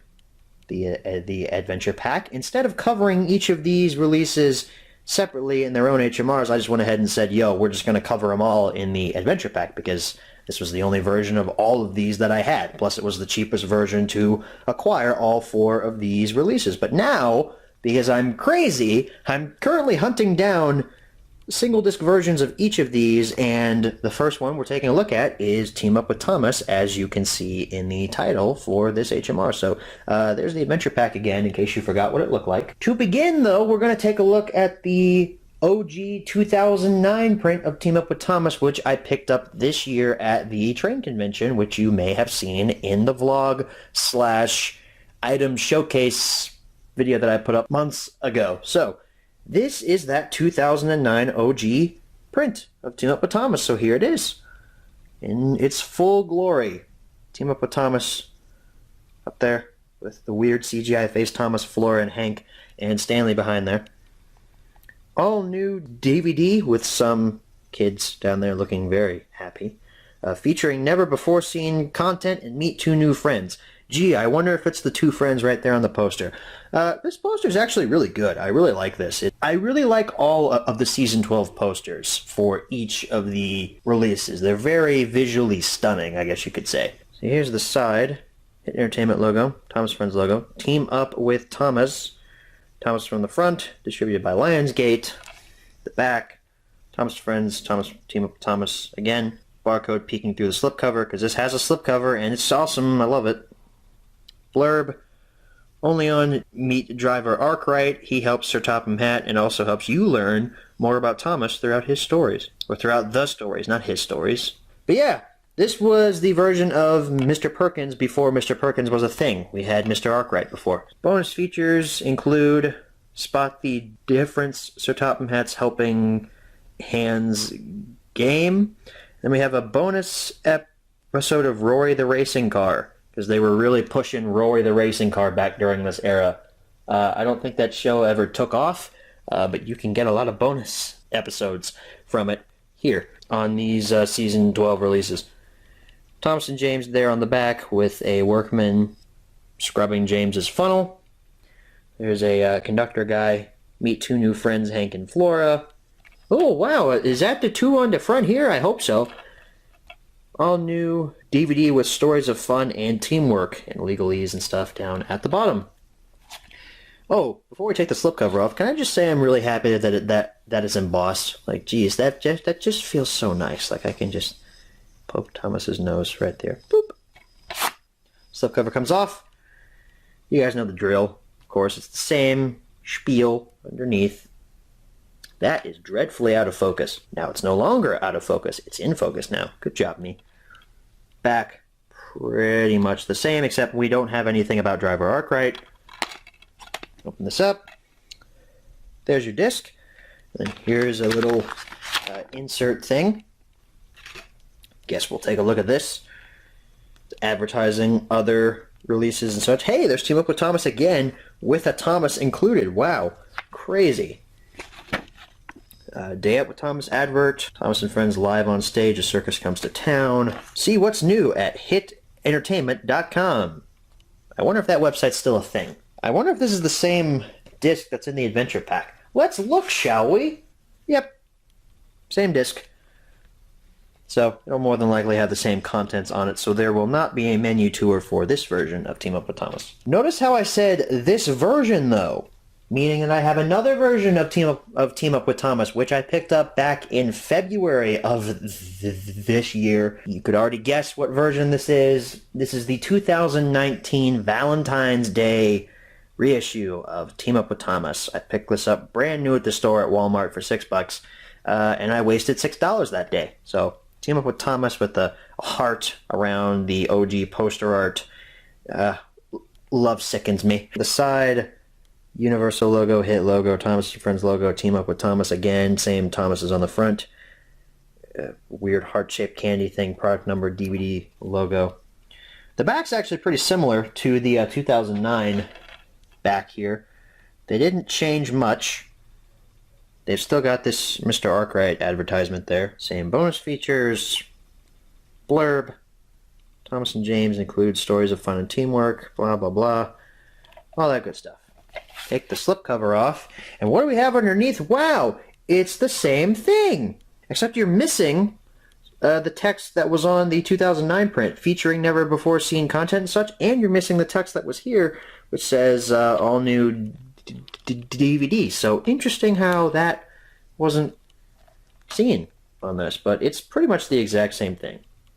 Except now you have the Universal logo there instead of Lionsgate. There's the back. Got a new UPC code covering up the old one, so you could get this for a cheaper price. I just noticed this. The bonus features thing is changed. On this, it says you have a bonus episode of Roy the Racing Car, but here, that's been removed. So I wonder if the bonus episode's on here or not. You may also be able to tell that this is still in the shrink wrap because I wanted to open it here on camera for you guys because I think you guys enjoy when I open things here. So grab my knife. And in case you're wondering, yes, this has been sitting in my closet in the shrink wrap for the last couple of months. I just have never got around to actually... That's loud. I just have never got around to actually filming these supplementals until now. So now I can finally open this and see the mediocrity that lies inside. Did they change the poster? They did. Those bastards. Now it's reflective gray and there's no insert. Wow, that's... Yep, I'm disappointed. I mean, I don't know why I expected something of quality from this, because it's already a cheap reissue. This exact same Team Up with Thomas Valentine's Day slipcover shtick has already been used. It was used in 2017 for that as well, and maybe it was even used in 2018. I don't remember, but this has been used before. Why did I expect anything of quality here? The DVD case doesn't even feel like it's quality. This feels like it's going to fall apart in my hands. Like, Mattel, guys, what's wrong with you? Anyway, I'm just disappointed by the fact that they took away the cool poster art and gave us this stupid reflective gray thing. I hate this. Okay, so that's your close-up look at the 2009 print of Team Up with Thomas and the crappy 2019 print of Team Up with Thomas. Holy crap, I just realized these are a decade apart. Oh, how much time changes. We get a really good embossed slipcover, some thick plastic for the case, and some cool bonus features with Team Up with Thomas in 2009. But in 2019, we get a cheap, flat slipcover with really bad plastic for the case and probably the same bonus features, but not as good because it's Mattel. So we're not going to have a menu tour for this version of Team Up with Thomas, but I am curious about this version because I want to know if the Roy the Racing Car bonus episode was removed. So let's go ahead and transition into that now. Actually, before we move to the menu tour, I just noticed this while I was sitting here looking at the viewfinder, but look at this case, okay? The case doesn't even close all the way. Look at that. It's so cheap, you can just, you can bend it and there's a hole in it. It's the same on the bottom too, like look at this. You call this quality? Crap's what I call it. Okay everybody, here's your menu tour for this version of Team Up with Thomas from 2019, and it looks like it's the exact same menu. It didn't change anything. Not any placements, not any photos, nothing. It's the exact same Oh, look, now it's playing because autoplay. So let's just go back to the top menu. So let's just skim through this real quick. They have changed, yep, literally nothing. It's the exact same story stops menu or episode selection, whatever you want to call it. The bonus features, I'm curious, did they take out, yep, yeah, they did. They did. The Roy the Racing Car episode is not on here, so that kind of makes this a little bit different. What about the language selection? Did they change anything about that? I don't think they did. You can't really see this on the camera, but you can see it in real life if you were here with me. There's like digital cracks or something in this DVD master. You can see, like, I don't know if you can see this on camera or not, but here it just looks weird, man. There's like digital noise that's there on the picture. It looks awful. Yeah, it's even here too.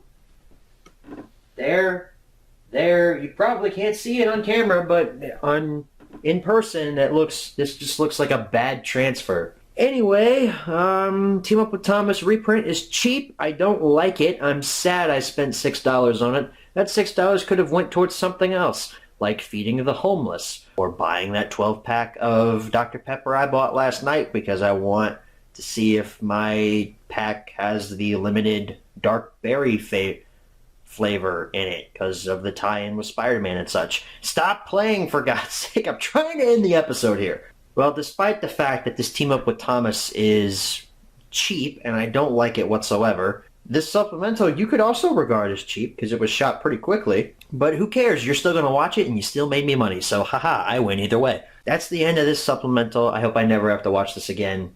This particular version of Team Up with Thomas. The release itself is fine. I don't really care about the release. I care about the print of it that I have here. This is a poor excuse. This is the poor man's Team Up with Thomas. God damn it, stop playing. I hate that feature, that autoplay feature. It's ridiculous. I've dragged this out long enough. Thank you guys so much for watching, and as always, good night, everybody.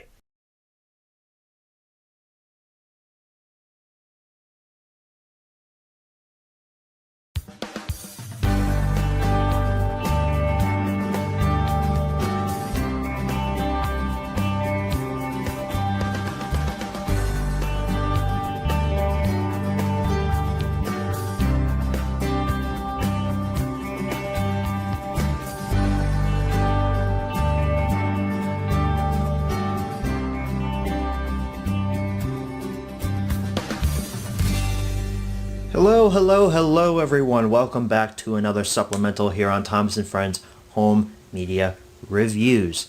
This should look very familiar to you because it's another supplemental regarding the Adventure Pack.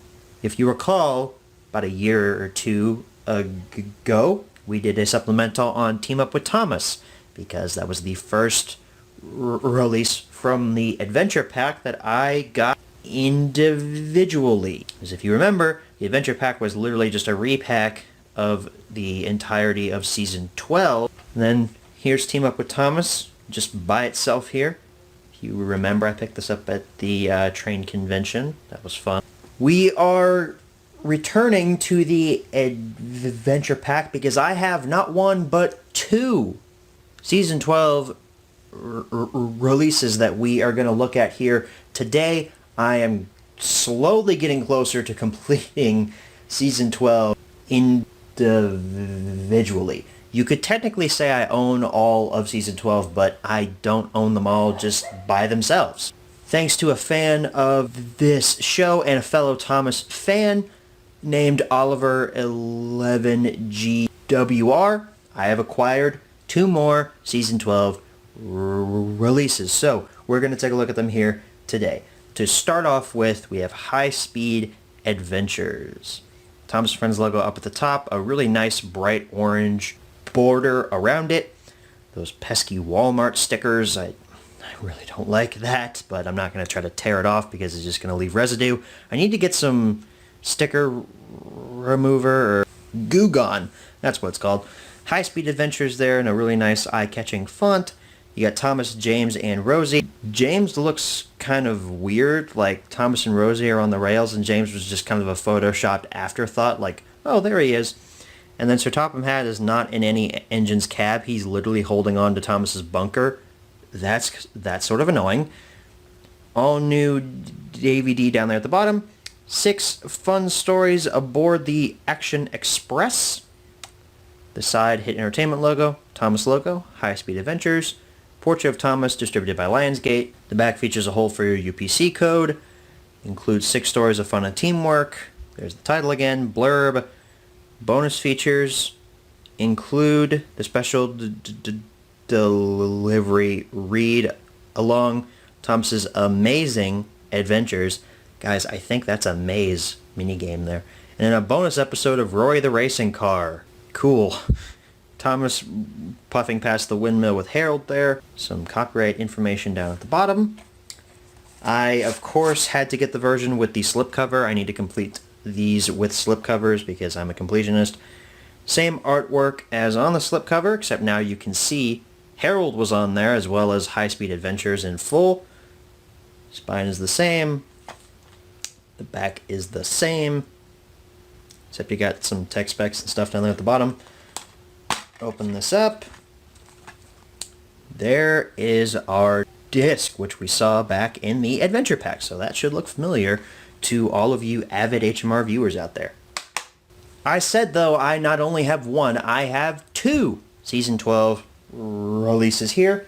And this one's cool because this one came from Toys R Us, according to the sticker. It's Percy and the Bandstand. And I say that because Toys R Us is up there at the top. So, a relic from the past. R.I.P. Toys R Us. You will be missed. Thomas Friends logo again. Percy and the Bandstand. Green banner this time. You got Percy there at the front. Thomas behind him. And then, ooh, it's Mr. Arkwright. Only on DVD. Meet Driver Arkwright. I think that's a... yeah, that's a sticker. That's not actually printed onto the slipcover there. But that's cool that that's on there. All new DVD once again. Join Thomas and his friends in these stories of adventure and celebration. Hit Entertainment logo, Thomas logo, Percy and the Bandstand, Portrait of Percy this time, distributed by Lionsgate. The back features a hole for your UPC code. Title again, blurb. Your features include Songs of Sodor, 3 read-alongs, and those stories include Toby's Special Surprise, Duncan... oh no, those are the stories. Wow. I didn't even realize. Did High Speed Adventures tell us the stories? No, it didn't. Percy and the Bandstand does, though. Look at that. It's in the bonus features tab. Those are the stories that are included on the DVD. That's so weird. I thought that they were the read-alongs featured right there, but no, they're the stories. You got Peter, Sam, Fearless Freddy, and Duncan there on the back, as well as a little thing about meeting driver Arkwright. Get ready for a party with freight loads of fun. I love puns. Not really, though. I hate them. Another slipcover, of course. Same artwork as underneath. Spine is the same. The back is the same, just with a little bit more technical specifications, if I could speak. If we open this up, there's our disc once again. Should look familiar because it was in the Adventure Pack. So we won't be having a menu tour this time around because we've already seen these menus in the Adventure Pack HMR. If you haven't seen that, I'll leave a link to it up in the cards of this video here because we take a look at every single menu in the Adventure Pack, which made that HMR blow out to like 20 minutes. So if you want to see the menus, watch that video. But as you can see, guys, I'm only one release away from completing this set.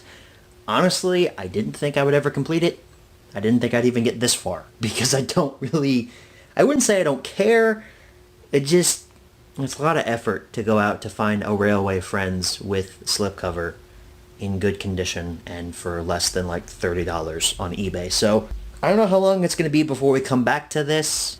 It could be next week for all I know. It's probably not going to be, but here's hoping that I complete this set within the next year or so. I feel like Thanos and I'm just missing one Infinity Stone, and it's the one in Vision's forehead. I gotta go to Wakanda, grab him by the neck, yank the stone out, and be like, yeet half of the universe, bye-bye now.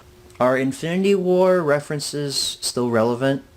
Because I think they are. With all that being said, thank you guys so much for watching this supplemental. Good night, everybody.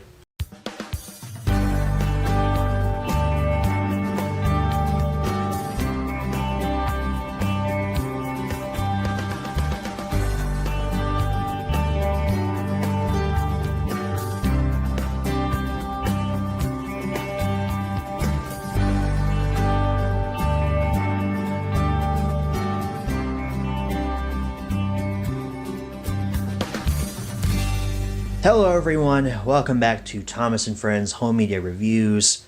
Today we finally close out a saga that I've been trying to complete for what feels like forever.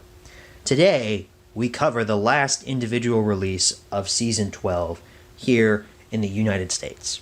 If you remember, we first covered the Adventure Pack in one giant HMR.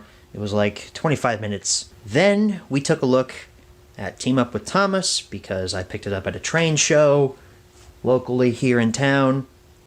Then I bought two more releases from a friend of mine who was trying to raise money for the Unlikely Fandom documentary, High Speed Adventures and Percy and the Bandstand. Let's back this up just a little bit. There we go. High Speed Adventures, Percy and the Bandstand. And that was where we had left things off. But one day, when I walked into...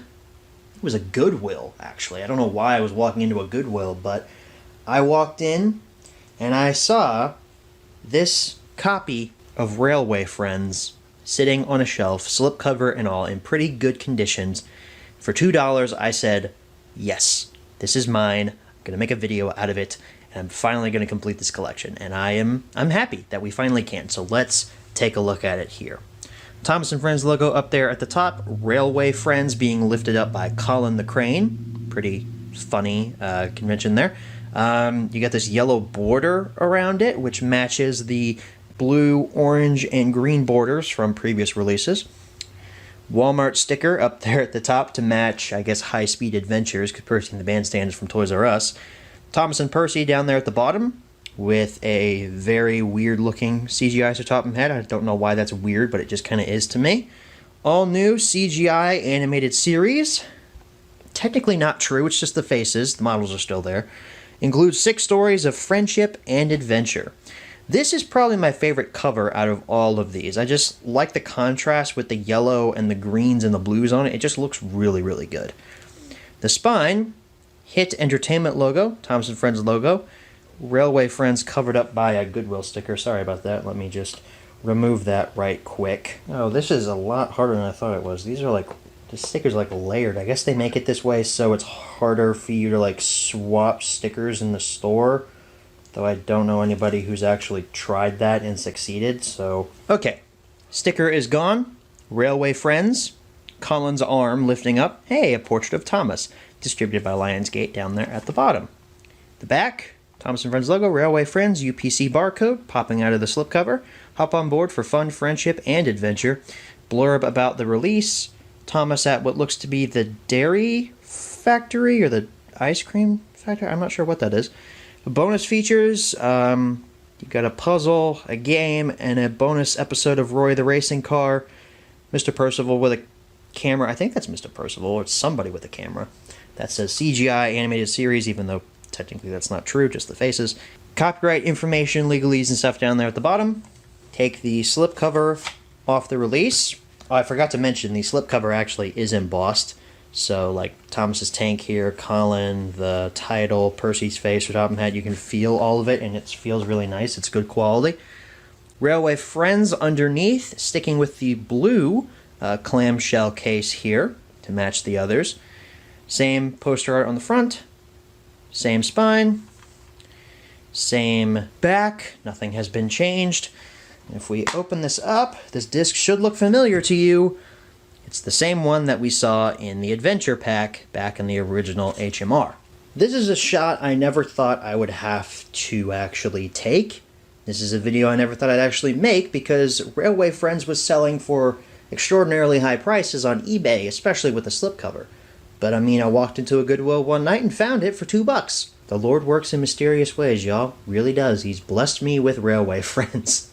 Which sounds funny when you put it that way. But hey, I'm a believer. I'm just happy I finally have completed this set, although I own all these releases twice now, but it's pretty cool though to own not only the adventure pack, which is the closest thing to another season set we have here in the US, but also the individual releases, all with slipcovers. That is amazing to me. With all that being said though, guys, I'm going to go ahead and wrap this supplemental up here. Thank you all so very much for watching. I will see you next time. Good night, everybody.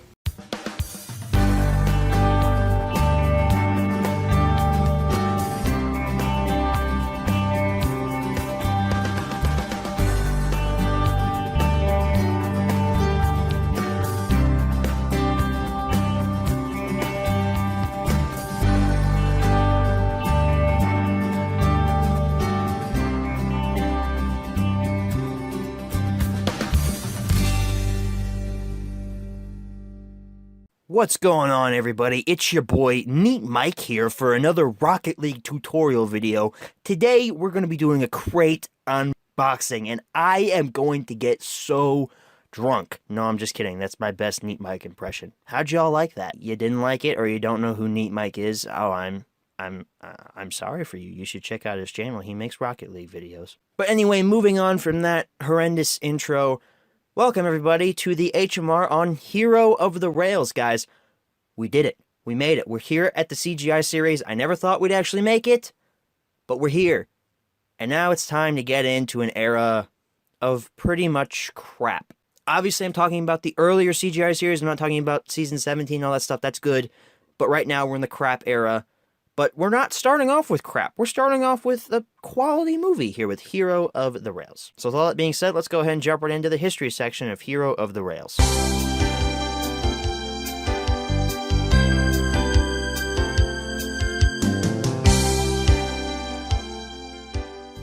So Hero of the Rails was originally released in 2009. I couldn't find what month it was, but I'm assuming it was like fall of 2009. That's when all the specials are released, is in fall. At least that was the case with The Great Race and Legend of the Lost Treasure and stuff like that.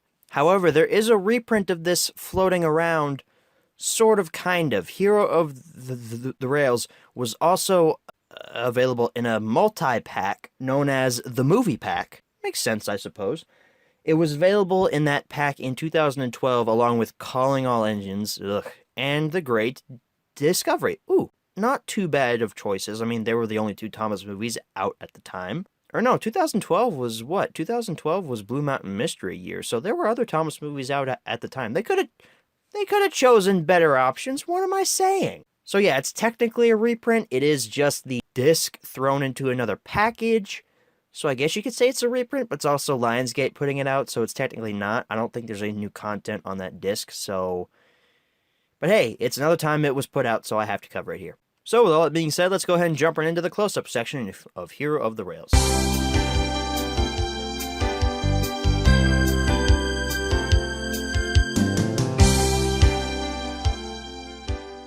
Alrighty, everyone, here's your close-up look at Hero of the Rails.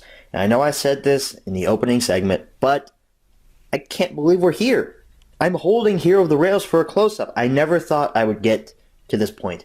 I don't know why I'm making such a big deal about this. I just think it's really cool that I'm finally able to get into the CGI era, and that means we're almost caught up to modern day. Anyway, let's go ahead and jump right into the close-up. We've got our poster art on the front, all new movie up there at the top, with Spencer, Hero, and Victor up on the top portion of the cover. You've also got these stars that are in all four corners. Big CGI Thomas in front of the Steamworks, next to Top and Hat. New Friends, new look. This is advertising Thomas and Friends transitioning into CGI. And Hero of the Rails, the movie. And this entire slipcover is embossed. And I love that. I can just poke Thomas's nose right there. And it actually feels like there's a nose right there. I just poke it. Poke it like that. I am getting very aggressive with my Hero of the Rails DVD. On the side, we have our hit logo. Just making sure that focuses. Scroll on down here. Hero of the Rails. Portrait of Thomas from the front. Lionsgate. This is the original 2009 copy. I'm not sure if there have been any reprints, but if there are, I just wanted to make sure that you all knew that this was from 2009. Hero of the Rails. hear Thomas speak in his own voice for the very first time. Inaccurate. Thomas actually had his first voice of his own in Thomas and the Magic Railroad. This is a lie. But I suppose we all want to forget Magic Railroad because that movie's not very good. But it's also kind of good because of childhood nostalgia, so maybe we don't want to forget it. I don't know. They obviously want us to forget it, and so does Mattel nowadays. They hate Magic Railroad, so again, inaccurate information. There's our blurb about the movie itself. It's not about what's on the disc or anything like that. It's a summary of the film. On the side, we have Hero, meet new friends Hero, Victor, and Kevin, and then there's Victor and Kevin at the bottom. You know, when I was a kid, I actually thought that this was pronounced Hyro, because of the I. So it makes me sound like I'm Asian. Hyro! That was really racist. I apologize. But that's what I thought it said. I thought it was meet new friends Hyro, Victor, and Kevin. But Hero makes a heck of a lot more sense. And then there's a big CGI Thomas on the left side over here. Bonus features, Thomas and Spencer racing game. Who's pulling into the station? Game. We have a Go-Go Thomas karaoke music video and Thomas and Friends bedroom makeover. We'll get to that in the menu tour section. But Go-Go Thomas, I like the song. Sue me. A lot of people hate it. I'm not sure why.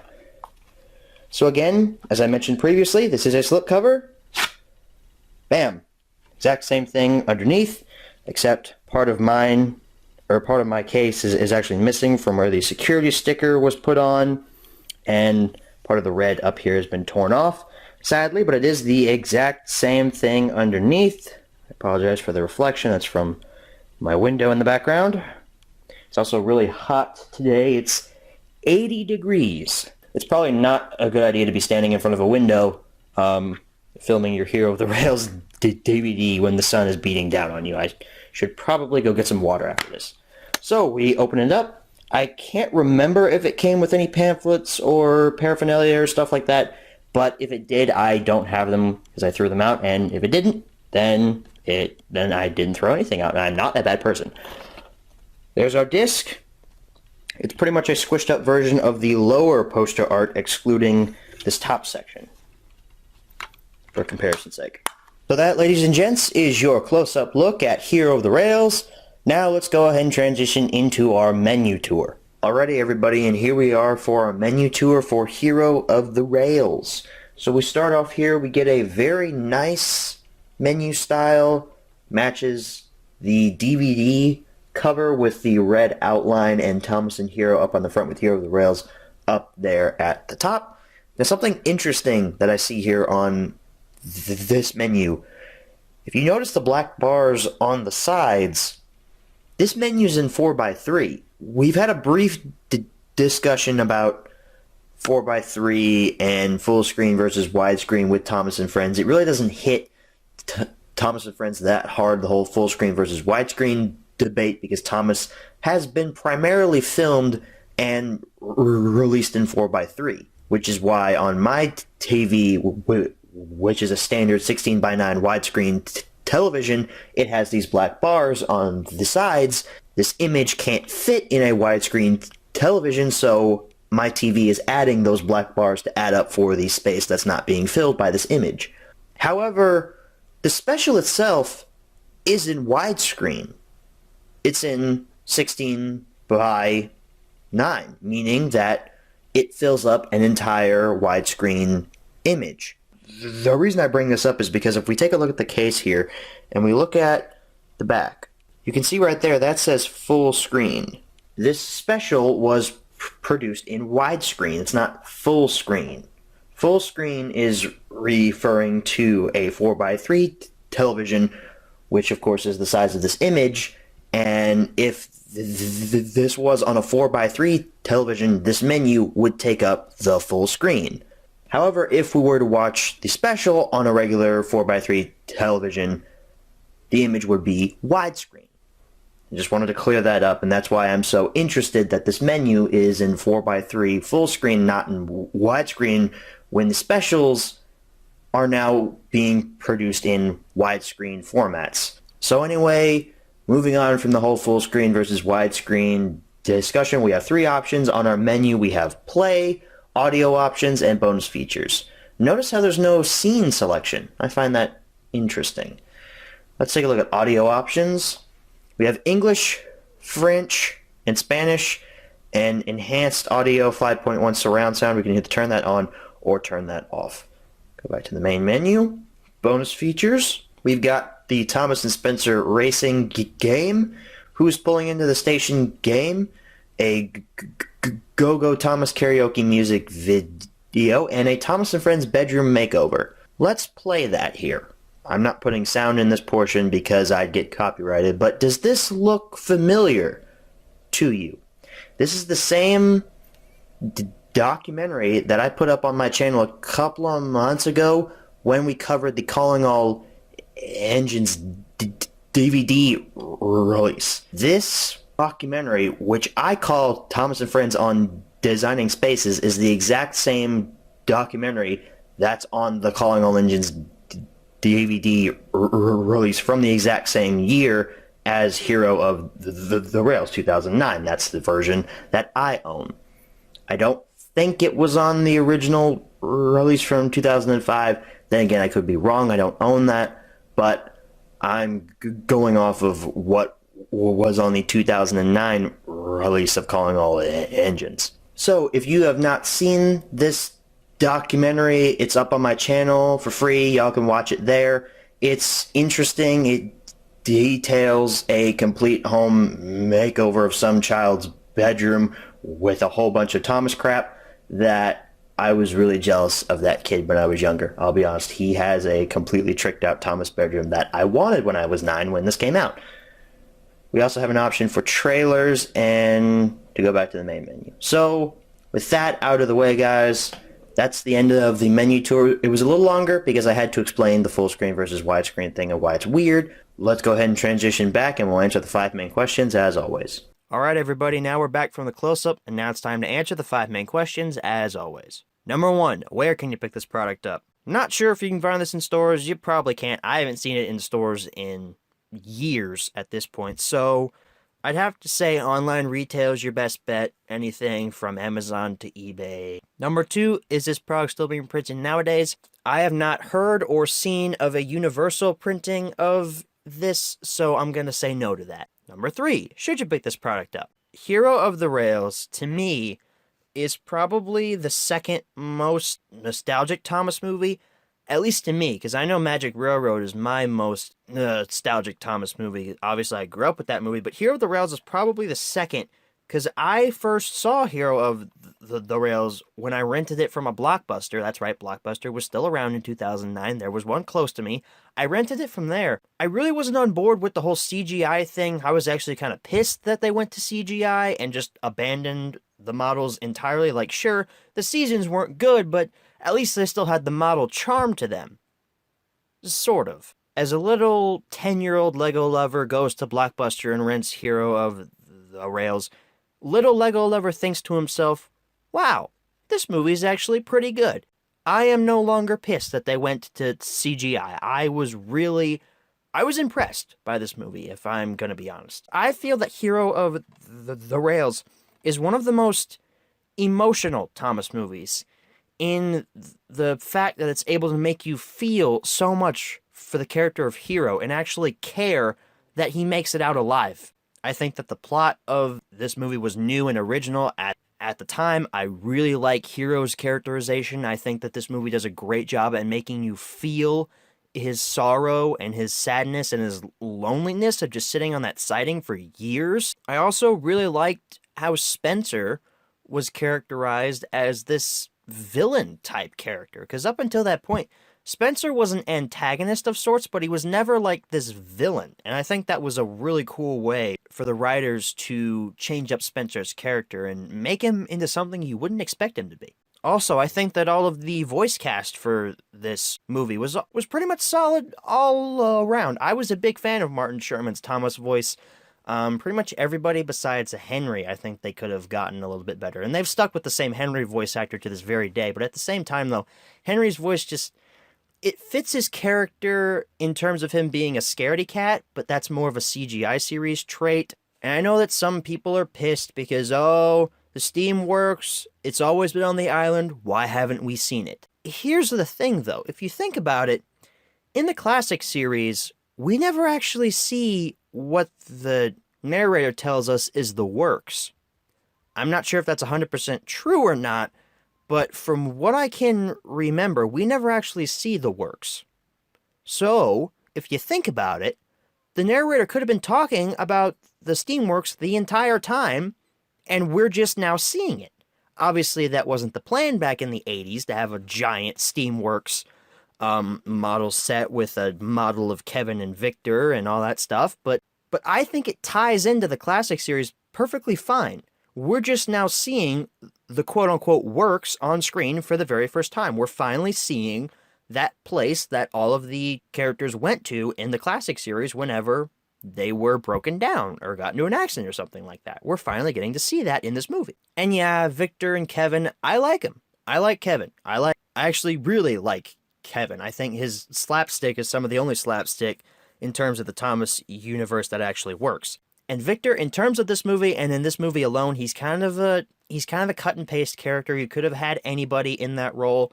However, once Blue Mountain Mystery comes around, he becomes more fleshed out. But just looking at him in this movie alone, he's kind of bland, but he gets better. And again, emotion. There's so much emotion during that final chase scene with Thomas, Hero, and Spencer. The way that Thomas and Hero are yelling back to each other. Hero's having like this PTSD flashback, and Thomas is trying to calm him down. Spencer's like making a bunch of terroristic threats towards Hero. It's just an amazing and powerful scene, and to be honest, it's probably one of my favorite scenes from any Thomas movie. I love that scene.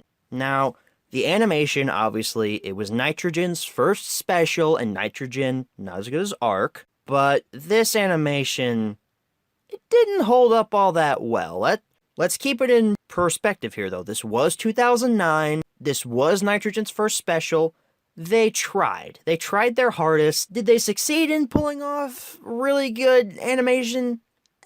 Sort of. Some of it looks like a PS2 graphic, but other times it looks pretty alright. However, I am glad that this movie wasn't put out on Blu-ray, because it's not Blu-ray quality. I mean, this doesn't look as good. The animation does not hold up, but I can overlook the animation because it has such a good plot. So obviously, because of all the praise I just gave Hero of the Rails, there's obviously some negatives. Sharon Miller did write this special. It's not all great. There are still those rhymes. Some of the characters are a little annoying. The dialogue sometimes is nonsensical. But this plot, man, I can't get over how much I like this plot and how much I like its setup and how much this plot was just so original for the time. It's been used by pretty much everybody in the community at this point, but back in 2009, this was a novel idea. The only negative I have is the fact that Sharon Miller wrote it. Some of the characters aren't that interesting, Victor, and some of the dialogue is nonsensical, and the animation doesn't really hold up all that well. Other than that, the characters and the plot, the action scenes, all that's done great. So I have to say, I give a really high recommend that you pick up Hero of the Rails. If you haven't seen this movie, you probably should. It's a really good Thomas movie.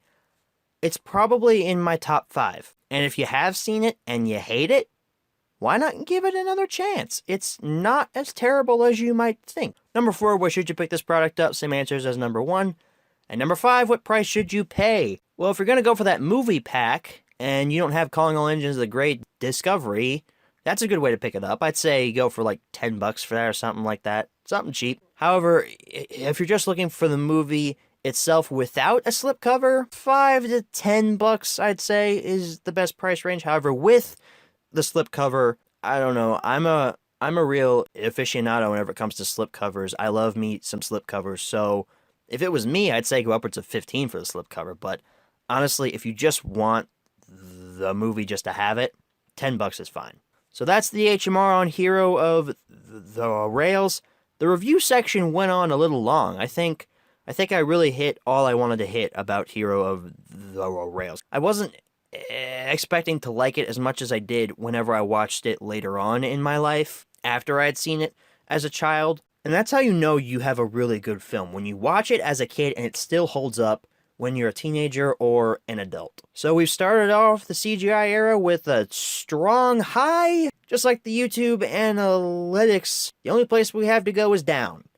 Because next week we're talking about the release that introduced the titular jokester known as Charlie. I'm talking about Splish Splash Splosh. 2 weeks from now, we're reviewing Splish Splash Splosh. So anyway, tune in 2 weeks to see me suffer. I will see you all in the next HMR. Thank you for watching, and good night, everybody.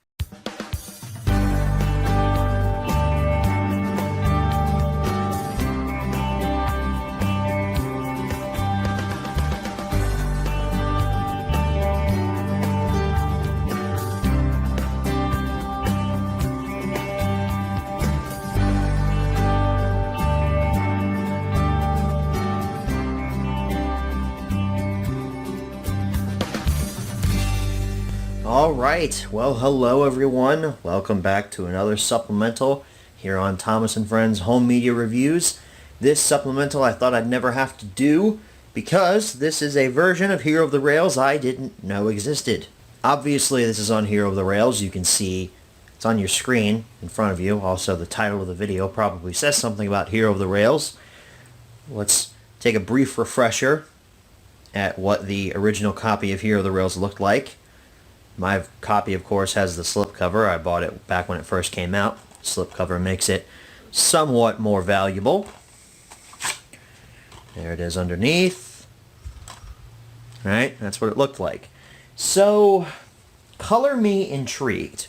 When I walked in to my local half-price books, and usually I go and check the media section, of course, I check the DVDs, the Blu-rays. Sometimes I check the kids section just to see if there's like a different Thomas release there that I don't already have. Most of the time I'm unsuccessful, but one particular copy of Hero of the Rails caught my interest. And from the front, it doesn't look any different. Here's that copy of Hero of the Rails. You can see it's exactly the same. Doesn't have all new movie on the top. It's got the red border, the most heroic tale of the year. I mean, it's got the same poster art here. I'll bring them closer. Where the differences begin is on the spines. So everything looks pretty much the same, correct? Except when you get down here. Lionsgate for the original 09, Universal on the newer one. Also, you have a DVD logo down here below the Thomas portrait. You don't have that on the OG version. So this is actually a 2014, 2015 reprint of Hero of the Rails. Universal actually did reprint this and put it back out on store shelves. At the time of recording that home media review, it wasn't on the wiki. And that's normally where I get my research done, is on the Thomas & Friends wiki. I don't know if it's posted there now or not, but yeah, apparently in 2015, 2014, Hero of the Rails was reprinted by Universal. On the back, pretty much the same here. But again, where our differences come into play is in the copyright dates down here at the bottom. It's kind of hard to see. If you can see there in little teeny tiny print on the Universal copy, it says copyright 2014 Universal Studios, all rights reserved. On the Lionsgate version, doesn't have that. Also, you've got a Universal logo there, Lionsgate logo down there. If you don't know where to look, though, these look pretty similar. They're exactly the same on the backs. If you weren't looking at the spines, you wouldn't know that this one is a 2014 reprint. But where you would also be able to tell if this was a reprint or not would be the discs. Here's the original 2009 disc, squished up version of the bottom of the poster. Here's the 2014 disc. Now, I shouldn't have to show these side by side for you to know which is which here, but yeah, you can tell the differences. The Hero of the Rails logo and the Thomas logo are pretty much in the same spot, but what's different is, of course, this is now that universal reflective gray look to the disc instead of having poster art. So there you have it, confirmed here by me. Hero of the Rails did in fact get a 2014-2015 reprint.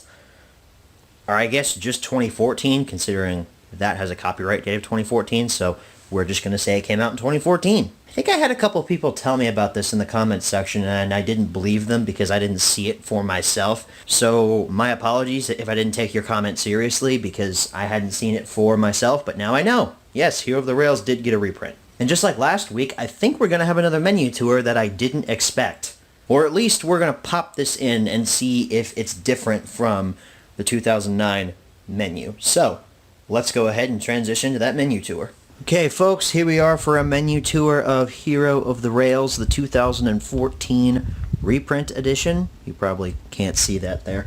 The reason I said 2014 instead of 2015, like I was saying earlier, is because this has a trailer for Tale of the Brave on it, so this 100% confirms to me this was released in 2014, other than the copyright date, of course. Why does everything keep playing automatically? I hate that so much. I just shot the menu tour for the Runaway engine earlier today, and it was doing that too, so... But from what I can tell, this is the exact same menu as we had on the original print of Hero of the Rails. No scene selection, just audio options. We have English, French, Spanish, enhanced audio 5.1 surround sound. Back to the main menu here. Let's see if the bonus features are the same, though. Thomas and Spencer racing game, Who's Pulling Into the Station, music video Go Go Thomas, and even the Thomas and Friends bedroom makeover I think is the same. Let's take a look and see if that is the same featurettes. Yep, this is Thomas and Friends on Designing Spaces. This is the video that's currently actually up on my channel right now. I have it uploaded for archival, I can't speak today, purposes. So if you want to see that full featurette, go ahead and check out my channel. It should just be titled Thomas and Friends on Designing Spaces, because that's the television show that clip comes from. Another short menu tour. I apologize for hyping you all up to be like, oh, let's see if the menu's different, but guess what? It's not, because they probably just used the same master, but that's fine. I'm not going to keep you all any longer. I'll go ahead and wrap it up here. Thank you all so very much for watching. I will see you all next time. Good night, everybody.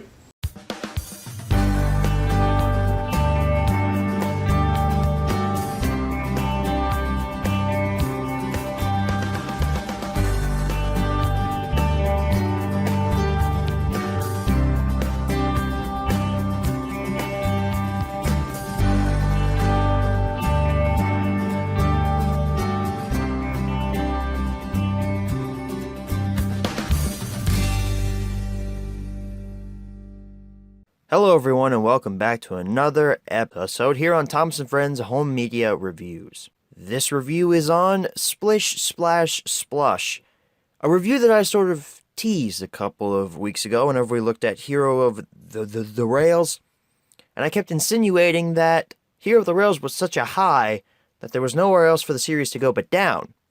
However, upon rewatching Splish Splash Splosh, it wasn't as much of a drastic fall as I expected. Or was it? We'll find out in the review section. So anyway, let's go ahead and jump right into the history section of Splish Splash Splosh.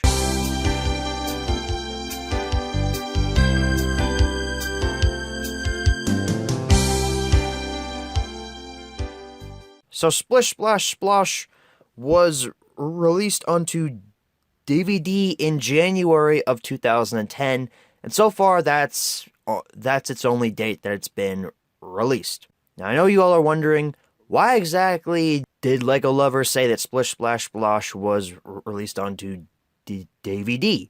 He never mentions the format because everything's been primarily released on DVD for like the last 2 months. What's the deal, Lego Lover? I say that because apparently Splish Splash Splosh was released in theaters in November of 2009.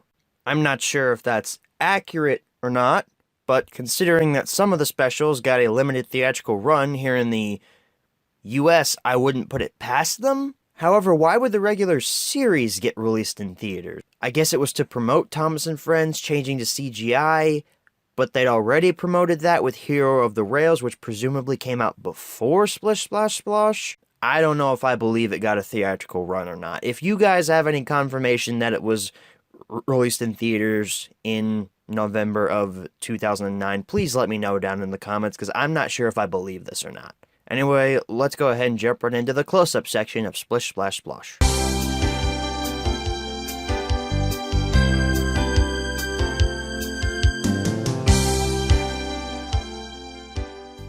Alrighty, everybody, here's your close-up look at Splish, Splash, Splosh. I was all excited last week with Hero of the Rails, and now we're here. Splish, Splash, Splosh. This is the original 2010 release print. We've got new, with an exclamation point up there at the top, in full Steam CGI animation. Again, it's advertising the fact that Thomas is now in CGI, but Hero of the Rails already did that, so why would you need to advertise it again? We've got our front cover there. There's Thomas on the side. Splish, Splash, Splosh in a very eye-catching font.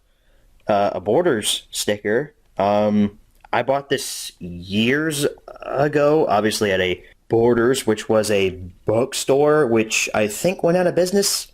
I know the one by my house recently closed, like back in 2014 or so, and now it's a mattress place. But I did pay $15 for this, so yeah, I think this was in 2010 as well, the release year that I purchased this. We've also got down here, Meet Charlie, the new engine friend, and behind that sticker, there's Rosie. You can see her funnel right there. Poor Rosie. She's being covered up by the Borders sticker. Oh well, sucks for you, Rosie. On the side, we've got Hit Entertainment logo. Scroll on down, Splish Splash Splosh. Portrait of Thomas, distributed by Lionsgate.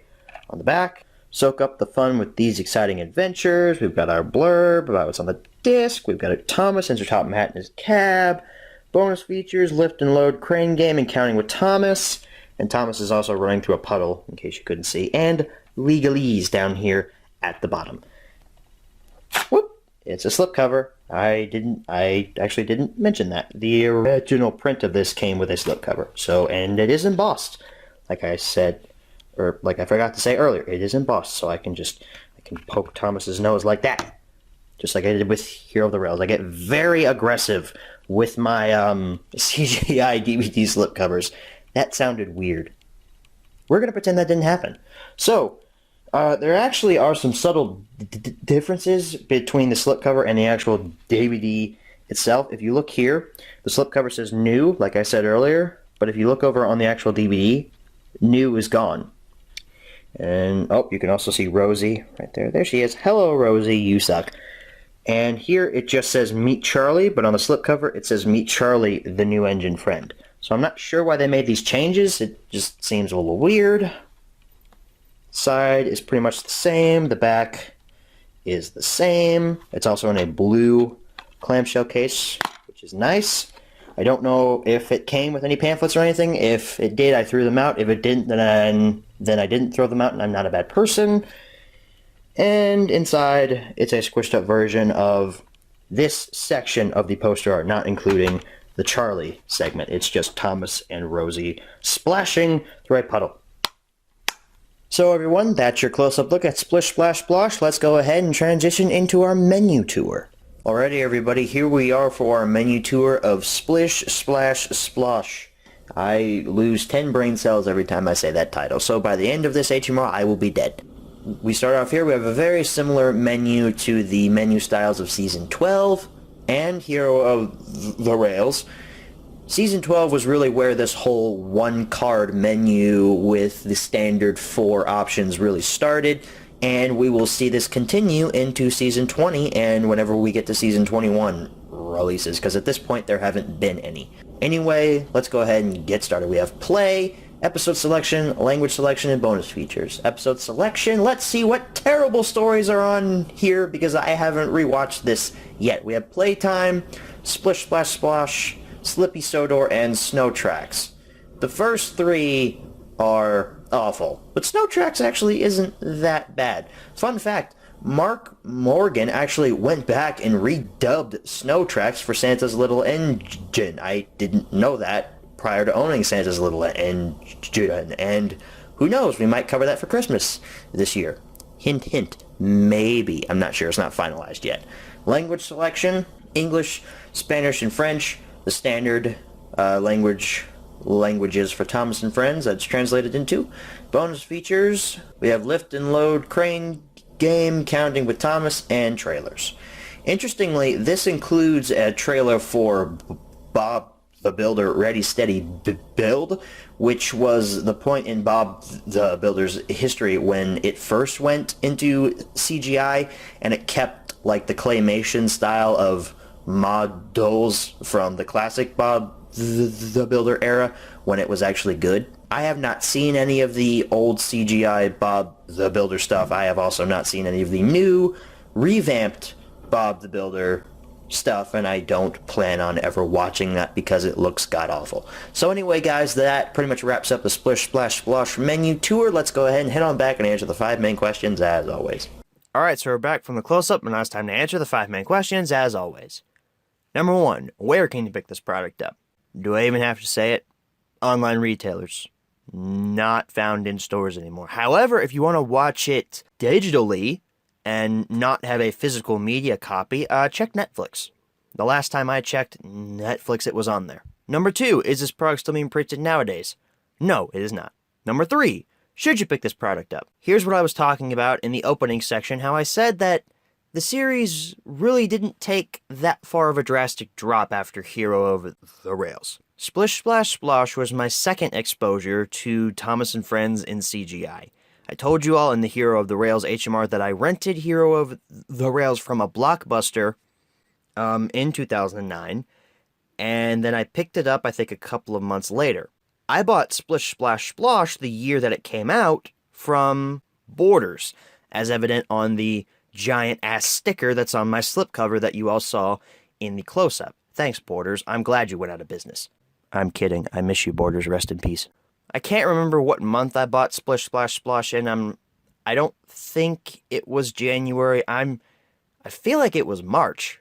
I don't know why I think March, but I feel that that's the date that I picked it up in. I watched it, and I thought to myself, wow, this isn't what Thomas really should be. I don't know if I like this a lot. And now, looking back on it 7 years later as an older, more professional LEGO lover, because younger LEGO lover didn't really like it that much, what does older LEGO lover think? Well, older LEGO lover thinks that Splish Splash Splosh isn't horrible. It's also not good either. It's not anything breathtaking. It's just average. And I know that's probably rich coming from me, because you guys know I hate Charlie, and I hate everything that character stands for. So yeah, I'd say I have fond memories of these stories, and just the fact that they're somewhat nostalgic to me. I mean, I was 10 when this came out. So they're somewhat nostalgic, not too much, not like the classic series where there's unconditional love there, but here there's still a little bit left. Of course, this was all prior to me dying on the inside, but in the original recording of this HMR, I gave Splish Splash Splosh a not recommend. But then I sat down and I actually watched it again. And I thought to myself, I wouldn't feel right if I published this HMR and I Red Arrowed Splish Splash Splosh. Because honestly, I'm so nostalgic for Splish Splash Splosh. It's uncanny. And I can actually watch Splish Splash Splosh and get some form of enjoyment out of it. I'm officially giving Splish Splash Splosh a green arrow. I know I'm just as surprised as many of you, but I actually recommended something from older CGI Thomas. Number 4, where should you pick this product up? Same answers as number 1. And number 5, what price should you pay? For the original DVD release, without the slipcover, $5-10 is what that's worth. With the slipcover is normally rare nowadays. People don't exactly preserve their slipcovers, which you are a Satanist if you don't. But disregarding that obvious fact, if you're looking for one with a slipcover, then you're going to want to pay upwards of $15 for it if you really want it in good shape. So that was the HMR on Splish Splash Splosh. There's something weird going on with me and Splish Splash Splosh. I don't know. We're in a rough patch in our relationship right now, I guess, and I think Splish Splash Splosh is filing to divorce me, and I'm really sad about it. I'm not sure. For those of you who don't know, that was called a joke. I'm not actually married to Splish Splash Splosh. I'm married to Sodor's Legend of the Lost Treasure, just in case anyone was wondering. So anyway, in 2 weeks from now, or maybe 1 week, I'm not sure if there's going to be a supplemental after this, but in a undisclosed amount of weeks, we'll be taking a look at Thomas and the Runaway Kite. This one, I'll go ahead and spoil it now. I also have somewhat of a nostalgic connection to Thomas and the Runaway Kite. Not as much as Splish Splash Splosh, because Runaway Kite obviously came out after Splish Splash Splosh, and I got that after I actually got that close to when Misty Island Rescue came out. Misty Island Rescue, oh, I'll go ahead and spoil that right now. That killed it for me. In a couple of weeks, Thomas and the Runaway Kite, be there, or be square, or be a circle. I really don't care. I don't want to assume your shape orientation. I'm just going to go ahead and end the episode there. Good night, everybody.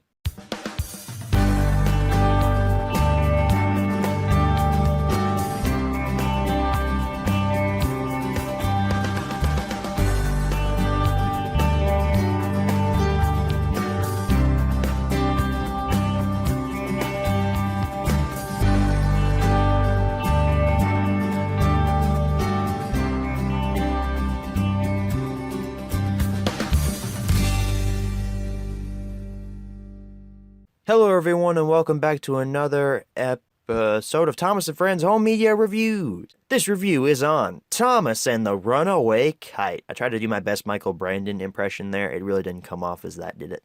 So let's not waste any more time. Let's go ahead and jump right into the history section of Thomas and the Runaway Kite.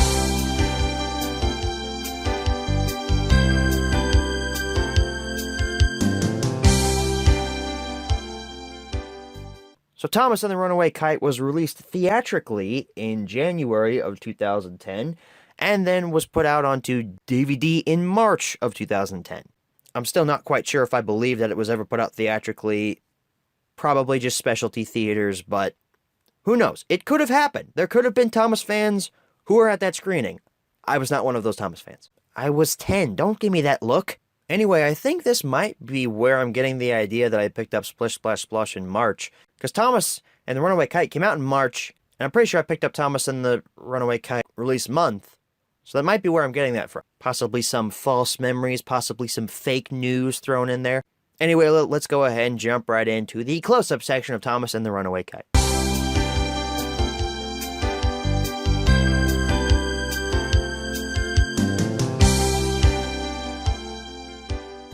Alrighty, everyone, here's your close-up look at Thomas and the Runaway Kite. Now, you're already realizing this, I'm sure, but this DVD does not have a slipcover. Our last two regular HMRs had slipcovers on their releases. I'm not sure if this one originally came with a slipcover. I'm assuming not, because I bought this in 2010 whenever it first came out, and it didn't have a slipcover, so I'm guessing it didn't have a slipcover whenever it first came out. Don't quote me on that. It might. I'm not sure, but I personally have never seen a copy with a slipcover. So with that out of the way, let's go ahead and take a look at it here. In full steam CGI animation, we mentioned this back in Splish Splash Splosh, that they're still advertising that it's in CGI animation. Below that, we've got Thomas and the Runaway Kite with the Thomas and Friends logo up there. We've got Thomas and, Charlie on the front. Does Charlie really bring in the sales?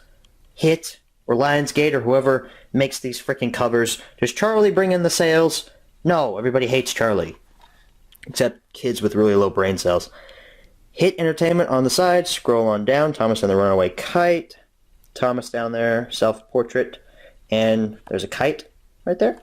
Self-promotion, I guess, or not self-promotion. I guess it's just promotion for the DVD. It is called Thomas and the Runaway Kite. On the back here, full steam ahead for high-flying fun. I almost said something worse than flying.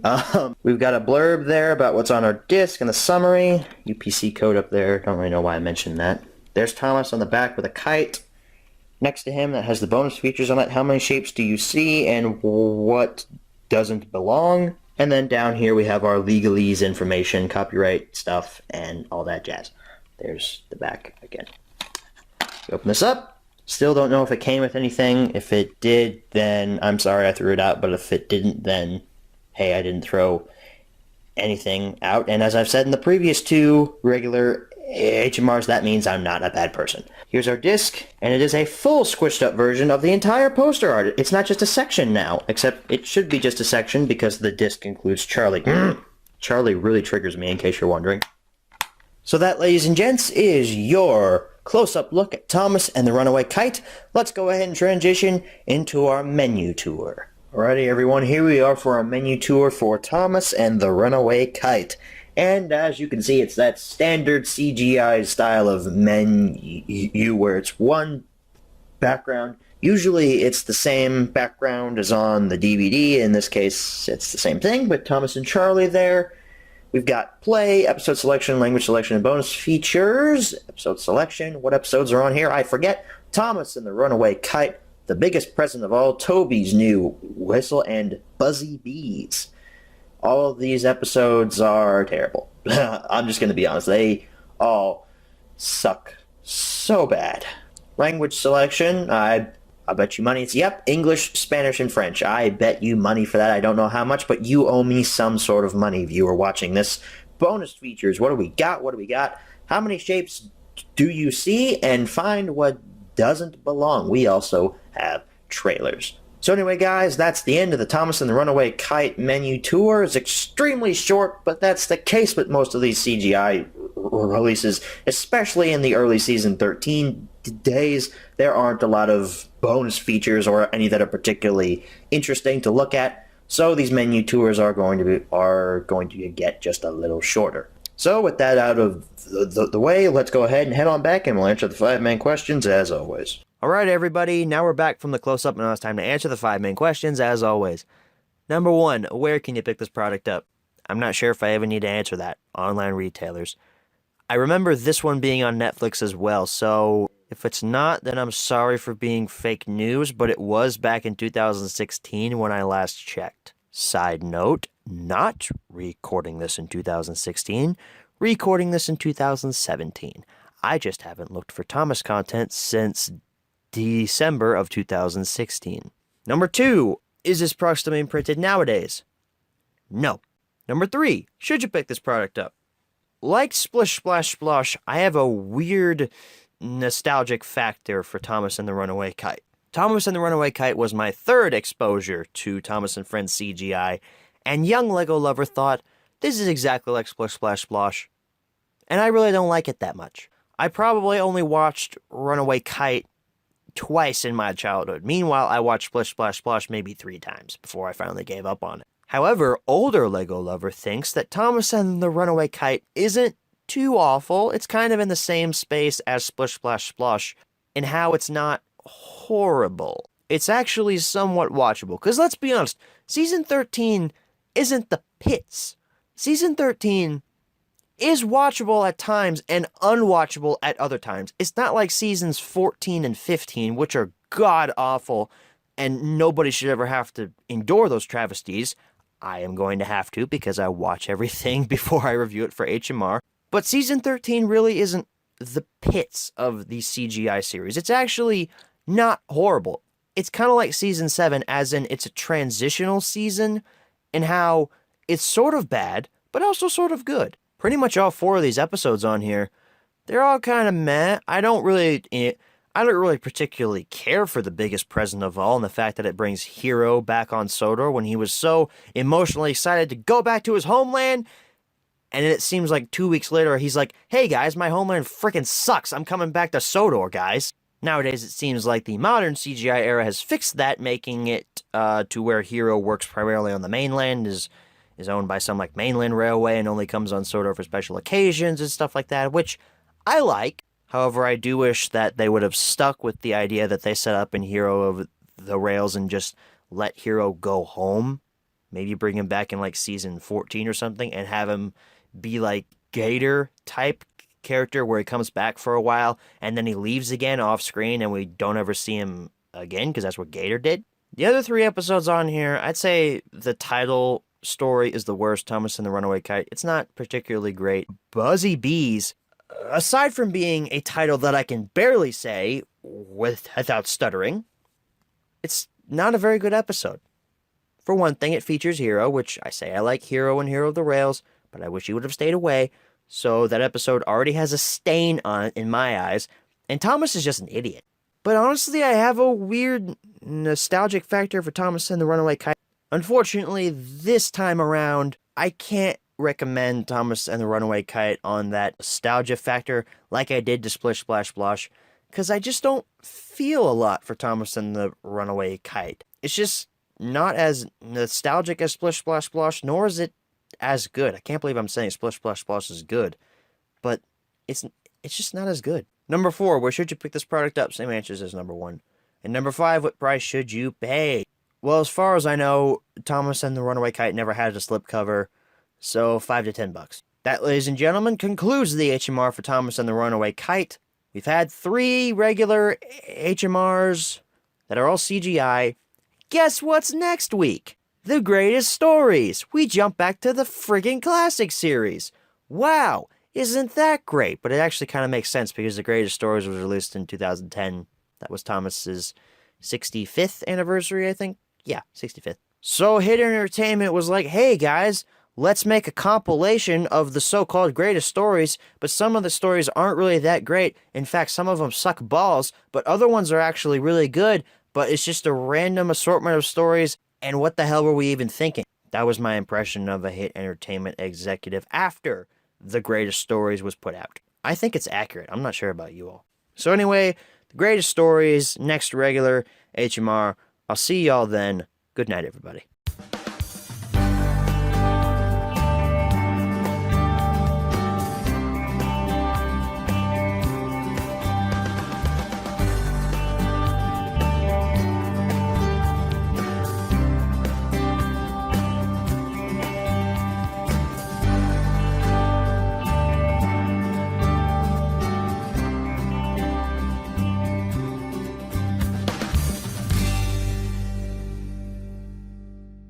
What's going on, everybody, and welcome back to another episode here on Thomas and Friends Home Media Reviews. This review is on The Greatest Stories. Remember how I said that we were only going to be primarily looking at CGI releases from here on out? Well, I suppose not in this episode. Haha, scammed. No, but really, it wasn't my fault. Hit Entertainment made the conscientious choice to release The Greatest Stories to celebrate Thomas's 65th anniversary. So it's not really my fault, but you're still scammed. Anyway, let's go ahead and jump into the history section of The Greatest Stories.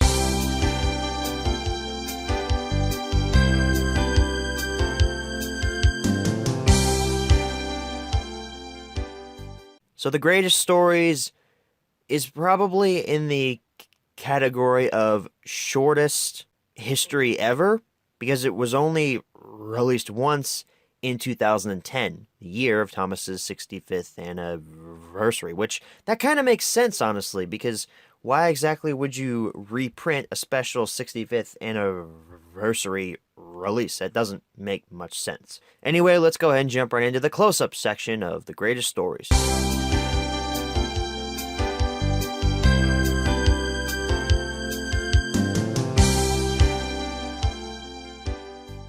Alrighty, everyone, here's your close-up look at The Greatest Stories.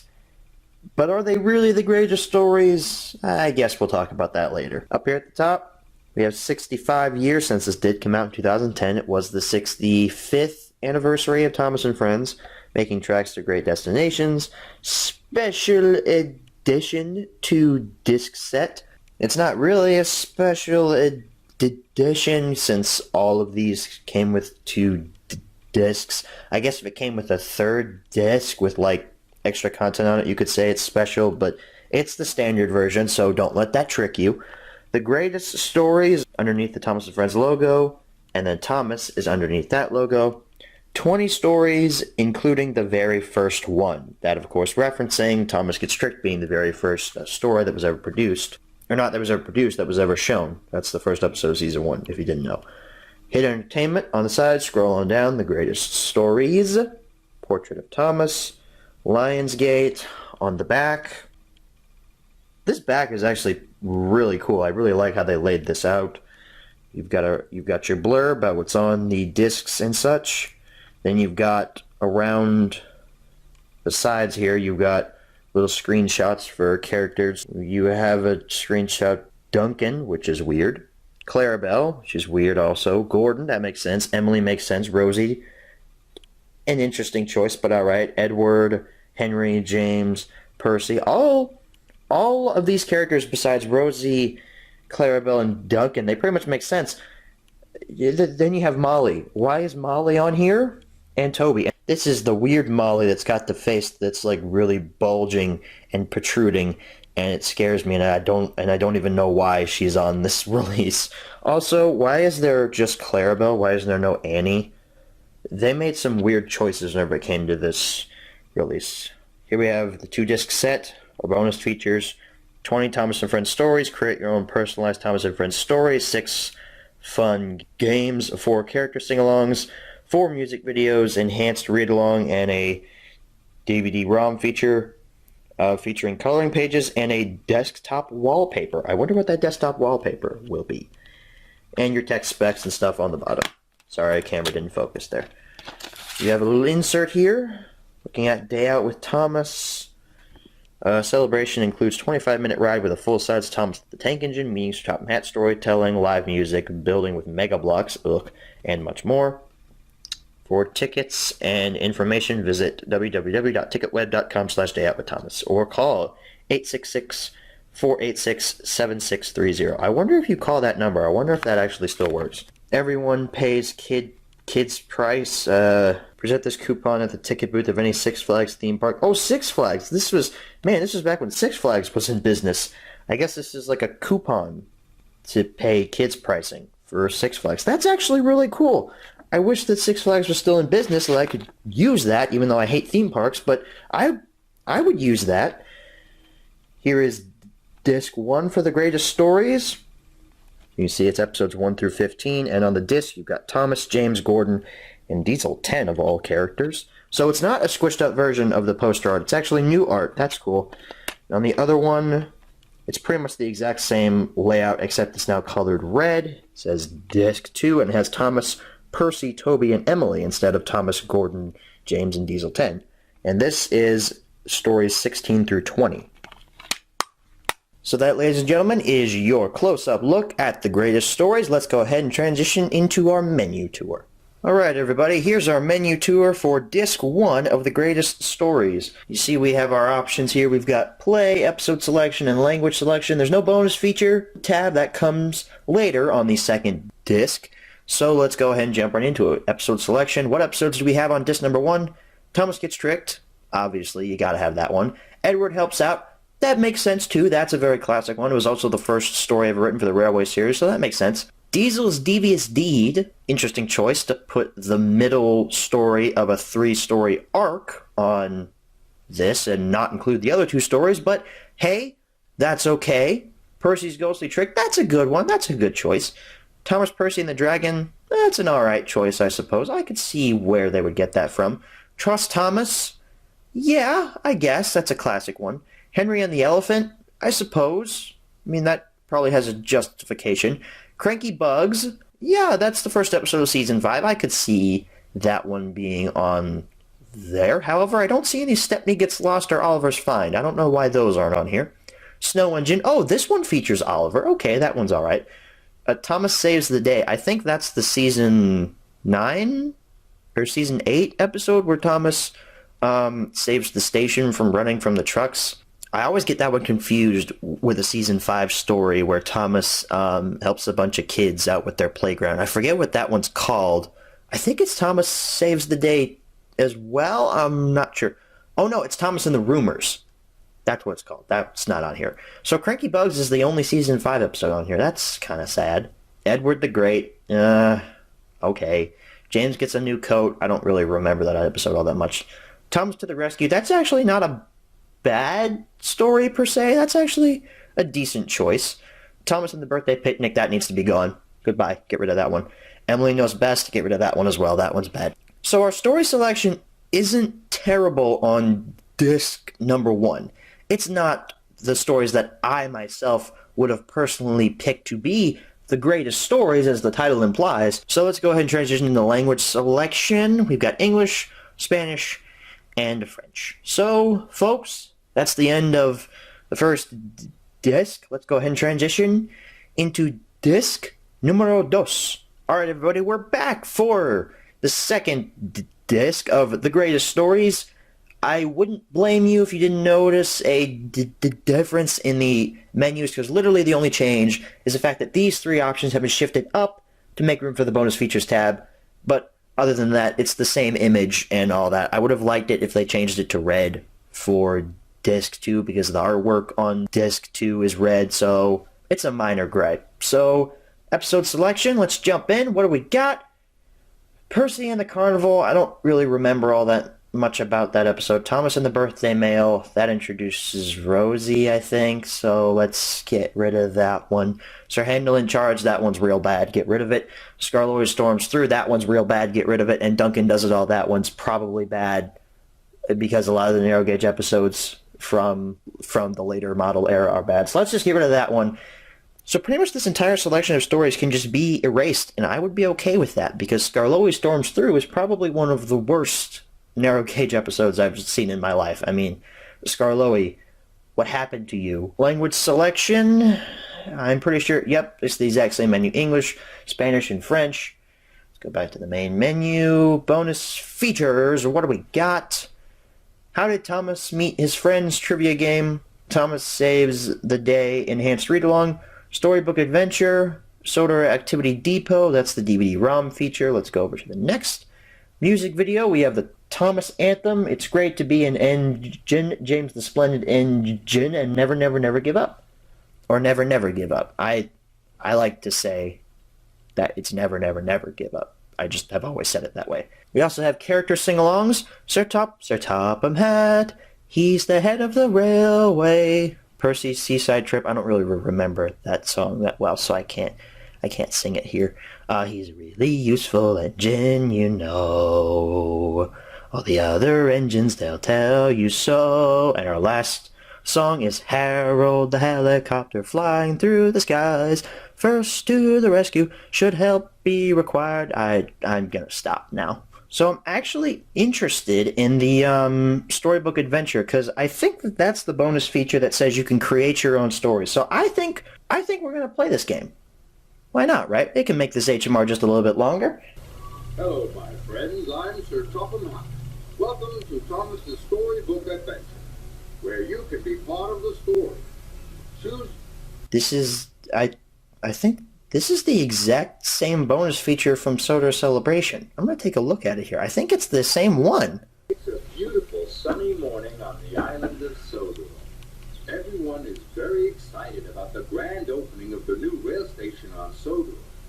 It's the same bonus feature. Well, that sucks. That's kind of a ripoff. That says that you can create your own story on the back of this. Yeah, it says you can create your own personalized Thomas and Friends story. This is not personalized. This is a predetermined game. That sucks, dude. I'm actually really mad now. That's false advertising. I'm not cool with that. It brings this release down in points. Let's take a look at the Sodor Activity Depot. What's this say? Create your own Thomas storybook. There it is. You can do it it's a DVD-ROM extra. Well, then why didn't it list it under the DVD-ROM extra category? This release is all over the wall. You can star in your own Thomas and Friends storybook, print coloring pages, and download wallpapers from your computer desktop at the Sodor Activity DVD-ROM Depot. To visit the Sodor Activity Depot, ask a grown-up to help you insert this disc into your DVD-ROM drive on your computer. Have fun. Maybe I'll do that later, but that's kind of BS, dude. Not a fan of that. Anyway, before I get progressively more triggered, let's go ahead and head on back and answer the 5 main questions, as always. Alright, so we're back from the close-up. Now it's time to answer the 5 main questions, as always. Number 1, where can you pick this product up? eBay. Online retailers. I actually found mine in a thrift store. Yeah, check your local, thrift store, I suppose. Maybe you'll get lucky and only pay 99 cents like I did. Number 2, is this product still being printed nowadays? No, it is not. Number 3, should you pick this product up? Here's where I think I'm going to piss a lot of people off. I don't like the greatest stories. I think that this release was a blatant cash grab to cash in on the 65th anniversary of Thomas and Friends, and I think that it just completely ruined any potential that this release could have had. Yes, it's great to see the classic series make a pseudo return by having, I don't know, maybe 6 or 7 episodes that are actually classic series on the greatest stories. However, it all comes down to my own personal opinion. And in my personal opinion, these stories that are on here are not the greatest stories. I mean, they put Skarloey Storms Through on here. They had the audacity to put Skarloey Storms Through, a atrocious episode, on a release titled The Greatest Stories. I can't comprehend how they thought that that was one of the greatest. Sir Handel in Charge, Thomas and the Birthday Mail, James Gets a New Coat. Just these random stories that are not memorable and just aren't good. I can barely remember anything about James Gets a New Coat other than James got a new coat. He got a new coat of paint. That's it. That's all I can tell you. That's because the episode's so bland and nothing happens in it. Also, the bonus content on here is pretty piss poor. For a really, special, souped-up release, I was expecting, some Lost Ark type stuff on this. All we got was some really crappy games. They literally took that personalized story from Thomas's Sodor Celebration and pasted it onto this release. It's the same story. It's not personalized. You don't change anything. It's you just going through the motions. That's false advertising. That's fake news. That's fake news. Because it's true. The music videos, yeah, they're classic series songs. That's cool, but it doesn't make up for, this release being close to awful. I really don't think that The Greatest Stories is worth your money. I seriously cannot say that I recommend that you buy this. It's one of the most cash grabbiest releases I've ever seen in my life, and one of the laziest, if I'm going to be honest. Number 4, where should you pick this product up? Same answers as number 1. And number 5, what price should you pay? Well, if you ignored my recommendation, some people are trying to sell this on eBay for 40 or 50 bucks. It's not worth that. Don't pay that outrageous price. It's not worth 40 bucks. If anything, it's probably worth about 15 to 20. However, if you're like me and went to a thrift store and found it for 99 cents, hey, that's a freaking amazing deal. So that's the HMR on The Greatest Stories. I kind of went ham on it, actually. I'm surprised at how negative I got. But honestly, it's not good. It's just one of those releases that's a blatant cash grab and isn't saying sorry that it is one. So anyway, next regular HMR is going to be on Creaky Cranky. We're going back to the CGI era, and hopefully this time we'll stick with it the entire way. Oh wait, we have Engine Friends. Darn. So anyway, next regular HMR, Creaky Cranky. I'll see you all there. Good night, everybody. That's taken directly from Sodor Celebration and pasted onto this... Oh. I just dropped the microphone. Okay. I feel like I might put that in as a blooper just because it's really good.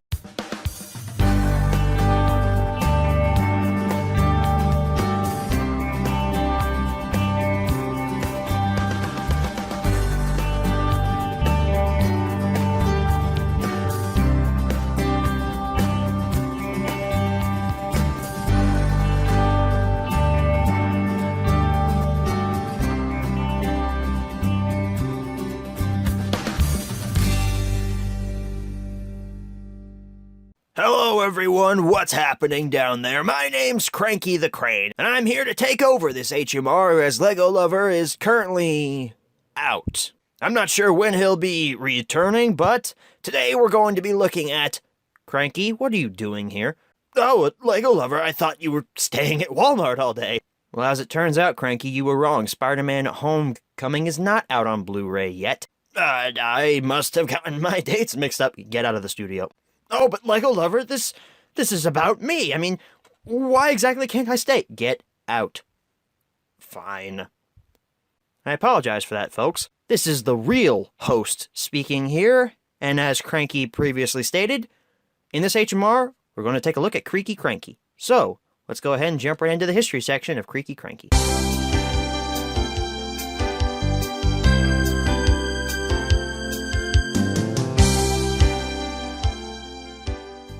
So Creaky Cranky has an extremely short lifespan, as it was released once in July of 2010. However, while Creaky Cranky may have been released by itself once, it was actually put out again in 2011. It was a part of this boxed set called the Steam Team Collection, and that set included Splish Splash Splosh, The Lion of Sodor, Creaky Cranky, and Thomas and the Runaway Kite. So anyway, let's go ahead and jump right into the close-up section of Creaky Cranky.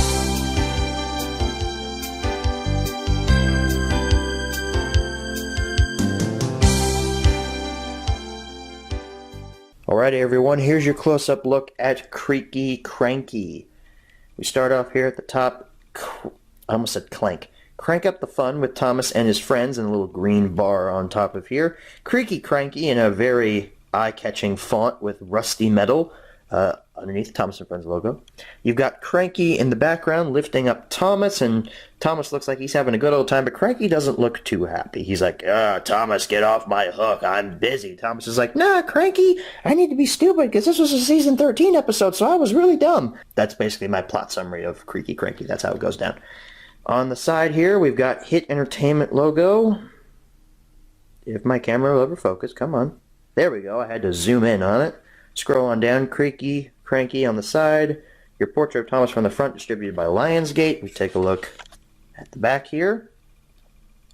Only on DVD, featuring activities and fun with Driver Perkins, Thomas and Friends. Your blurb about what's on the disc. It's actually really small. Your bonus feature, just one feature, is the sound song karaoke music video. You also got a huge image of Victor and Kevin in front of the Steamworks. And then your tech specs and stuff on the bottom here. Open it up. Didn't come with an insert. I bought it used off of eBay, so I'm not sure if it did come with one.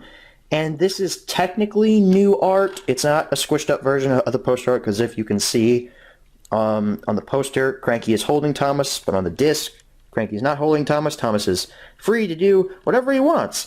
So it's sort of a squished up version, but also not. So folks, that's your close-up look at Creaky Cranky. Let's go ahead and transition into our menu tour. Alrighty everybody, here we are for a menu tour of Creaky Cranky. So, we've got our standard CGI menu of just one standard image, usually from the front of the release. There's the similarities for you. It's the exact same shot of Thomas and Cranky. It's just the Creaky Cranky and the Thomas logo have been moved to this area.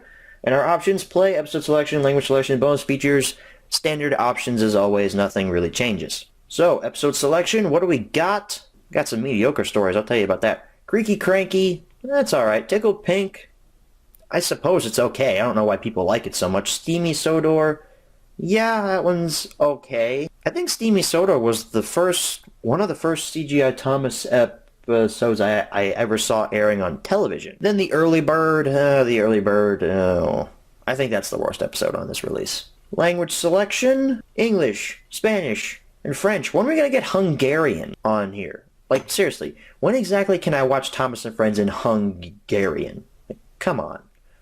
Bonus features, the sound song karaoke music video, that's such a confusing title, and the trailers.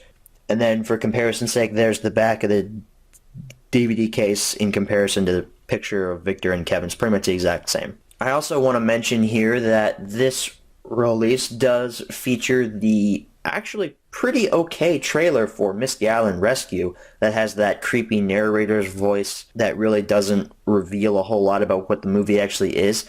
I gotta say, that trailer is actually better than Misty Island Rescue itself. So anyway, that is the menu tour for Creaky Cranky. Let's go ahead and head on back and answer the 5 main questions as always. Alright, so we're back from the close-up. Now it's time to answer the 5 main questions as always. Number 1, where can you pick this product up? eBay, online, Amazon. I bought mine off of eBay for about $3, I think. It was kind of funny too. I was the only bidder on the auction, so I'm sure the seller was probably thinking, oh man, I gotta sell this crappy CGI Thomas DVD. There's no way anyone's gonna buy it. Oh, hey, someone bid on it. Is this guy insane? The answer to that, eBay seller, yes. Yes, I am, because I buy everything. Number 2, is this product still being printed nowadays? No, it is not. Number 3, should you pick this product up? Here's where a lot of you are probably going to be confused. I don't really enjoy the episodes on Creaky Cranky all that much. I mean, Creaky Cranky is okay. It's an alright story. Tickled Pink, I'm not sure why a lot of people think that episode's fantastic, or at least semi-watchable. I think it's fine. It's fine. It's average. Steamy Sodor, I'm extremely nostalgic for, because that was actually one of the first CGI stories I saw airing on Sprout. So I actually kind of like Steamy Sodor in a weird way. I just think it's kind of funny to see Thomas screwing up. And the Early Bird, I just flat out don't like. I think that episode is not good. However, I really do enjoy the Mr. Perkins segments on Creaky Cranky. I think that Ben Forster gave it his all whenever he was playing that character, and I really enjoy watching him in his segments on this release.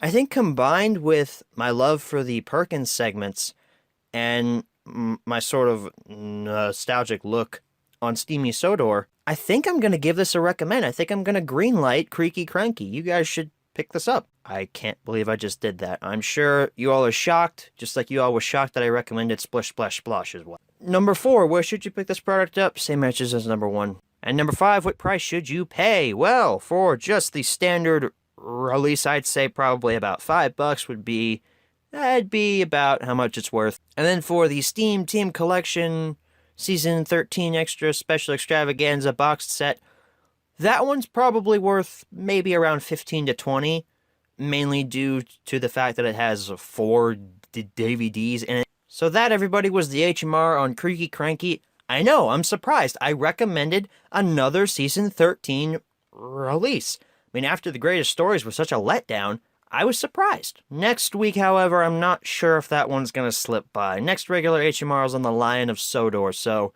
we'll see how that turns out. So I'll see you all then. Good night, everybody. Number 2, where should you pick this product up? That's not the right answer. I've been doing this for over a year now, and that's not the right question.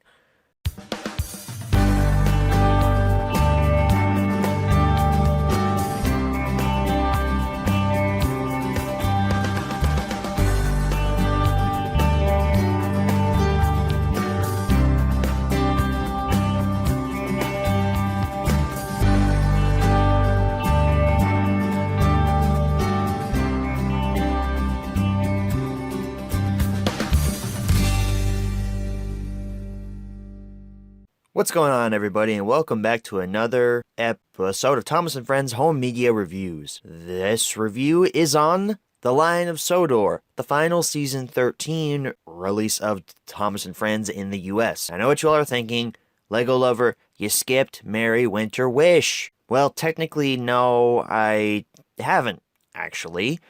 Last year, I think it was, I did the Super Mega HMR on the Holiday Favorites box set to kind of close out 2016 for HMR, and it just so happens that that set includes Merry Winter Wish along with Ultimate Christmas. So if you want to see me talk about Merry Winter Wish, go and check out that HMR. I'm sorry I didn't mention that at the end of Creaky Cranky. I completely forgot to, but anyway, confusion is now gone. Let's go ahead and jump right into the history section of The Lion of Sodor.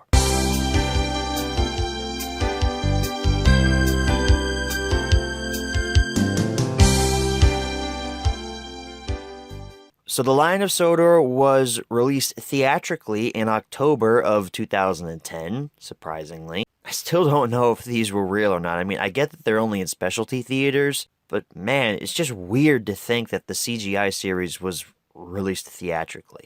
And it was released on DVD in December of that very same year, 2010. And that was the end of The Lion of Sodor's life, pretty much. There aren't any modern day reprints of it. So anyway, let's go ahead and jump right into the close-up section of The Lion of Sodor.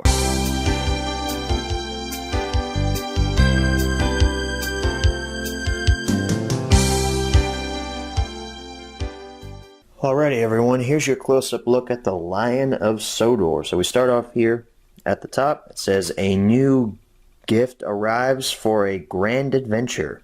So it's promising a lot. The Lion of Sodor, and a very, very cool logo. It's in like a banner type thing on the front. It's really cool. You got Thomas and Percy on the sides, and then the Lion of Sodor in the front, which is kind of a spoiler because in the story, The Lion of Sodor, Thomas thinks that the lion is actually a real lion, but it turns out it's actually just a statue. So you're already spoiled going in that it's not a real lion. So false advertising? I don't really care either way. The story was really bad, but you know, for a kid, that's kind of bad. On the side, got your Hit Entertainment logo. Scroll on down, The Lion of Sodor, distributed by Lionsgate with the portrait of Thomas. And on the back, it says, full steam ahead for lion-sized fun and adventure. You got your UPC code, Thomas and Friends, your blurb about what's on the disc and such. Only on DVD featuring activities and fun with Driver Perkins. Thomas with the Lion of Sodor right there. Bonus features are Determination karaoke song, Party Train, match game, and a bonus episode of Timmy Time, Timmy's Plane. And no, that's not Timmy from the Fairly Odd Parents. That's the real bad kid show, Timmy Time, starring the little sheep guy. There's our disc. It's a squished up version of the poster art. Returning to that. So let's go ahead and move on to our menu tour of the Lion of Sodor. Alrighty, everybody, here we are at our menu tour for the Lion of Sodor. So we start off here. We've got a similar image to what's on the cover art of our DVD. I'll throw it up here again just for comparison. We have our same four options over here: play, episode selection, language selection, and bonus features. Let's go ahead and scroll over to episode selection. What do we have? The Lion of Sodor, Thomas and the Pigs, Time for a Story, and Hero Helps Out. All those episodes aren't horrible. They're just not very good either. Language selection: English, Spanish, and French, as per usual. Bonus features, what do we got? Not a lot. We have our Determination karaoke song, Party Train, matching game, and our bonus story from Timmy Time, and also trailers. So, you know what? Just for fun, and to make this menu tour last a little longer, we're actually going to play the Party Train matching game. I know, right? Heresy, Lego lovers playing a game on HMR, but you know what? We're going to do it. So, let's play it. The island of Sodor is a festive place, and there are lots of reasons to celebrate. This round object makes for some fun party games. Can you match it? Oh, I see what this game is. Let's see, which one's round? I think this is round? Nah, it's this. Great choice. Ooh, I wonder what this is. Guess what matches this interesting shape? It's totally the Mr. Bubbles poster. Nah, just kidding. It's the balloon! Stupid! Pick the frozen party dessert that matches the outline on the train car. Okay, this one's actually kind of confusing because cakes can be frozen, ice cream cakes, but then you've got the ice cream cone over there, but obviously the outline states that this is the ice cream cone. So that game wasn't too bad. It's a little simplistic, but hey, this is a show made for 3-year-olds, so that would be entertaining to a 3-year-old, I suppose.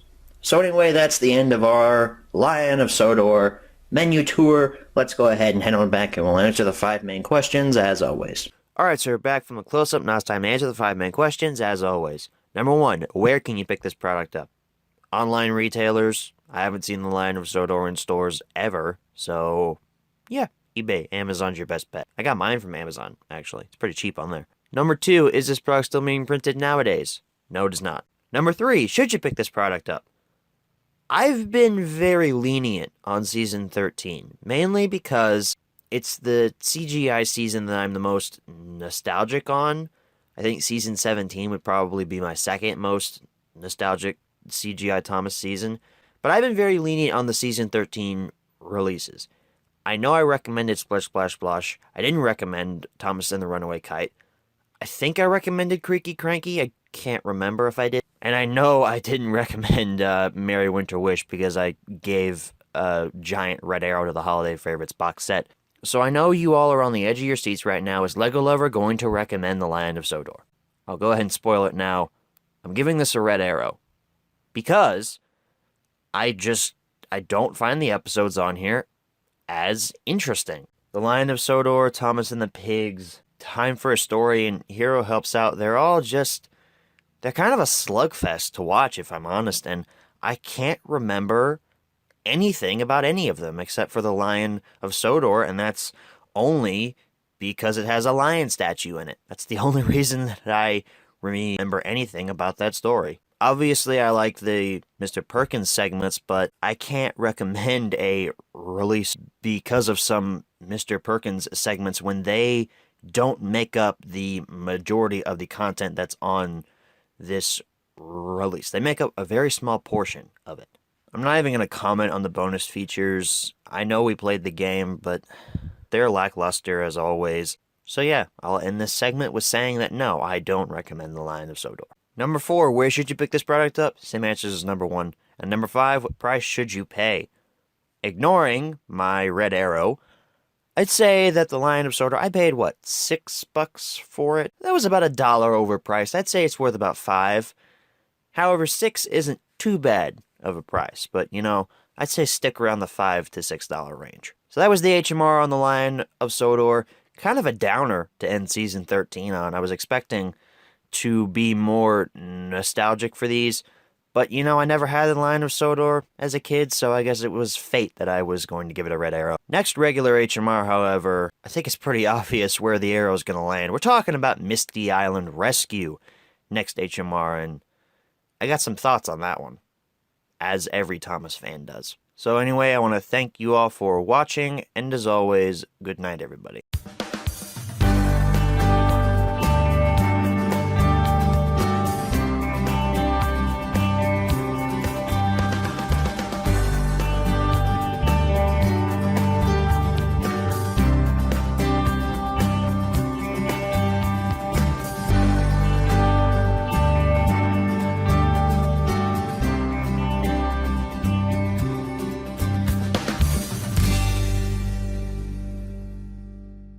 Hello everybody and welcome back to another installment of Thomas & Friends Home Media Reviews.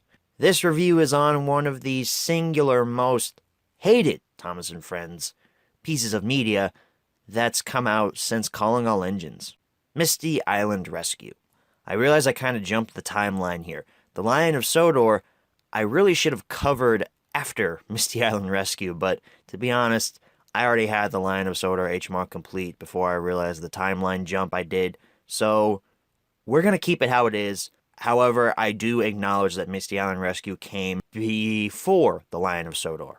Anyway, let's go ahead and jump right into the history section of Misty Island Rescue.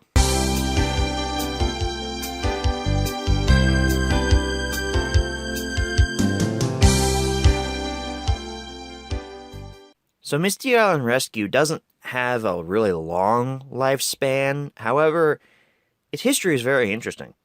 It first aired on television on September 4th, 2010, and then it was released on DVD 3 days later on September 7th of 2010. I found that interesting, a special airing on television prior to it coming out on physical media. Was that the first time that Thomas & Friends has ever done that? Because I don't think Hero of the Rails did that. I think it took years for Hero of the Rails to air on television, now that I think about it. Who knows? I'm not really sure. I just know that they don't do that nowadays. I know that, you know, King of the Railway just aired on PBS a couple years ago, and that came out in 2013. So anyway, let's go ahead and jump right into the close-up section of Misty Island Rescue.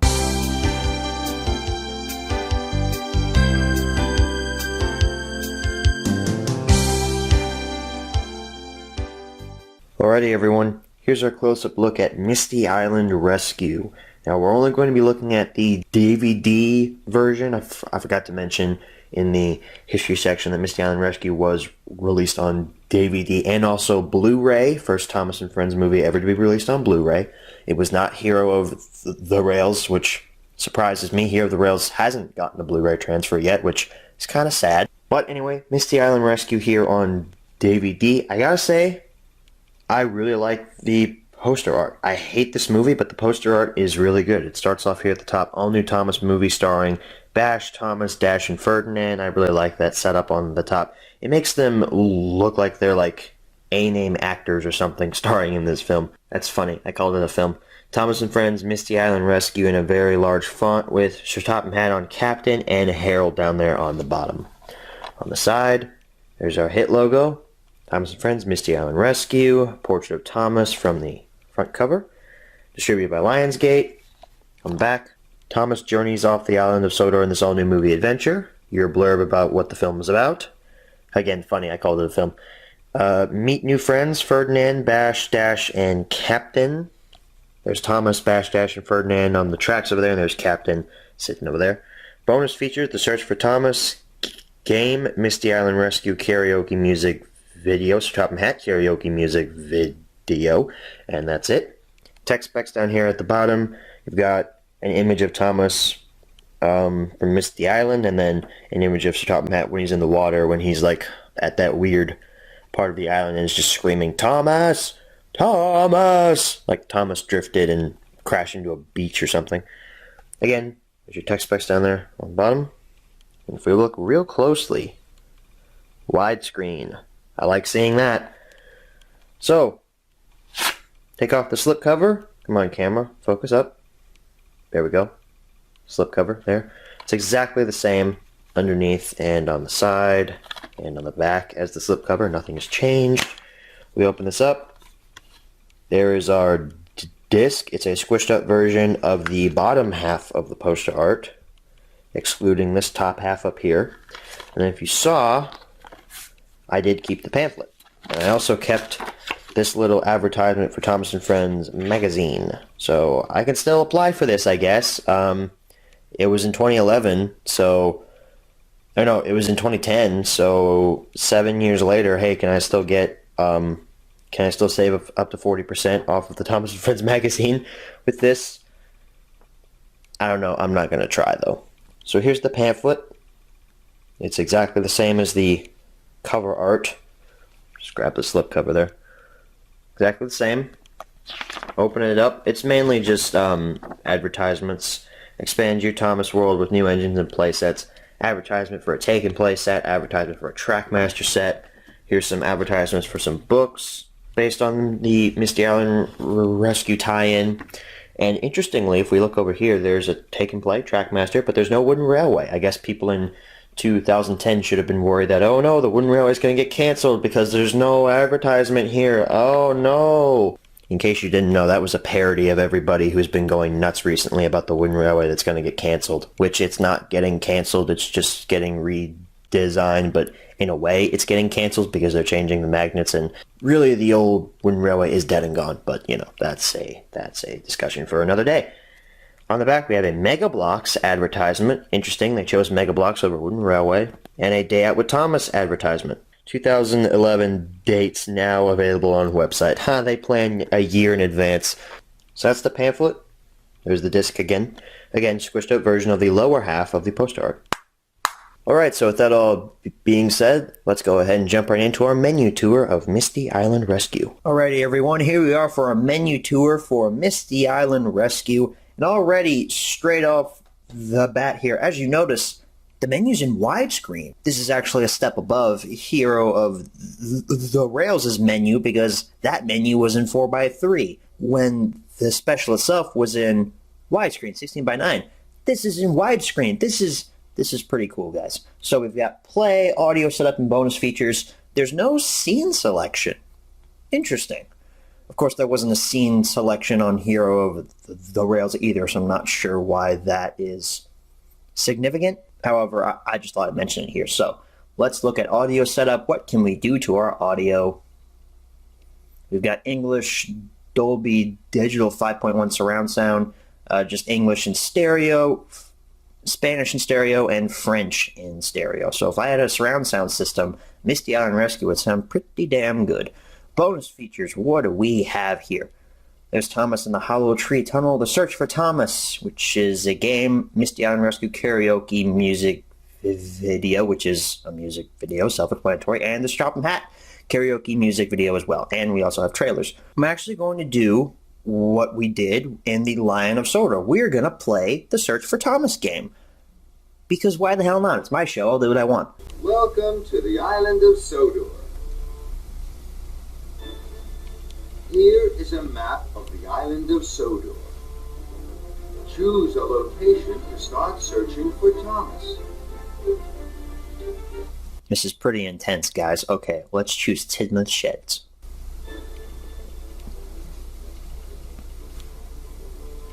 Thomas is not at Tidmouth Sheds. Well, damn. Let's check Knapford Station. Let's see if Thomas is there. We just missed Thomas at Knapford Station. Thomas left a clue behind. He helps pick up and move the crates that ships bring to the island of Sodor. Oh, okay, I see now. So you have to choose which is the right answer to Thomas's riddle that he leaves after you search somewhere. So you can't just like click everywhere and be like, oh, which one Thomas is at? I don't know. It's obviously Cranky, so. That's correct. Cranky is at Brendam Docks. Let's see if we can find Thomas there. Whoa, dude, I had no idea Cranky was at Brendam Docks. I had no freaking clue. Anyway, Brendam Docks, let's go there. I really like this map of Sodor, by the way. It's actually really cool.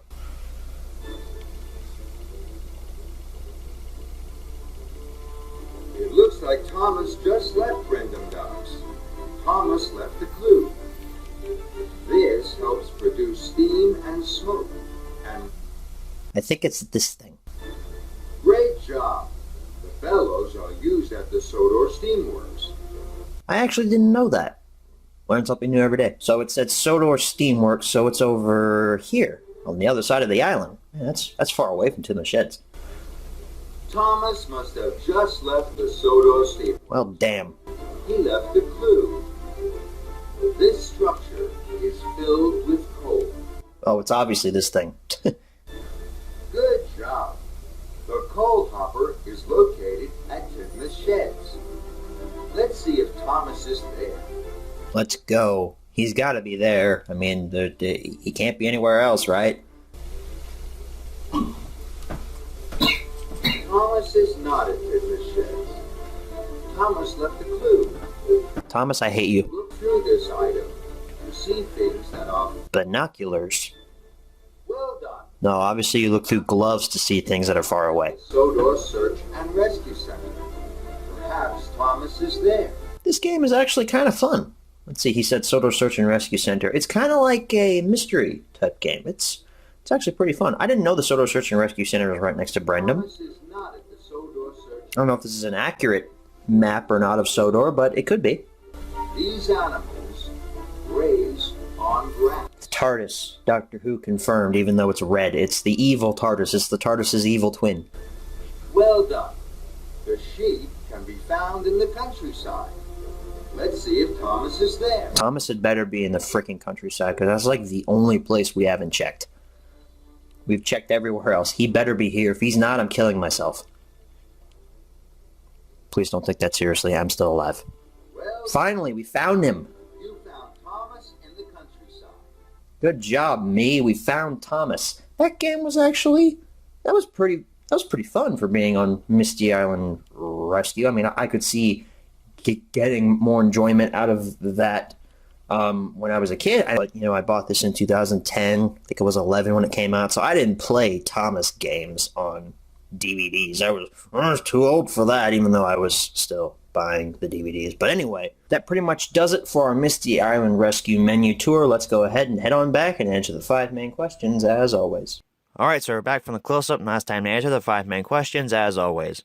Number 1, where can you pick this product up? Misty Island Rescue is such a flop, you can't really find it in stores anymore, so, the internet is your best bet. Actually, there's a funny story. I have an FYE near my house, right? It's about a 15-minute drive away, and I go there very often. I've pretty much been going to this FYE for about 2 years now, and every time I go there and I check the Thomas and Friends section, there has always been one Blu-ray copy of Misty Island Rescue. It's always been in the Thomas section. It's never been purchased. It's never been moved. It's always been the exact same price, and I'm kind of surprised nobody's bought it. It's the only Thomas Blu-ray that FYE has, and I'm gonna be honest, I've thought about purchasing it just for collector's purposes. Plus, Thomas and Friends looks outstanding in Blu-ray quality, so... But yeah, maybe you could go to your FYE. Maybe you could find a Blu-ray copy of Misty Island Rescue that's been there since 2016 or 2015, whenever I started going. Number 2, is this product still being printed nowadays? Nope. Number 3, should you pick this product up? Okay, I know the reputation that Misty Island Rescue has. I know that everybody hates this movie with a burning passion. I know that everybody thinks it's one of the worst Thomas specials that's ever been made. And I agree with pretty much all of that. However, there's been so much hate for this movie that I really don't feel that anything I'm going to say about it will be anything groundbreaking or new. Yes, the logging locos are bad. They're horrible characters. They have nothing going on with them. Everybody on Sodor is an idiot whenever Thomas goes missing, and they all just stand around at the docks and the rescue center, and they're all like, when's Thomas gonna come home? And then Topham Hatt's like, I don't know, Percy. And then that's an entire scene. That's an entire scene on Sodor. It lasts 15 seconds. It's just Percy saying, Sir Topham Hatt, when's Thomas gonna come home? I don't know, Percy. Dramatic music goes back to Misty Island. It's bad. It's a bad movie. I honestly don't have any more thoughts to say beyond that. I mean, it's bad. I don't like it. I think it's the worst Thomas special that's ever been made, and I give it a red arrow. I'm sorry for those of you who thought I was going to rant about Misty Island Rescue, but honestly, there have been so many other Thomas YouTubers that have done it before me, and like I said before, anything I'm going to say here, it just wouldn't be original, and I pretty much agree with everything that's been said about Misty Island Rescue. I watched it in one sitting. It was really hard to watch it in one sitting, and I'm probably never going to watch it again, and I give it a not recommend. However, I really do like the poster art for some reason. I realize the movie's bad, but the poster art was not horrible. I actually kind of like it. Number 4, where should you pick this product up? Same answers as number 1. And number 5, what price should you pay? Well, Misty Island Rescue has become sort of a rare DVD to find nowadays, especially in stores. I haven't seen a copy of Misty Island Rescue in stores since it came out in 2010 when I purchased it. Like I said in the first question, you can really only find it online, but I've seen some people trying to pawn Misty Island Rescue off with the slipcover for close to $20 to $30 at one point. And I'm thinking to myself, what respectable Thomas fan would pay $20 for a copy of Misty Island Rescue? I get that it's got the slipcover, and the slipcover is rare and all that, but really? Would you really pay that much for it? But anyway, I know you all want to hear what I think it's worth and how much that you should pay for it, and you're going to completely ignore my recommends and you're going to buy it anyway. So I'd say without the slipcover, it's worth about 10 to 15. However, with the slipcover, and if you really don't care about owning a terrible movie in your collection, then you should probably pay upwards of 15 to 20. I know, that's hypocritical of me saying earlier, but yeah, I'd say it's worth about 15 to 20. Of course, I'd say, like, you know, if you really want to own a bad movie in your collection, like I'm some pure soul that doesn't have a single bad film in his collection, I own Transformers Revenge of the Fallen. That should be enough. So that is the HMR on Misty Island Rescue. More subdued than I thought I would be. I was a lot more calm. I didn't rant or anything about it, which I'm proud of myself for doing. I kept calm throughout this. I didn't break anything, so that's good. The next HMR is going to be on the first season 14 release, which is Wobbly Wheels and Whistles. So yeah, that's the next regular HMR. Thank you all for watching, and as always, good night, everybody.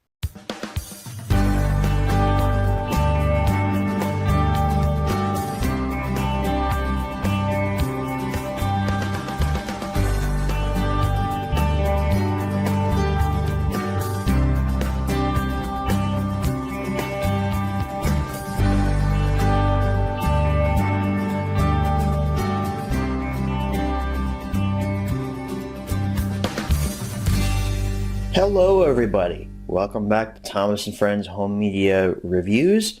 This review is on Misty Island Rescue on Blu-ray. I kind of died a little bit while saying that sentence. Oh, and before I move on, welcome to 2019. Happy New Year. How was your guys' New Year? Mine was okay, I think. I actually don't know. I'm recording this in September. I just instantly dated this entire video, but it's fine. It's fine, these HMRs will last generations to come. Misty Island Rescue on Blu-ray. I did not own this back when the original HMR aired, and I picked this up off eBay for like $5 about a year ago. At this point, I've just never got around to doing a supplemental for it. Now we're doing it here. So, go ahead and take a look at it here. Blu-ray logo on top of the case. Blu-ray and DVD combo pack. Does not have a digital copy included with it. It features the same poster art from the DVD version, movie starring Bash, Thomas, Dash, and Ferdinand, Thomas Friends logo, Misty Island Rescue, Captain, Topham Hatt, and Harold down at the bottom. The side, Top of the Blu-ray case, Hint Entertainment logo, Thomas Friends logo, Misty Island Rescue, Portrait of Thomas, and distributed by Lionsgate down at the bottom. The back is exactly the same as the DVD version. Thomas Friends logo again. Thomas journeys off the island of Sodor in this exciting movie adventure. Barcode blurb about the film. Meet Ferdinand, Bash Dash, and Captain. All the same artwork from the DVD, except it's just a little smaller because Blu-ray cases are smaller. Bonus features include Search for Thomas game, Misty Island Rescue music video, and Sir Topham Hatt music video. And the same screenshots that are featured on the DVD. Down at the bottom, tech specs, copyright information, all that good stuff. We open up the case. There's your DVD version. Mine didn't come with any inserts. I bought it used. And then here's the Blu-ray. Not much of a difference, just a little line here noting that this is the Blu-ray disc. Okay, so let's go ahead and jump right into the Blu-ray menu tour for Misty Island Rescue. We're not going to be having a DVD menu tour because I already did that in the Misty Island Rescue HMR. So prepare yourself because Blu-ray menu tour is incoming. Alrighty everybody, here's your menu tour for Misty Island Rescue. So this menu is pretty basic. There's no scene selection or anything. We just have play movie, setup, and bonus features. Play movie obviously plays the movie. Same thing with this though, except this has moving images in the background. The DVD menu just had the stagnant Misty Island Rescue logo. So what's in the setup? English 5.1 DTS HD master audio. Basically that's like surround sound, really good audio. English and French, also for 2.0 Dolby Digital audio.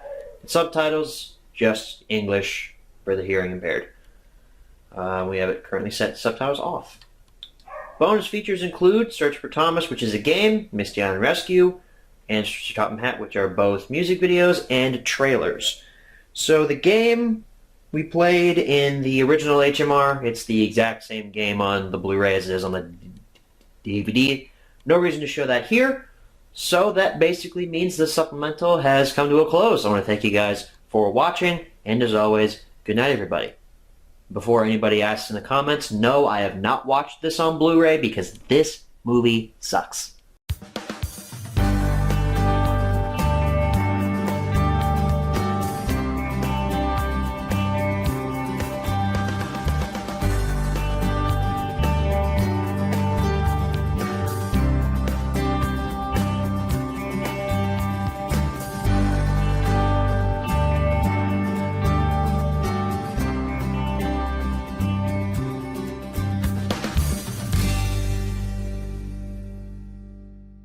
Hello everyone and welcome back to another installment of Thomas & Friends Home Media Reviews. This review is on Wobbly Wheels and Whistles. I'd come up with a clever, alliteration or something like that, but honestly, I'm not that creative, so I'm not even going to try. Let's go ahead and jump right into the history section of Wobbly Wheels and Whistles.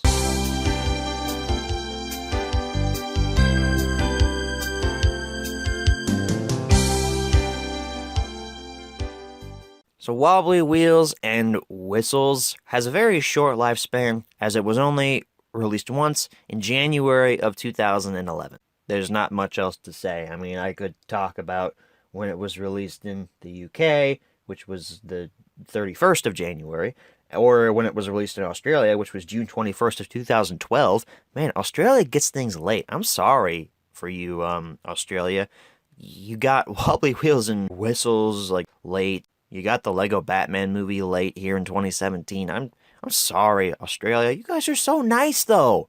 Why do you get things late? You also have Nick Mason and Mr. Sunday Movies, the hosts of the Weekly Planet podcast, a podcast that I really enjoy. You guys should check it out. Let's go ahead and jump right into the close-up section of Wobbly Wheels and Whistles. Actually, wait, slow your roll there, Lego lover. I just found something else.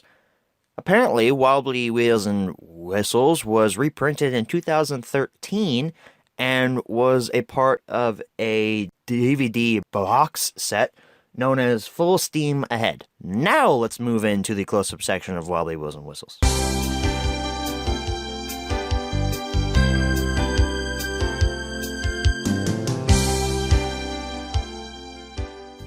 Alrighty everyone, here's your close-up look at Wobbly Wheels and Whistles. This title is so extravagant, and I kind of hate it, but I also kind of like it because of the alliteration. But I hate it because of the alliteration as well. I have a love and a hate relationship with this release. So exciting surprises, come on focus. Exciting surprises await on the tracks. That's kind of, there we go, now it's focused. Wobbly Wheels and Whistles. I really like this logo, actually, with the wheel up there. I really like that. Thomas and Friends on the side. Thomas, either Bash or Dash, I can never tell them apart. And Ferdinand back there. Thomas, of course, up at the front. You've got Meet Scruff over here on the side as a throwback to Meet Charlie from Splish Splash Splosh and how he was advertised on here.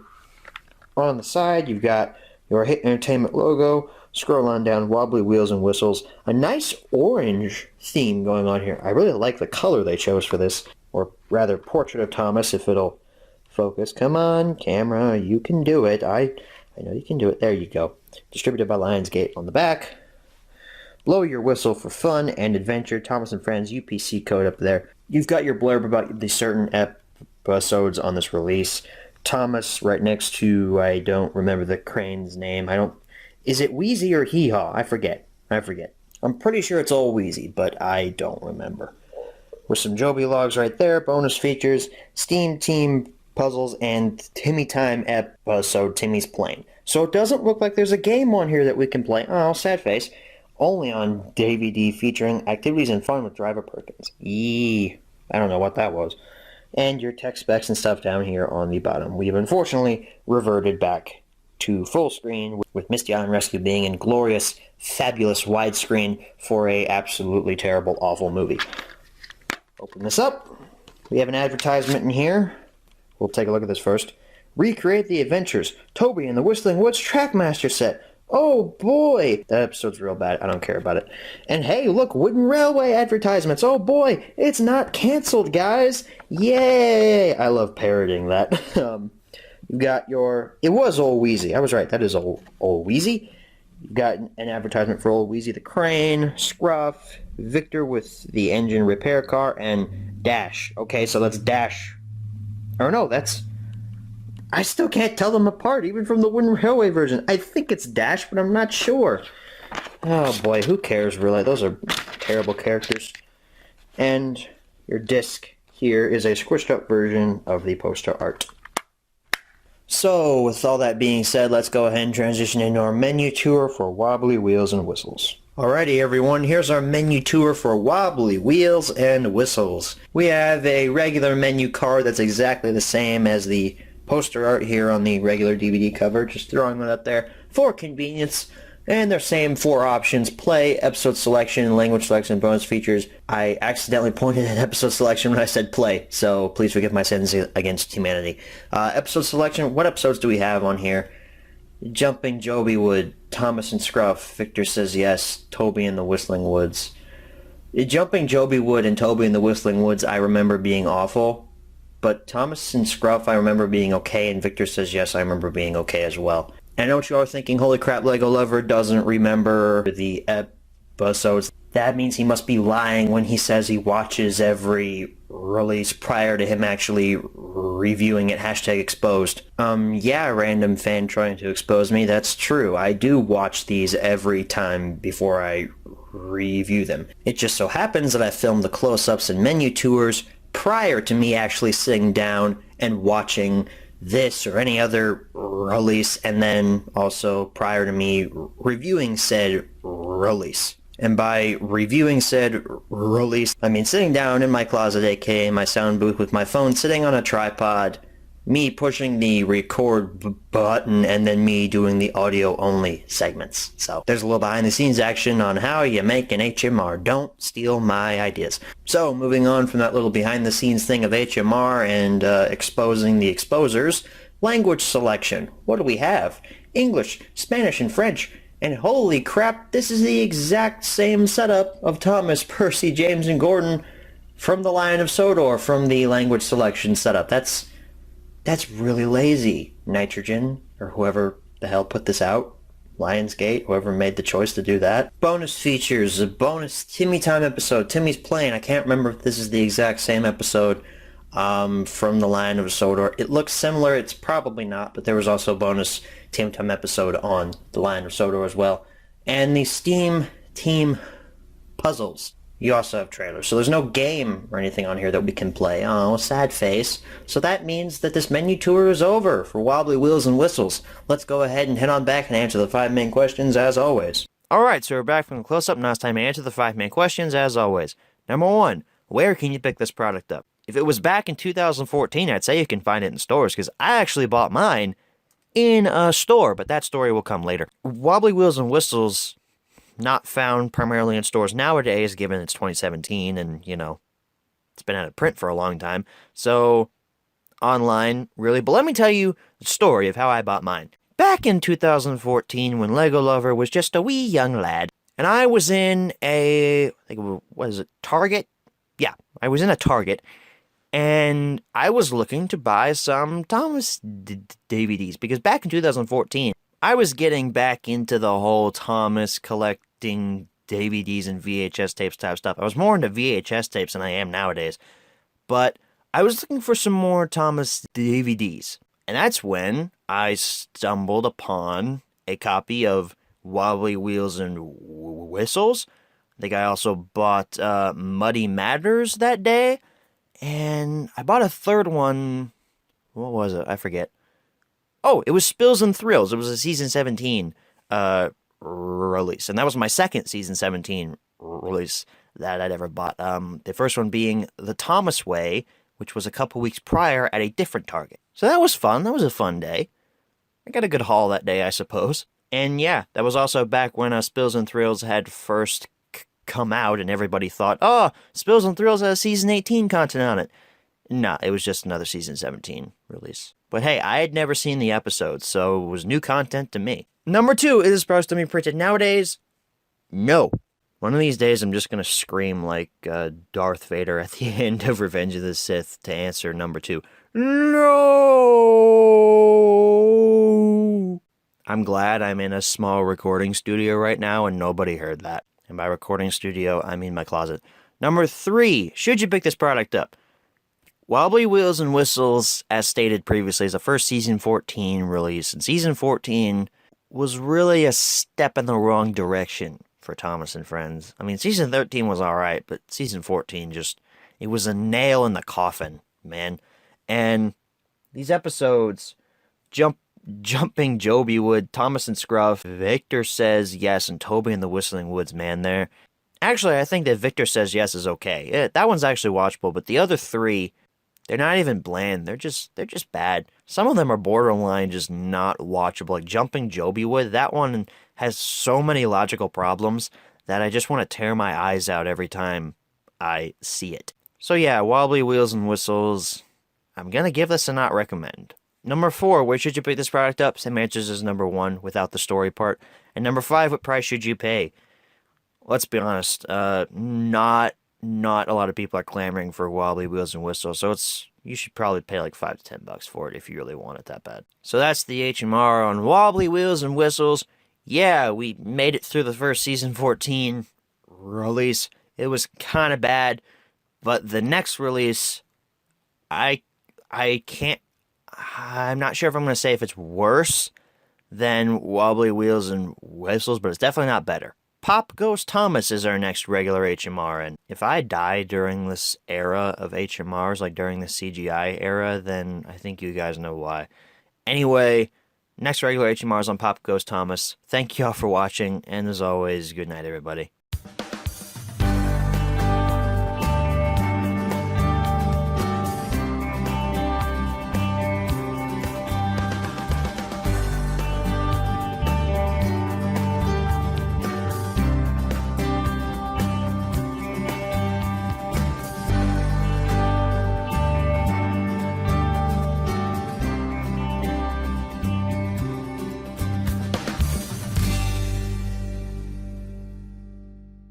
Hello everyone and welcome back to Thomas and Friends Home Media Reviews.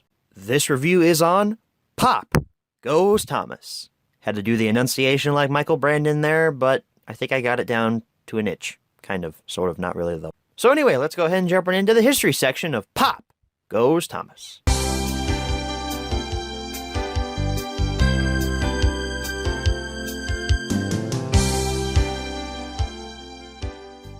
So Pop Goes Thomas was originally released. You know what? I'm not going to continue to do that for the rest of the HMR. I know that's really annoying. But anyway, Pop Goes Thomas was originally released on March 1st of 2011, and then that's pretty much it. It was only printed once. I couldn't find any DVD packs that it was in, except in the UK, which, if you're wondering, the DVD pack it was in the UK was actually in several. It was in the 10 DVD box set. It was also in a reprinted version of that in 2015, and then it was in Sodor's Heroes. So, for all you UK fans out there, there's some history for you. I'm just trying to elongate this segment because these segments have been really short recently. Anyway, let's go ahead and jump right into the close-up section of Pop Goes Thomas.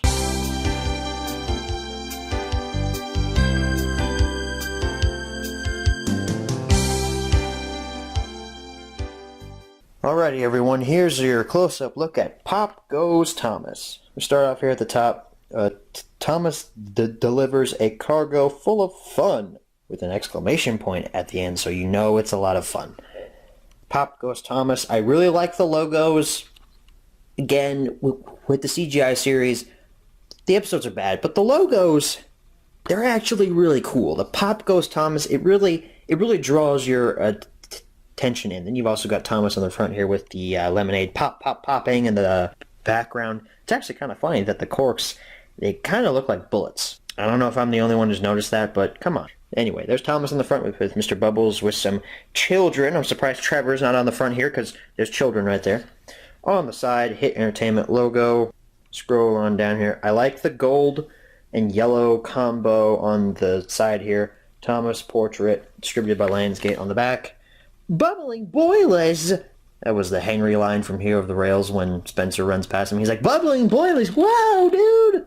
He didn't say that. I added that. But anyway, there's our blurb about what's on our disc. We've got Thomas and James over here on the side. Your bonus features are the Sodor hide-and-seek game and a Rory the Racing Car bonus episode, Rory's First Day. And your tech specs down here on the bottom. Open this up. We do have a pamphlet, but it's only advertising Rory the Racing Car. Rory the Racing Car zooming onto DVD. First DVD coming June 2011, not July. And then on the back, it's just blank. So, not an amazing pamphlet. You've also got a squished up version of the poster art on your disc, as per usual. So, let's go ahead and transition into our menu tour of Pop Goes Thomas. Alrighty, everyone, here's our menu tour for Pop Goes Thomas. That's my best Michael Brandon impression. It's not very good. So, we have, again, a similar art card from what the cover art looks like for a menu with Thomas and Mr. Bubbles and the lemonade popping behind him and all that. Play, episode selection, language selection, and bonus features. I'm getting really tired of saying that, but that's how it will remain for the rest of time. So, episode selection. What do we have? Pop Goes Thomas, Jitters and Japes, Thomas's Crazy Day, Pingy Pongy Pickup, aka Emily Does Hitler's Laundry. And if anybody out there understands that reference, you're a real one. But yeah, these episodes, they're all real bad. Like, really bad. So, language selection. What do we have? English, Spanish, and French. It's almost like I could have guessed that. Bonus features. We've got Sodor hide-and-seek game and a bonus episode of Rory the Racing Car. We haven't seen Rory since season 12. And he's back here in season 14, so yippee, I suppose. I think that series is pretty bad. I've only seen one episode of it. Let's play the Sodor hide-and-seek game to make this menu tour go a little longer, shall we? Thomas pulled into Knapford Station. It's quite busy. Thomas needs your help to find Emily. Can you help Thomas find her? I wonder where Emily is. Is she over here? Whoops. Try another hiding. Well, shoot. Almost. Darn it. Try another. Ha-ha, gotcha. Emily, great job finding her at Knapford Station. Thomas and his friends know Tigna's sheds very well, especially all the good hiding places. Can you find Thomas's friend Hero? Let's see. Hero would probably hide in the center one. Try another hiding. Darn it. Let's try this one. I don't think the engine is hiding there. I hate myself. Let's try this one instead. Well done. You found Hero at Kidless Sheds. Can you find Thomas?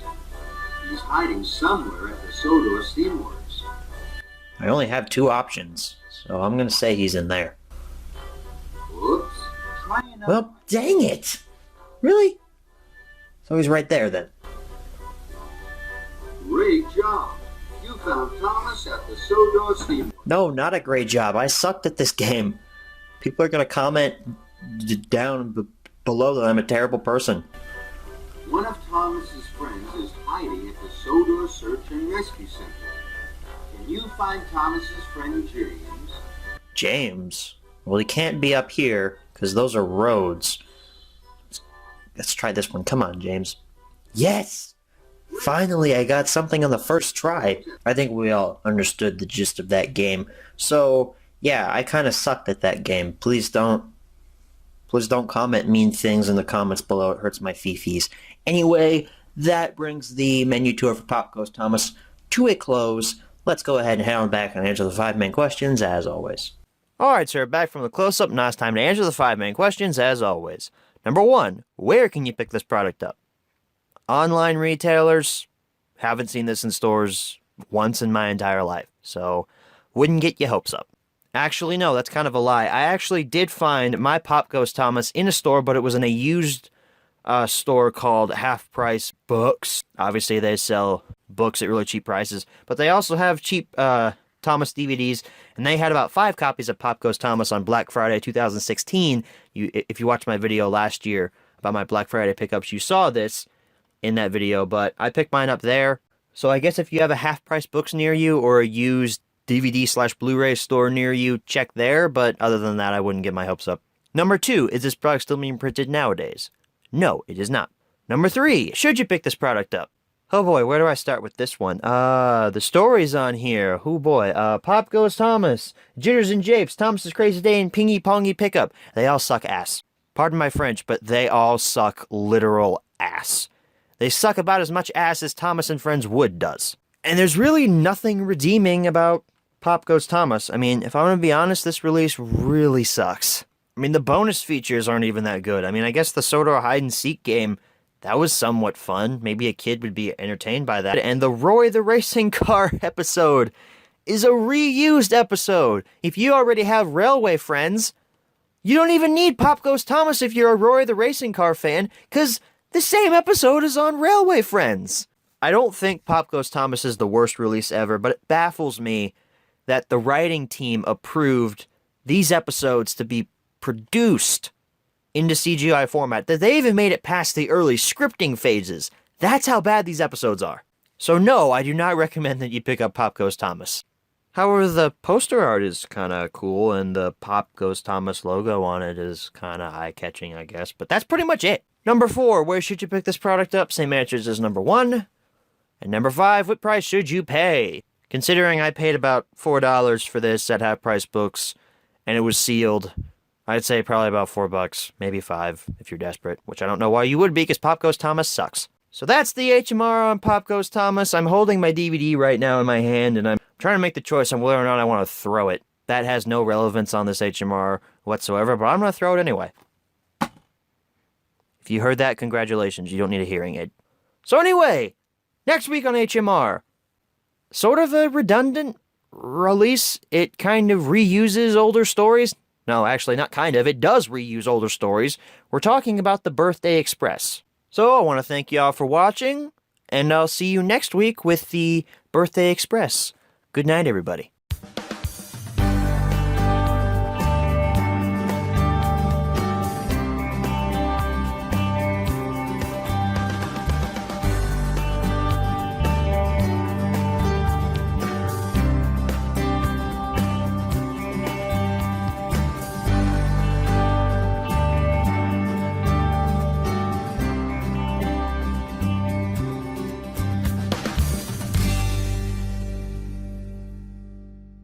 Hello everyone and welcome back to Thomas & Friends Home Media Reviews. This review is on The Birthday Express. Sad that it's not my birthday. I kind of wish I'd covered this on my birthday, but I couldn't. My birthday was on a Tuesday this year. Plus, I hadn't gotten this far in the timeline, so I wasn't about to make that exception because I'm not selfish. Arrogant?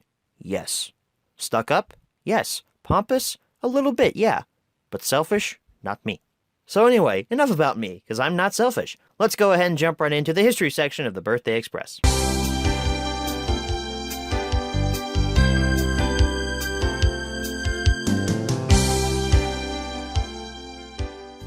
So the Birthday Express was only released once in America on May 17th of 2011. And interestingly, if you had picked up the Birthday Express in its original packaging and you didn't buy it off eBay secondhand like I did, you could have gotten a free wooden railway whistle. Well, not a wooden railway whistle, just a wooden whistle in general. It's one of those things where, you blow in it, it sounds like the train whistle. It came in like a really fat, elongated box. I don't have one. You won't see that in the close-up. I bought mine secondhand, like I said before. So this wasn't re-released in the US after 2011. However, it was available in some packs in the UK. One pack, to be specific. It was in the 10 DVD box set from 2015. The same set which Pop Goes Thomas was in, which we looked at last week. Of course, this is all in the UK, so not in the US. Don't go looking for this box set in the US. Anyway, let's go ahead and jump right into the close-up section of the Birthday Express.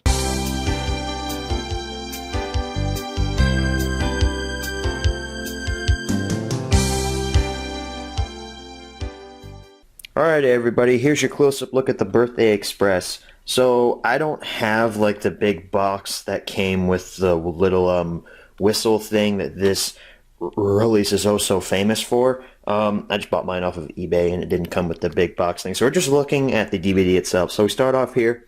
It's pretty nice artwork. It looks kind of photoshopped together. I guess it looks okay. Thomas and Topman on the front there, the Birthday Express on top. On the side, you've got Hit Entertainment logo. You scroll on down the Birthday Express. Thomas on the side, distributed by Lionsgate. We look on the back here. All aboard for a birthday celebration, bro. You got your blurb about story stops and all that. James being washed down, and then there's Mr. Bubbles and a photographer at some kind of carnival, and then big old Thomas on the back, because we always have to have that. Got your bonus features down here. The Birthday Express game. You're going to get a bonus episode of Roy, the racing car. Roy takes off. And then legalese and stuff down here at the bottom. Open this up. The disc is pretty simplistic. It's pretty much just, you guessed it, squished up version of the poster art. So let's go ahead and transition into our menu tour of the Birthday Express. Alrighty everyone, here's your close-up look at the Birthday Express. You probably can't see that because there's not a lot of natural light, but that's just the way I roll. So anyway, we have our stock standard CGI menu with just the one card that usually represents what's on the DVD cover. We start off, we got play, episode selection, language selection, bonus features. I'm getting real tired of saying that in every single HMR. What do we have on here? We have Percy's Parcel, Double Trouble, The Man in the Hills, and The Party Surprise. Kind of interesting. It's a mix of both CGI and Season 12. I say CGI because I don't know what seasons Percy's Parcel and Double Trouble are from. I presume Season 13, but I'm not sure. Language selection, what do we got? English, Spanish, and French. I could have told you that from memory, because that's all they have on here. I want to watch Thomas in Hungarian. Bonus features. The Birthday Express game and the bonus Rory the Racing Car story. Rory takes off. So let's play the Birthday Express game. Since we've been playing some of the games here on HMR, so let me just go ahead and unmute this so it can tell us how to play the Birthday Express game. Thomas has arrived at Tidmouth Sheds. Help Thomas gather up birthday gifts. Okay, so I just have to click which ones. Make another choice. Oh no, it tells me what they are. Okay. Select a different gift. Well, it's not that one either. Not that one. Excellent choice. Oh. It was the green one. Where is the red gift with polka dots? There it is. The red one. Terrific work. Can you help Thomas find the orange gift? Good choice. Choose the blue gift with I'm colorblind, so this is all just really good luck. great job. You found all the gifts at Hidden Sheds. Wow, that game sucked. That wasn't good at all. Okay, so I guess there's a level 2 to it, but I don't care enough to play the level 2. So, that all being said, guys, that's the menu tour on the Birthday Express. Let's go ahead and head on back and answer the 5 main questions, as always. Alright, so we're back from the close-up. Now it's time to answer the 5 main questions, as always. Number 1, where can you pick this product up? eBay, like I did, I guess. This was actually one of the first items I ever bought off eBay using my own personal eBay. I bought this back in, the middle of 2016, I think, and up until then, I did not have my own eBay. I used my parents' eBay. So, a landmark occasion for me, I suppose. Number 2, is this product still being printed nowadays? No, it is not. Number 3, should you pick this product up? I alluded in last week's HMR that this release reused stories. It reuses 2 Season 12 stories. Those being The Man in the Hills and The Party Surprise. I can't remember if Percy's Parcel and Double Trouble are new for this. I think that they are.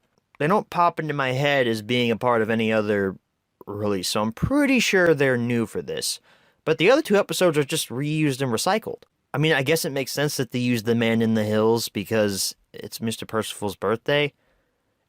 But The Party Surprise doesn't make any sense. The Party Surprise, is that one about birthdays? I watched this a few weeks ago prior to me recording this, so I don't remember much.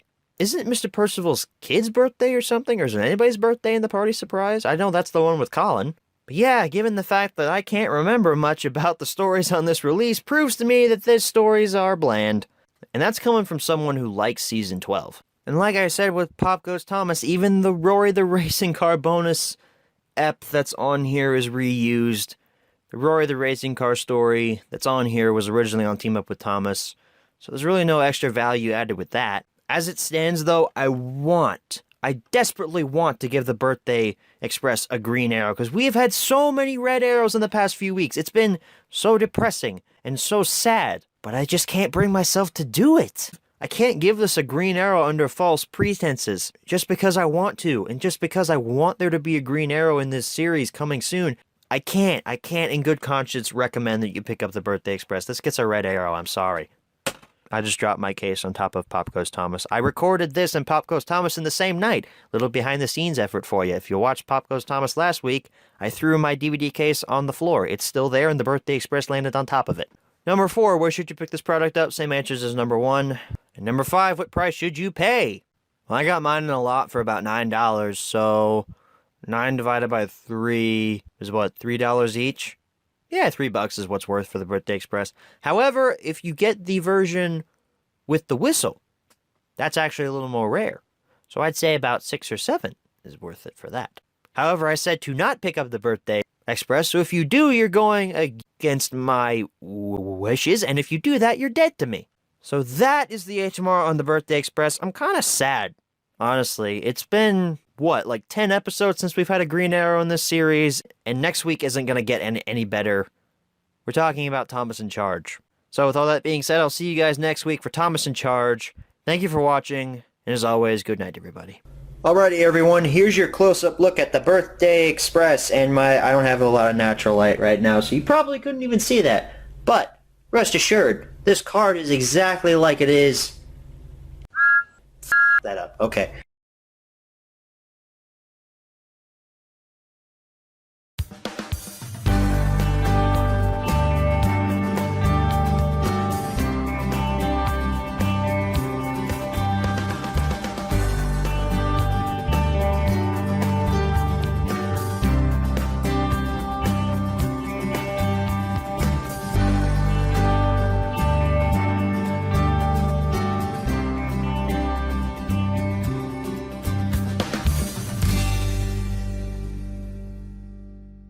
What's up, everybody, and welcome back to another installment of Thomas and Friends Home Media Review. This review is on Thomas in Charge!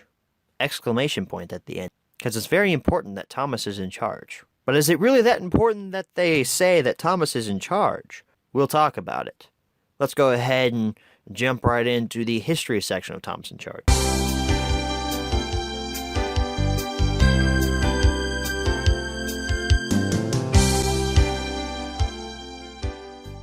Thomas in Charge was originally released once in the US on July 12th, 2011. This is getting really sad for these season 14 releases. They're only getting released once in the US, and in the UK they get released once. However, Thomas in Charge could be found in a boxed set called Really Useful Collection in the UK.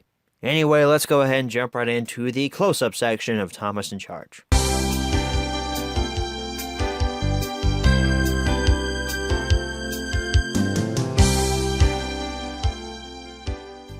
Alrighty everyone, here's your close-up look at Thomas in Charge. We start off here, hit the rails for a messy, fun-filled ride, and you'll notice it goes back to what the original Season 13 and the first two Season 14 releases had. This little bar on the top with a little, like, anecdote about what the release is about. If you notice back with Birthday Express, it didn't have that for some reason. But anyway, Thomas and Friends, Thomas in Charge, and like Thomas is over here, it looks kind of like an old school comic book logo, like The Invincible, Iron Man, or something like that. Gordon crashing into some coal trucks, and there's Thomas in front like, ooh, wow, I'm oblivious to what's happening behind me with Gordon running into those coal trucks. Oh man. Yeah. On the side, you've got Hit Entertainment logo, like always, Thomas and Friends, Thomas in Charge, a portrait of Thomas down at the bottom, distributed by Lionsgate. On the back, you've got Thomas and Friends logo, your blurb about the story stops on the discs, only on DVD featuring activities and fun with Driver Perkins. Again, Birthday Express didn't have this. Thomas and Mavis right there on the back, with Mavis looking kind of angry at Thomas. I mean, I don't know if she's smirking or if she's mad at Thomas for some reason. Thomas has a big old smile on his face. Your bonus feature is Thomas's track trivia game. You've only got one bonus feature. And then tech specs down there at the bottom. Open this up. You've got your disc, which is, again, a squished up version of the poster art. So with all that being said, let's go ahead and jump right into the menu tour of Thomas in Charge. Alrighty everyone, here we are for our menu tour of Thomas in Charge, and the natural light just keeps getting worse, so that probably looked like nothing to you, but Thomas in Charge. We start off here with our stock standard CGI menu of just one image, play, episode selection, I'm not saying those again. Episode selection, what do we have? Thomas in Charge, Henry's good deeds, oh, the indignity, and a blooming mess. I had to do it, I'm sorry. Language selection. Wow, English, Spanish, and French. Wow! I totally couldn't have guessed that. This totally isn't sarcasm. Bonus feature. It's just a track trivia game. Screw it, let's play it. How many wheels does Gordon have? This one's interesting. 4. Gonna go with 18? Great job. I actually kind of had to think about that one. Oh, so Thomas, like, starts there and then moves to the next question over there. Okay, that's interesting. That music is really annoying. This dockside diesel loves to tell tales of his life by the sea. It's totally Gordon. No, I'm kidding. It's Percy. For some reason, that music just annoys me. I don't know why. I hate it. This striking Silver Express engine. It's totally whiff. I think we're going to do one more question after this one, because I don't want to play this thing for like 10 minutes. I actually chose whiff! I didn't mean to do that. Oh, man. I knew it was Spencer. I'm sorry. I didn't. I'm sorry. Oh, man. I don't even need to unmute this. I can just read what's on the screen. This friendly diesel engine works at the quarry. It's totally Hero, and I'm not going to choose Hero. I'm going to choose Mavis, because that's who it is. People are going to berate me in the comments now. They're going to be like, oh, you chose Whiff. You're a stupid head. You don't know. What? You don't know the characters. Oh, God. Yeah, this is a perfect question to end on. We're not even looking at those risers from hell. You know, that's what happens when people come up from hell. They rise up because hell's underground. Anyway, that's the menu tour on Thomas in Charge. Let's go ahead and head on back and answer the 5 main questions, as always. Alright, sir, back from the close-up. Now it's time to answer the 5 main questions, as always. Number 1, where can you pick this product up? Online. Did you guess that was what I was going to say? I'm getting real tired of telling y'all that. But it's the truth. Thomas in Charge has not been in stores forever. Number 2, is this product still being printed nowadays? Nope, it is not. Number 3, should you pick this product up? I feel the same way about this release as I do with Pop Goes Thomas. The episodes on here, Thomas in Charge, Henry's Good Deeds, Oh the Indignity, and A Blooming Mess, they're not very good. I mean, I guess, Oh the Indignity is okay, because Gordon's in it, but he just kind of hangs around the waist up and hides.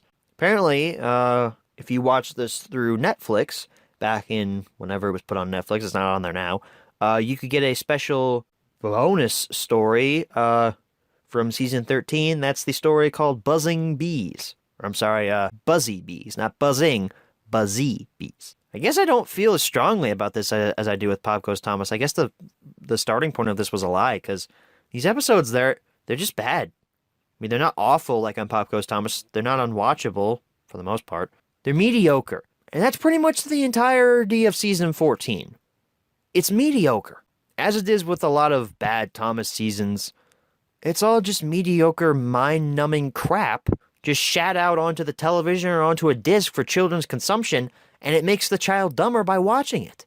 It makes me dumber by watching it. It's not good. It's not up to par with what children's programming should be. That's pretty much my whole gist of seasons 13 through 16.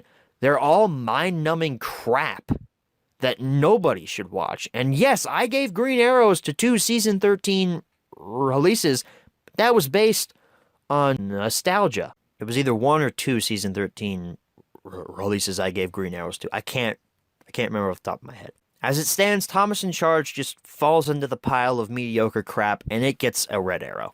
Oh boy, that section was hard to record. It just, I weep for this era in Thomas. I just want to get out of it. Number 4, where should you pick this product up? Same answers as number 1. And number 5, what price should you pay? Thomas in Charge. I bought it in that same lot with the Birthday Express that I paid $9 for, so it's worth about $3. You guys can just hear my enthusiasm just dwindle away as we're stuck in this era of crap that's just awful. Awful stuff. I'm getting real sick and tired of saying how much I don't like releases and saying I give them all red arrows. I want to get back to giving things green arrows. Sadly, we won't get to the good stuff until next year, which, ugh. So that was the HMR on Thomas in Charge.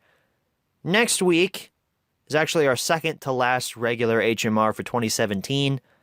And it's actually one that I actually could give a green arrow to. Holy crap, we're talking about Day of the Diesels, which a lot of people hate for some reason. I rather enjoy Day of the Diesels.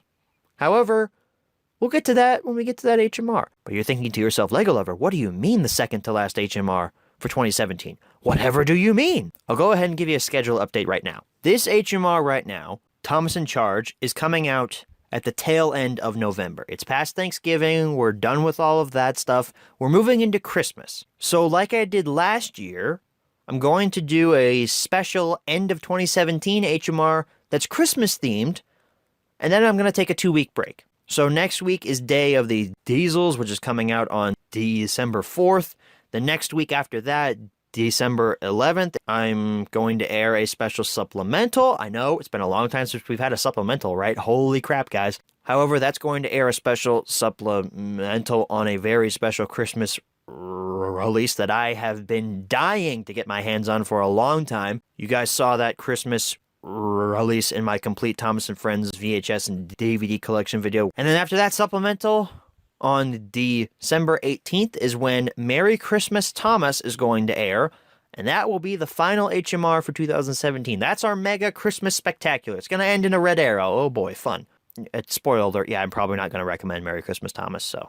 And then I'm going to take a 2-week break after that. However, HMR is coming back on January 8th, 2018. But don't worry if you forget this information later on, because I will be doing an update to this when we get to Merry Christmas Thomas. I'll be announcing this 2-week break again there. So this is just kind of a heads up to let you guys know what's happening, but I'll also be reiterating this information once we get to December 18th. So anyway, with all that being said and that super long ending outro, I'm sorry if I took up a lot of your time there, but that needed to be said. Next week, is Day of the Diesels.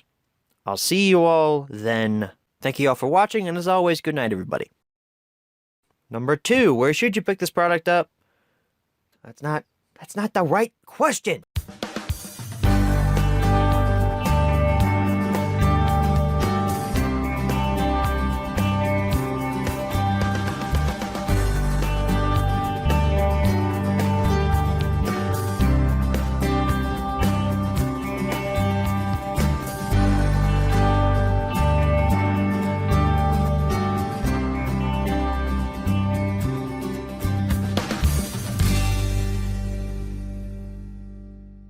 What is going on, everybody? Welcome back to yet another Thomas & Friends Home Media Review. This review is on Day of the Diesels, the third CGI special for Thomas & Friends, and the 5th yearly special for Thomas & Friends. Don't count Magic Railroad, that was a theatrical film. And yes, I know there was 3 years between Calling All Engines and The Great Discovery, but come on.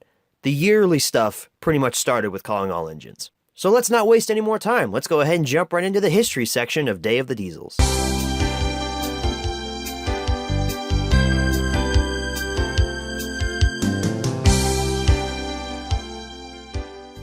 So here's something interesting I found out with the history of Day of the Diesels. Apparently, it aired on TV before coming out on any physical media. It aired on August 24th of 2011, and then it hit physical media on September 6th.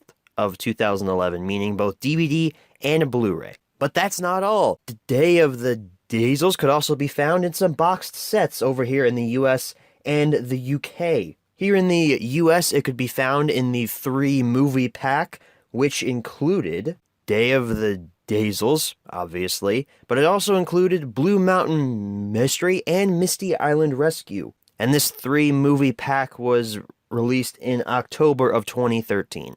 So that means technically Day of the Diesels kind of got a reprint. I mean, not officially, they probably just reused the exact same disc with the exact same artwork, but you could purchase it again. And then in the UK, Day of the Diesels was available in the 10 DVD box set. It was also in a reprinted version of that from 2015. I think we've talked about that on the show previously. One of the previous season 14 releases was available in that 10 DVD box set. I can't remember which one though.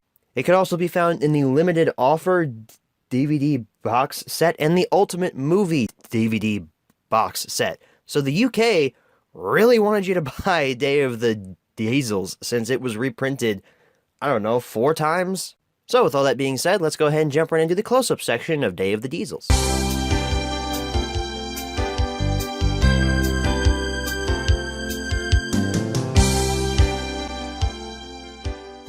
Alrighty, everyone, here's your close-up look at Day of the Diesels. Now, I forgot to mention this back with Misty Island Rescue's HMR. We're only going to be looking at the DVD version of Day of the Diesels since I don't own the Blu-ray version. Sad face.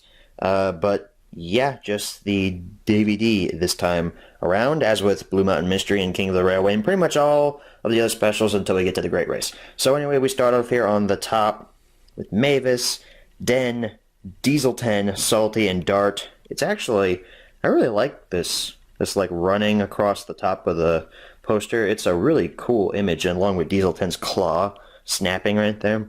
Thomas and Friends, Day of the Diesels, with Day being friggin' huge, and then of the Diesels is kinda, you know, just down there at the bottom. We also cannot forget to put the movie right there. And you've got Thomas sitting in front of the Diesel Works. I really like this poster art. It's eye-catching, and it really makes me want to watch the movie. On the side, we've got the Hit Entertainment logo, as always. Thomas and Friends, Day of the Diesels, the movie, can't forget that, with the Portrait of Thomas, distributed by Lionsgate on the back. Rivalry on the rails in this exciting movie adventure. Come on, camera, focus a little bit. There we go, Thomas and Friends logo. Your blurb about the film. The newly remastered Diesel Works, which is kind of a spoiler. Meet Flynn, Bell, Den, and Dart. And there's Flynn right there, Dart, and Den. There's no Belle on here, so... Oh, wait, no, Belle's right there. But, like, she's not in this, like, promo image here, so... That's kind of weird, I guess. Bonus features, a Fiery Flynn to the Rescue game, Day of the Diesels karaoke music video, Hear the Engines Coming karaoke music video, Steamies and Diesels learn how they work. And then you've also got some screenshots from the film right next to the bonus features tab, and your tech specs and copyright information on the bottom. Open this up. I'm pretty sure this did come with inserts. It is a Thomas & Friends movie after all, but I bought mine off of eBay, so previous owner must have thrown them out. And here is your disc. It's not a squished up version of the entire poster art. It's pretty much just a squished up version of this on top, excluding Thomas. I almost dropped it there. Excluding Thomas on the bottom there. I'm not cutting that out. I'm leaving that in. Anyway, let's go ahead and jump right into the menu tour of Day of the Diesels. Alright everyone, here's your menu tour for Day of the Diesels. I'm not holding it up long because there's zero natural light outside and I only have a lamp on and it wouldn't even make that much better. So, that made no sense. Day of the Diesels. We actually have moving images for this menu. Wow, it's not just a card. And it's in widescreen. Wow, this is already a step up from the past menus of Misty Island Rescue and all the other crap we've been slugging through. This is great. We got play, scene selection, audio setup, and bonus features. Scene selection. We haven't seen this in a long time. And as a matter of fact, we haven't seen this in any Thomas movie since, like, I think it was Calling All Engines was the last Thomas movie that had a scene selection menu on it. So this is a landmark. You all probably don't care, but I care. Scene selection. They're just 1, 2, 3, 4, 5, 6. Okay. That was kind of lame, but, you know, whatever. Audio setup. What is this? English, Spanish, French. Oh, but English 5.1 surround sound. So if you have surround sound speakers, you can watch Day of the Diesels in surround sound. I bet you that sounds pretty damn good. Game, Fiery Flynn to the Rescue, karaoke songs, Day of the Diesels, and Hear the Engines Coming. Hear the Engines Coming was always really creepy to me. It's just how they like start off with the whispering, like chicka chicka what the bus shake shake don't be late. I'm like, oh my god, it's like ASMR. It's just creepy to me. It's a good song. It's just creepy. Video, Steamies vs. Diesels. Learn how they work. This is just like a little learning segment about how Steamies and Diesels are similar but also different to each other. It's fine. You also get a sneak peek at the Hero of the Rails app. Now, I don't want to play Fiery Flynn to the Rescue because Fiery Flynn is a horrid character. So, that's pretty much going to do it for the menu tour. Yeah, pretty short, but I don't want to play the game, and I'm pretty sure I'm going to have a lot of in-depth opinions on this movie whenever we answer the 5 main questions. Speaking of that, let's go ahead and head on back and answer those 5 main questions, shall we? Alrighty, Roo, we're back from the close-up, and now it's time to answer the 5 main questions, as always. Number 1, where can you pick this product up? Is it really, I mean, you guys have had a full year of me answering this question pretty much the exact same way. I mean, say it loudly as I say it. Online retailers, eBay, I have never seen Day of the Diesels in any store. Number 2, is this product still being printed nowadays? No, it is not. Number 3, should you pick this product up? Day of the Diesels, to me, was always seen as an improvement. It was seen to me as signs of sort of improvement in the series, since Misty Island Rescue was such a flop in my eyes. I realized that my review for Misty Island Rescue wasn't as harsh as a lot of other people's are, but everything that's been said about Misty Island Rescue to this point has been said already, and I really wasn't offering anything new to the table, but I really do hate Misty Island Rescue. I mean, it is awful. So, Day of the Diesels, at least in my eyes, was a major improvement and a much better sequel to Misty Island Rescue. And I honestly can't comprehend why so many people think that Day of the Diesels is the worst Thomas special. It's not by any means. As a matter of fact, I'm actually going to take the time to defend Day of the Diesels here. Upon re-watching this, I realized just how maniacal, I guess you could say, and how good of a villain Diesel 10 actually is. Seeing how he's willing to do pretty much anything to accomplish his goal, to pretty much emotionally crush Percy to get to the Steamworks. Now, granted, it's a stupid goal. take over the Steamworks, what's that gonna do? It's a stupid goal. But Diesel 10 is willing to do anything to do that. And like I said, including crushing poor Percy's fragile emotional state. I love Diesel 10 in this film. Now, like I said before, his goal it's not very smart. Okay, the plot is not very smart in this film. It's very simplistic. A lot of the dialogue between the characters is extremely clunky. It's the rhyming is so prevalent in this special, it actually makes me want to punch myself in the head at some points while watching it. But at the same time, though, I love seeing Diesel 10 on screen, again, since Calling All Engines, where his character was basically stomped on and ruined. This special kind of fixed him, in a way. It's one of the major things that Day of the Diesels got right. And that glorious shot with Thomas, James, Percy, Gordon, Edward, Henry, Toby, James, I think I said James beforehand, but I don't care. Toby and Emily rushing to the steam works together. It honestly gives me chills every time I see it. It's such a cool shot. Now, granted, if Diesel 10 had a more, smart plan, and what he was actually doing was causing threat to the steam engines, that moment would actually be more emotionally impactful. But from what we got, it still gives me chills, that scene. Everything else in this movie, though, it feels very artificial. There's almost no soul to this movie. Again, the plot's very basic. The newbies of Belle and Flynn, I don't like either of them. Belle, I think, is better than Flynn, but honestly, it's really a toss-up between which of them I hate more. Honestly, it's probably Flynn I hate more, because Flynn is such a stupid character design. And at least they try to give Belle some sort of character to her, but I don't know. I didn't care for either of them. And the fact that Thomas just completely forgets Percy out of nowhere to hang out with Belle, it's kind of odd. I don't know. I think my major thoughts on this movie is it's an improvement over Misty Island Rescue, but it's not great. It's not even really that good. Matter of fact, I would actually kind of call this one mediocre. I know I've used that word with a lot of past releases, but this movie just feels mediocre. So would I recommend Day of the Diesels to anyone? I just said so much that was wrong with this movie, but honestly, I'm entertained by it. Yes, I noticed the horrible things in it, and I notice the clunky dialogue, the really bad story, but there's just something about it that holds my interest and entertains me. I don't know what it is. I would honestly say that Day of the Diesels to me is a guilty pleasure. So yeah, I think I'm going to give this one a green arrow. Recommended. I also find it cool how in the bonus features, they put in this little featurette on steamies and diesels. Learn how they work.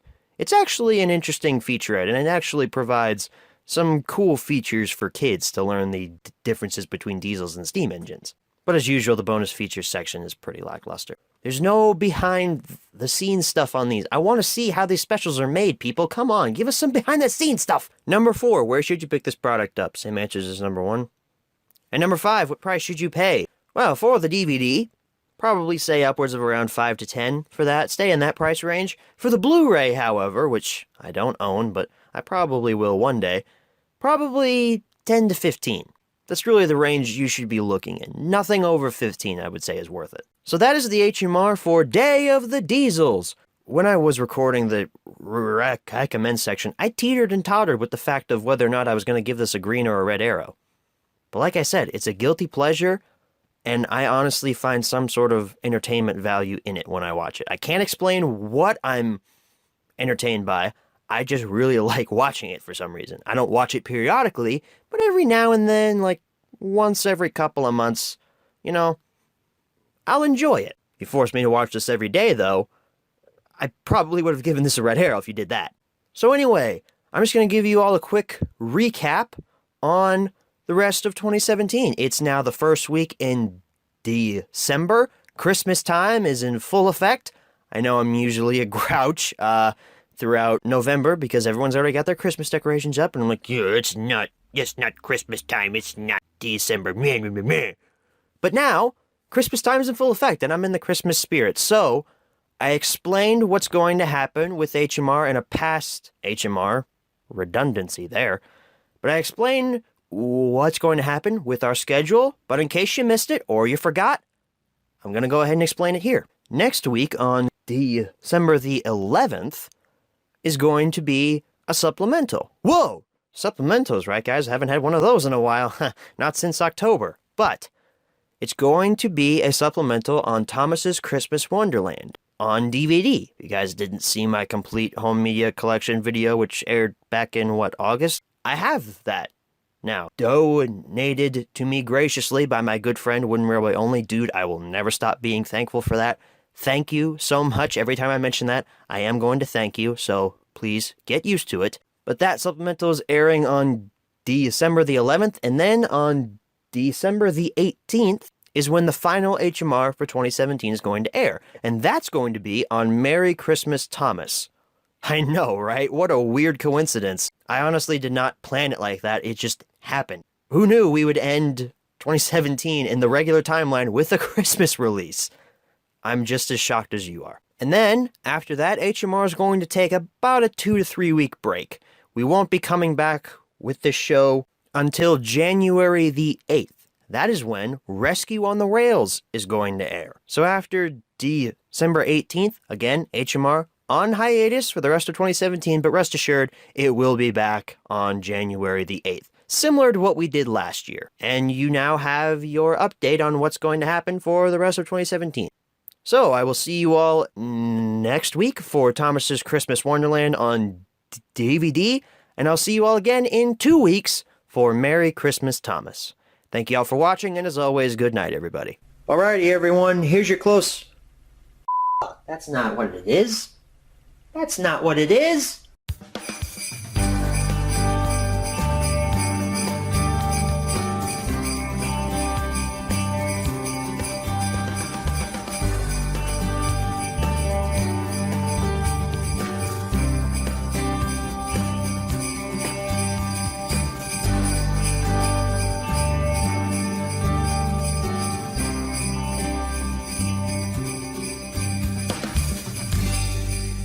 Joy to the world, the Lord is come. Let earth receive her king. Ah!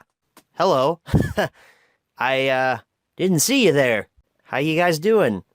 Did you like my singing? No? It's okay, no one does. Hello, everyone. Merry Christmas.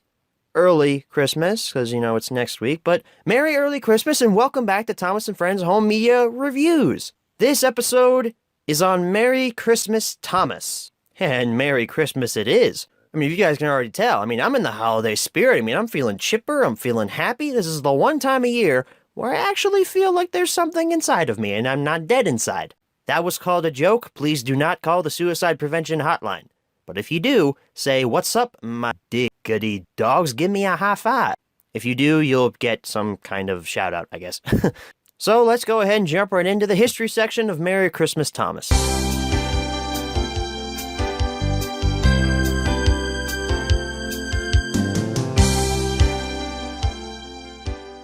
So Merry Christmas, Thomas was first released in October of 2011, specifically on October 11th of 2011, a short time after Day of the Diesels had just hit physical media that year. I don't know if you guys have noticed this, but Christmas releases for Thomas and Friends tend to come out in October or November.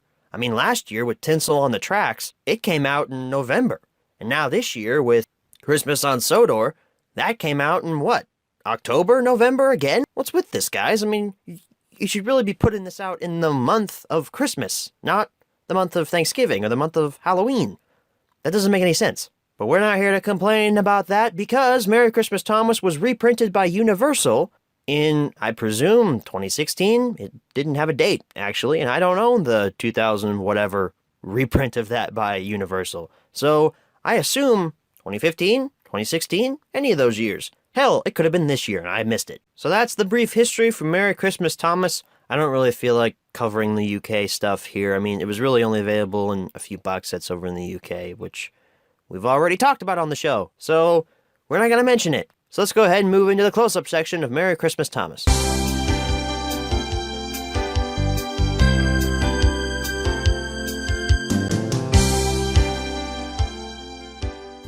Alrighty, everyone. Here's your close-up look at Merry Christmas, Thomas. So we start off here. We've got this very nice poster art to entice us to check out this release.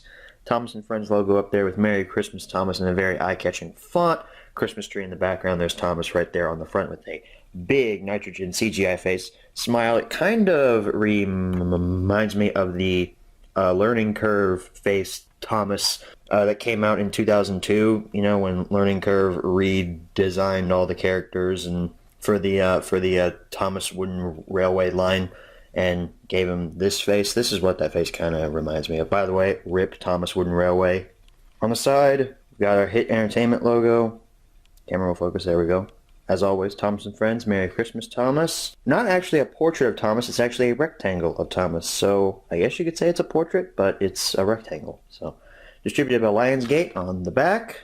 Thomas and Friends logo again. All aboard for a Merry Christmas. Your blurb about what's on the disc and such and the stories, all that. Victor looking very festive. And Percy stuck in snow. Thomas looking very festive again with some garland around his buffers and his sides. Bonus features, the Christmas Gift Express game, and exclusive snowy fun with Driver Perkins. Not really a bonus feature. I don't know why they put that in this bonus feature section. There's really only one feature on this disc. But alright, I guess. Tech specs and stuff down at the bottom. Open this up. There's your disc. Squished up version of the poster art like it always is. And I kind of have neglected to mention this in previous HMRs, but this is the era where we get the dreaded Eco case for the DVDs. I absolutely hate these Eco cases. They provide no protection for your disc, because if I take the disc out here, this is just paper back here. This disc can be easily scratched if someone just took out the insert and there was just this. There is no protection for your disc with these Eco cases, and I hate them. Apologies for the mini rant. I just miss the days of good plastic, like really hard plastic cases to actually protect my DVD discs. So that's it for the close-up. Let's go ahead and transition into our menu tour for Merry Christmas, Thomas. Alrighty, everyone, here's our menu tour for Merry Christmas, Thomas. As you can see on your screen right now, the art card for the menu is extremely similar to the DVD poster art, and I mentioned that in every single HMR, so I'm not really sure why I need to mention it here. So there are 4 options. You already know what they are. We've seen them in every single release up to this point, so we're just going to go ahead and transition into episode selection. So here we are. My apologies for the camera angle change if that was noticeable. Something just wasn't adding up with how the picture looked. Alright, so episode selection, we have Let It Snow, Surprise Surprise, Percy the Snowman, and Tree Trouble. Yay, I guess. I don't remember any of those episodes, if I'm going to be honest.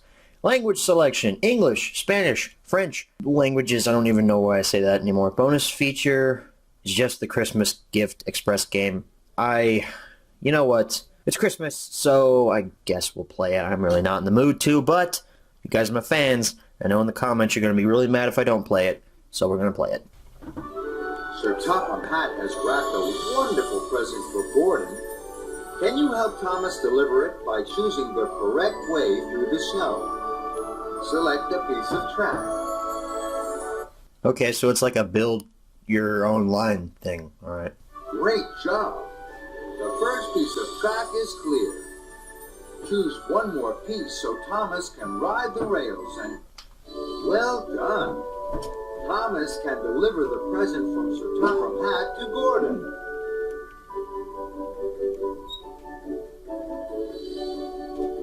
What, so we don't even get to see what the gift is?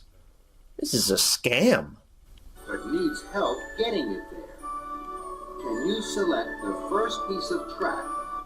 Alright, I guess we get what the gist of the game is. I assume that's pretty much what the rest of the game is, so, and since we don't even get to see what the gift is, there's really not much else to look at here, so let's go ahead and head on back to the main menu, as we always do, and that, folks, is the end of the Merry Christmas Thomas menu tour. Let's go ahead and head on back and answer the 5 main questions, as always.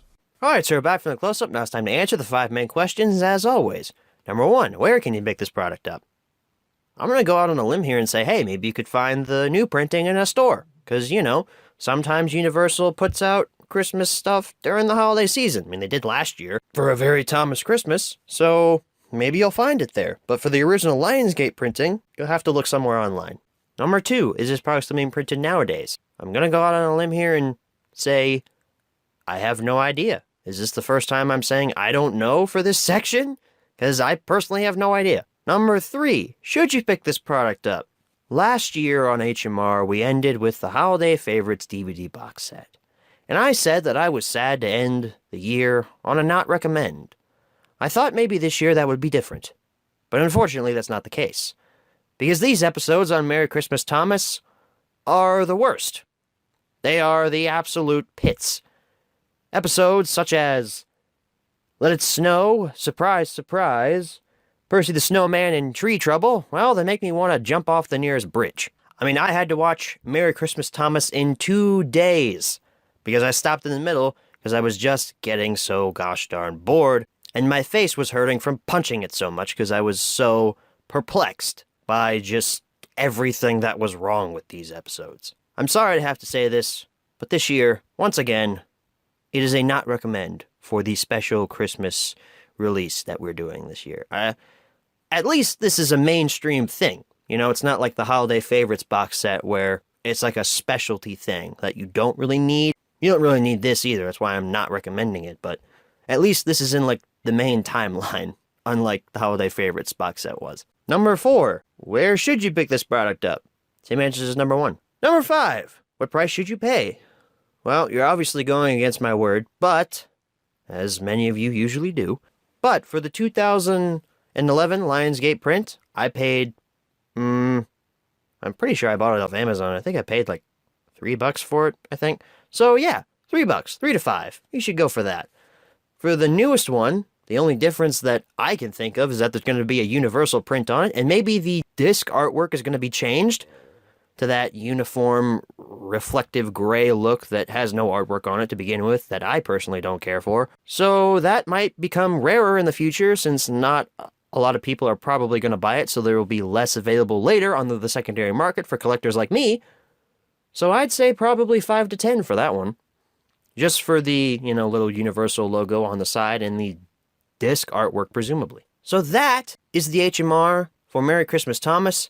And that, ladies and gentlemen, wraps production and wraps the series for HMR for 2017. I'm just going to take a minute here to reflect on how much this show has changed my channel this year. I mean, it changed my channel big in 2016, I kind of reformatted my channel in 2016, and it mainly includes this show. But guys, this show has grown a lot over this past year. I mean, there were HMRs that I never thought would get the view count that they got. Thomas and the Treasure, for one thing, had almost 5,000 views in the first 24 hours. That shattered records. Because if you guys don't already know, normally an HMR reaches 1,000 to 2,000 views by the end of its first week. But this year, you guys are blowing it out of the water with this stuff. Now, an HMR usually reaches 1,000 to 2,000 views in its first 3 to 4 days up on the internet. That is insane. Thank you guys so much for that. And honestly, my channel as a whole has grown so much over this past year. At the end of 2016, I hit 1,000 subscribers, which I never thought would happen at the end of that year. And now this year, I'm gaining at least 1 to 2 a day. And to all the new fans who joined in 2017, thank you for subscribing and welcome to the channel. I've never actually given an official hello, welcome to the channel for all you new subscribers out there. But you are welcome by me with open arms. You can't see, but my arms are extended outward. And if you were here right now, I would give you a big old hug. Unless you had a knife, at which case I would run. But honestly, you guys, I'm so grateful that I get to make this show because it's something that I love doing. This is an aspect of Thomas that I'm very passionate for. I love the home media stuff. I've always been interested in collecting it. And I love sharing my thoughts on it with you guys. And the fact that you guys actually watch and tune in is pretty amazing to me. This all sounds really cheesy, and I know everybody ends their year with, oh, thank you so much. Oh my gosh, it's so cool. But it is. It is really cool. And you know what? Damn it, I'm allowed to be cheesy sometimes. So with all that being said, guys, that's pretty much it for Merry Christmas, Thomas. And that's it for HMR for 2017. Thank you all for watching this HMR and all of the other ones this past year, all the supplementals I did, as well as the regular timeline. Don't worry, we won't have as many next year. I promise you that. Just thank you for watching this HMR. Thank you for watching the HMRs over this past year. And here's to another great year in 2018. Thank you all for watching. And as always, good night, everybody, and have a very Merry Christmas.